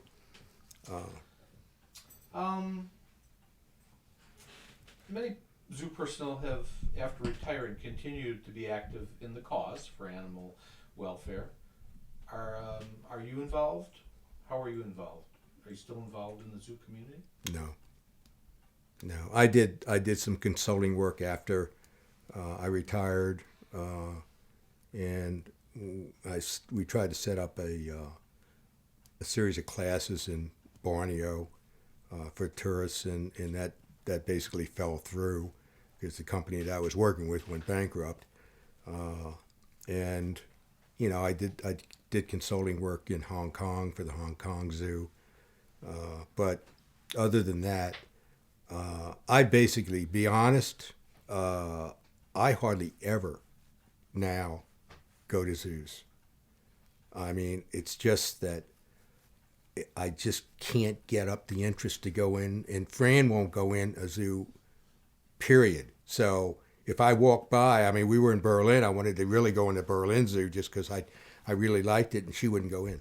She said, "You go in, I'm not going in, but when you come out, I'm not going to be here, so you'll have to find me." So, we didn't go in. And it's a shame that, I've been sour to a certain extent on zoos, but I just, I was there in the good times, and I was there in the bad times, and I left in the bad times in both cases. And I don't honestly think that there's really going to be good times again.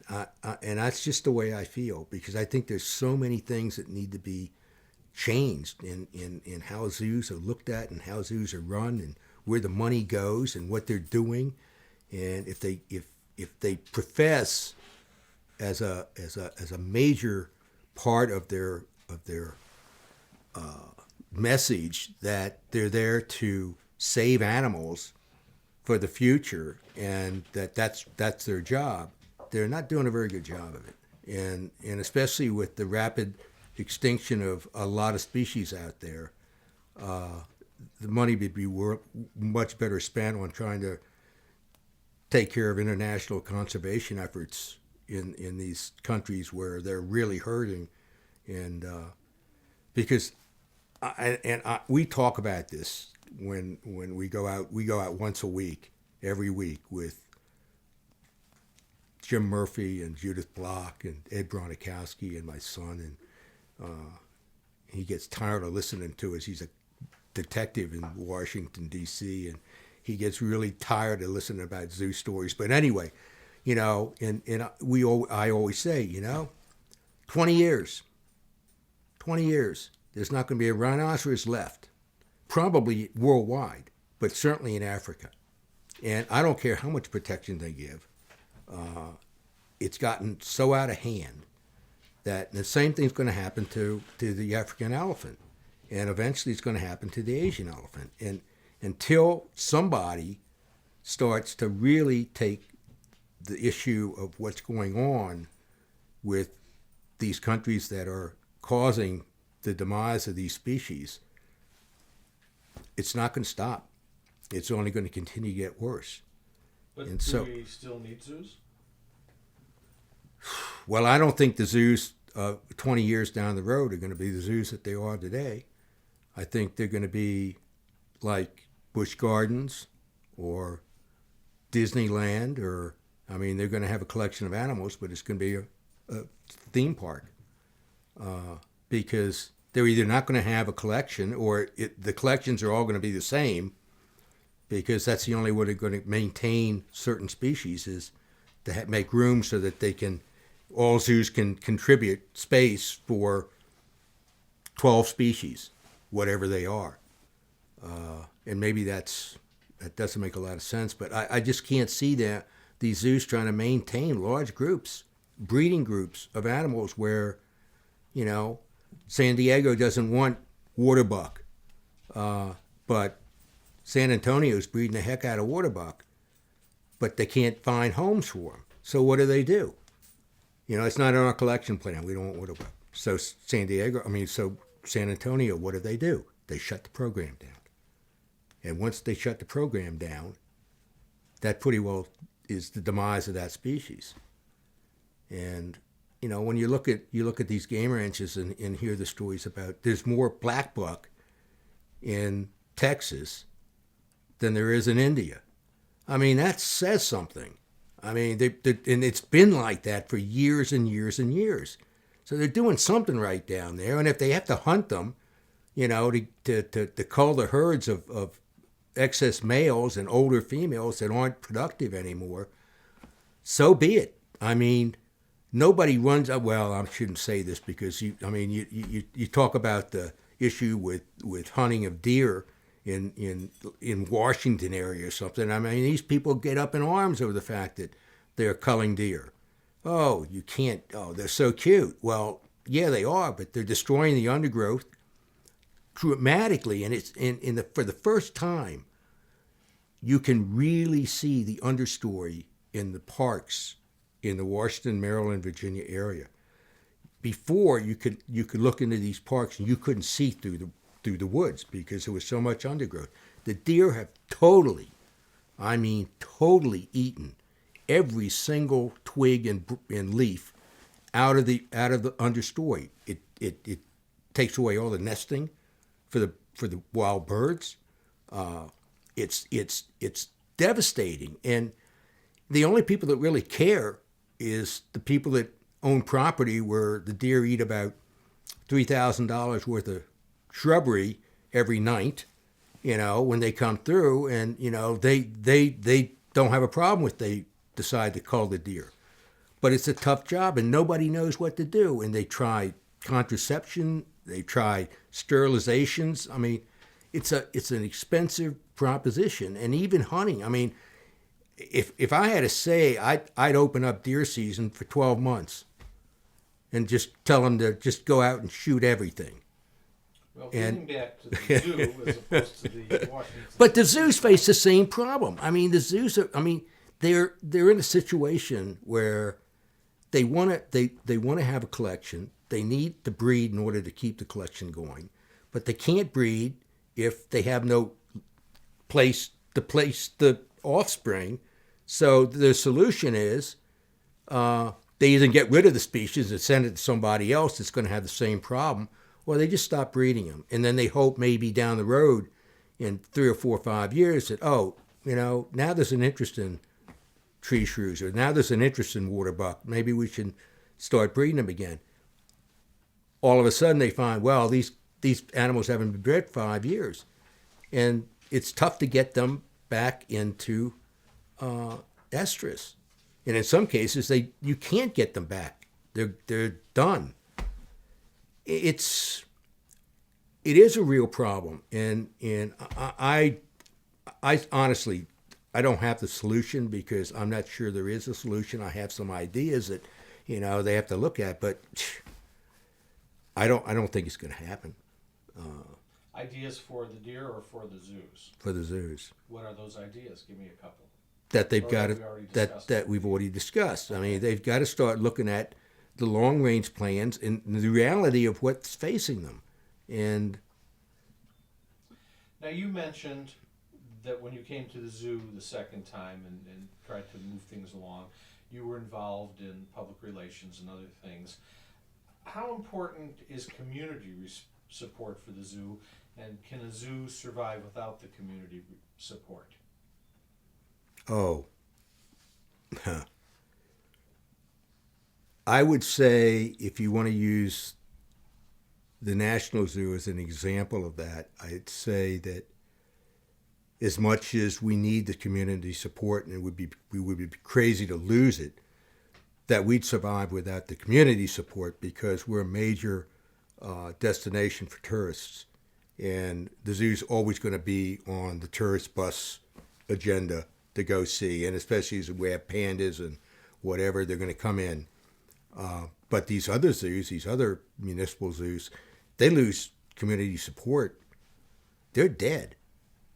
I mean, if they don't have the community support and the community, and that includes the schools and, you know, all the other organizations within the community that, you know, provide funds or provide visitation to the zoos, and that's where they're getting their funding to run the operations, they're not going to last.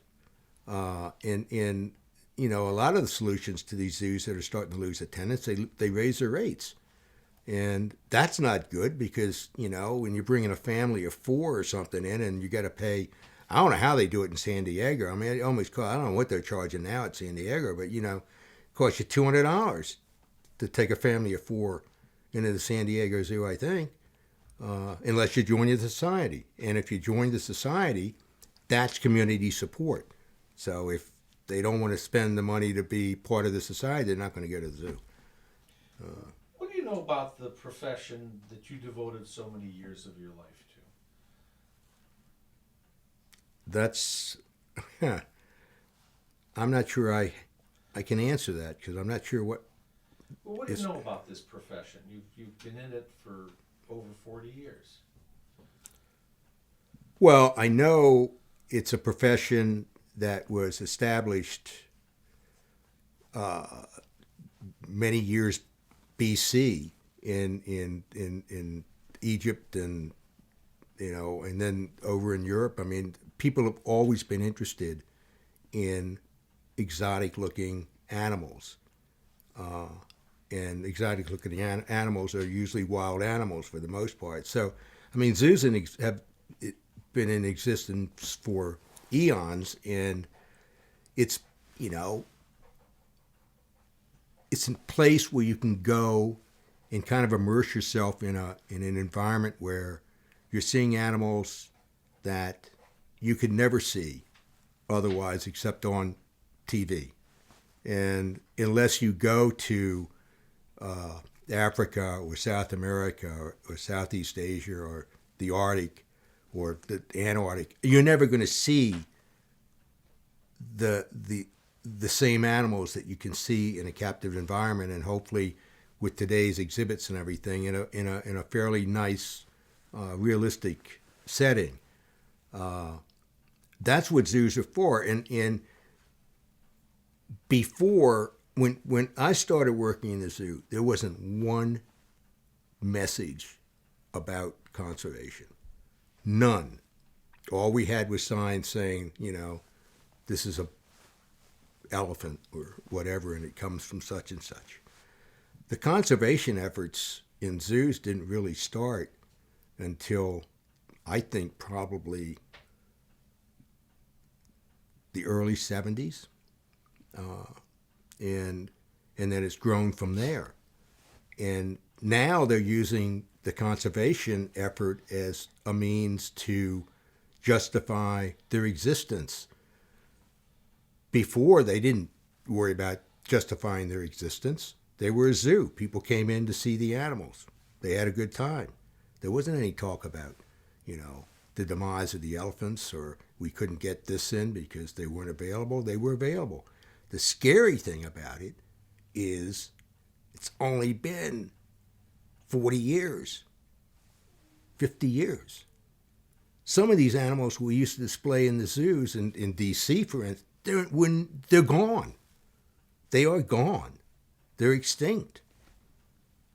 That's pretty scary when you stop and think about it. And that the populations of a lot of these species that we used to be able to get and display can't get any more, and they're on the edge of extinction. And it really is frightening when you stop and think about it. That's where I think if zoos are really serious about what they're doing, they ought to start turning their energies into really doing something to try to stop what's taking place with the wild populations. And until they do that, whether they do it with their own money or they start trying to get our government and other governments to take a big step back and look at what is happening and how fast it's happening. I mean, when you start talking about extinction of a mega vertebrate like an elephant or a rhino that's going to happen possibly in the next 20 years, that is really frightening for a species that's been in existence for hundreds of thousands of years. And it's interesting because, the Russians just found that almost perfectly preserved carcass of a mammoth, woolly mammoth. And they want to try to clone it. And I look at that and I think, you're going to clone a woolly mammoth. Why don't you start cloning an African elephant or an Asian elephant? Because what are you going to do with a woolly mammoth if you happen to get one that you've cloned with an Asian elephant, for instance? Where are you going to put it? In a zoo? Okay, I guess. Draw a lot of people, I guess, but you still don't have any elephants now in the wild. It's not a, that's why I go back and say, you know, if I had to go into the zoo business today, I wouldn't do it. Although you've identified a number of challenges for zoos, are you proud that you were part of the profession? Absolutely. Yes. Yeah, absolutely. I think I contributed my share to captive populations in zoos, and to better their conditions and to make it a more exciting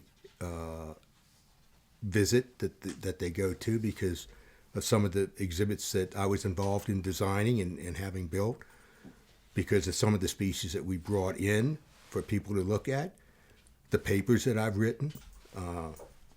You know, those all contributed to my period working in my profession.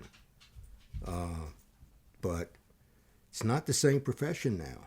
And everybody I talk to, and they all feel the same way. It's not, if they've been in the profession for more than 10 years, it's not the same. How would you like to be remembered? You know what I'd really like to be remembered for? Is the small mammal building. I like to have them put my name on that building.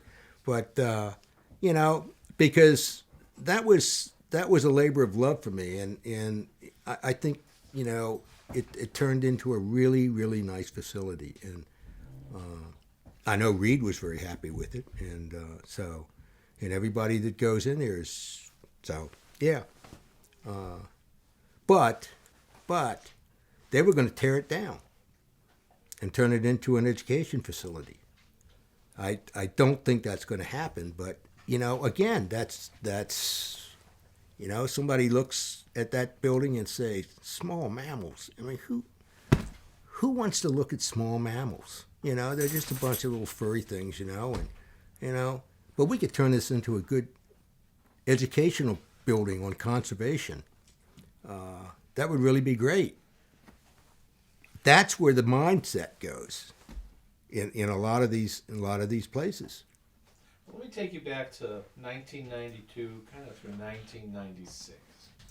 Can you tell me about that time period and what was evolving and how it ended for you and why? Well, we're talking about a 4-year period that had already been functioning since 1984 under a new director. In 1992, we were struggling very badly. I mean, everything had basically not ground to a halt, but certainly had slowed down dramatically. I mean, the collection had fallen off greatly. Our facility at our Conservation Research Center was in bad shape and not getting very much support. The zoo wasn't getting that much support from downtown. We could see where our budget was getting smaller and smaller, and that we weren't really seeing much in the way of major improvements taking place. I mean, some of the facilities had been open, but I think that was probably prior to 92. So, yeah, it wasn't a very happy place to work, and I think a lot of us could see the handwriting on the wall. I mean, Mike's plan to turn the zoo into a biopark, I mean, it sounded good, but it was just a word. It was just a title. It didn't really. I mean, nobody really knew what is a biopark. I mean, what does that mean? We're a zoo. You know, we have plants and we have water and, you know, and we've got animals, but, I guess if you want to call it a biopark, that's fine. But we're really a zoological park, and we have ancillary exhibits of plants and but if you want to call it that, that's fine. But we're a zoo, and the zoo has animals, and we're not getting animals anymore. We're losing animals more rapidly than we're bringing in new animals, and so it was a problem. It was, and then in '96, I mean, the careers of 5 people were gone, just like that. And it wasn't because we weren't doing our jobs. It was because the zoo was mismanaged to a point where it ran out of money to pay salaries. And we were the highest paid people in the animal operation. So we were basically told, we're giving you a buyout. You either take it and retire, or we're going to abolish your job and you get nothing. I remember going in the back and saying, I've got 40 years in, Ben. I've worked in every single place in the zoo in the time I've been here. If it wasn't for the fact that I don't want to stay here anymore, I could cause you total agony if I started bumping. Because I could bump all the way down to a gardener if I wanted to. And guess what? You're still going to have to pay me my salary. And, he said, well, is that what you want to do? And I said, yeah. It wasn't for the fact that I'd be giving up $25,000 that you're going to offer me to get out of here. And I've got 40 years in, 41 and 40, almost 41 years in. I'm guaranteed my retirement right now. And I'll get a pretty good retirement. So I'd be crazy not to go. Thanks very much. But when you've got 4 other curators, or was it 5? It was Gould, Horsley, Pickett, what am I forgetting? Myself. Larry Collins. That, with the exception, I think, of Collins, none of them had more than 15 or 20 years in. So, like, Gould was taking a huge hit to go out. So was Horsley. So was, Dale Marcellini was the other one. Because they hadn't been there that long. It was a disaster. An absolute disaster. And I'll say to this day, the zoo never recovered from the loss of that curatorial crucifixion, if you want to call it that. But I mean, it just 200 and some years of experience went out the door. And I mean, when it went out the door, it went out the door just like that. So I mean, these guys never even had a chance to train the people that they had working under them. I mean, it was just, they were gone. And I don't think it bothered Mike at all. I mean, he stayed another 4 years, and things didn't get any better. So, and then his last.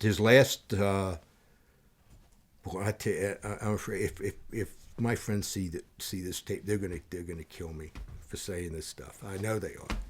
Anyway, but I know it's not nice to talk ill of the past. But anyhow,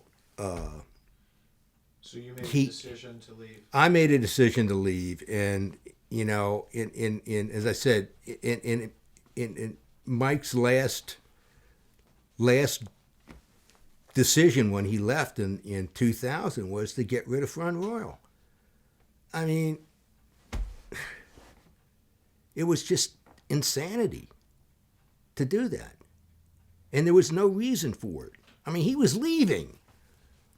So he had no it wasn't going to hurt him to keep that facility. It was going to be up to the next director to deal with it. And what was your title when you left? My title when I left was Deputy Curator of Mammals. But ultimately, you had the opportunity to come back Yes, I did. to, in a way, help the zoo. Which And you did. which I did, and I honestly think that I did what I was being paid to do.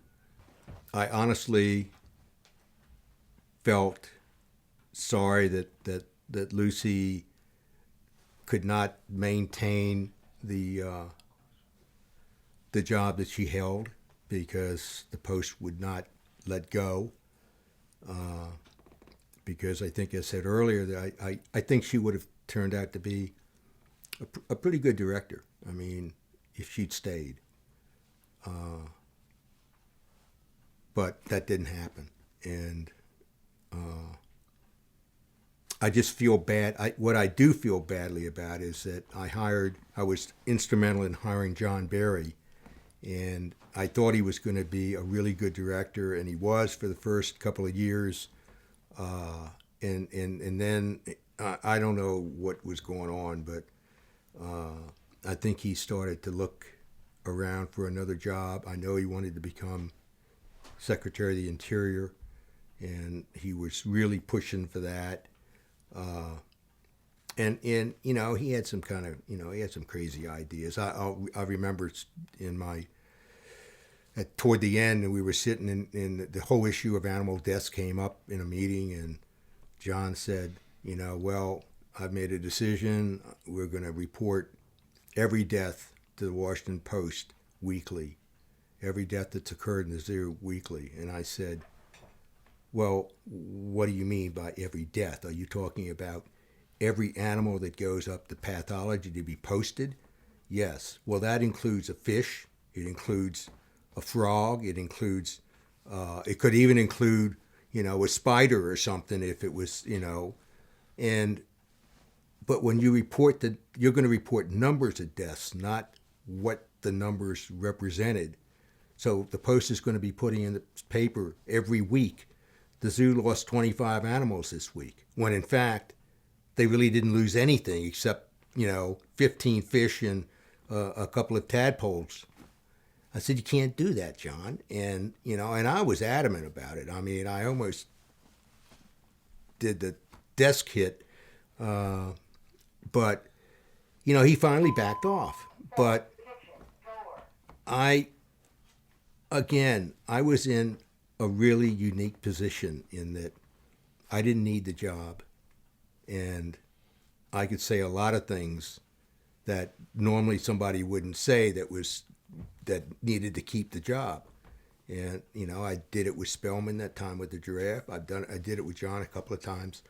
So, and I did it on issues that I felt very strongly about. And, but I think I turned the zoo around. I think I hired some good people while I was there on the second go round. They're still there. Well, one of them's still there, and I hired good keepers too. When I was on my first tour, I got some good keepers, and a lot of them were women, and they were good, and a lot of them went on to, good positions. But I had some good males too, and and I do it all again. If you ask me if I'd change anything that I did in my entire career, I'd say no, nothing.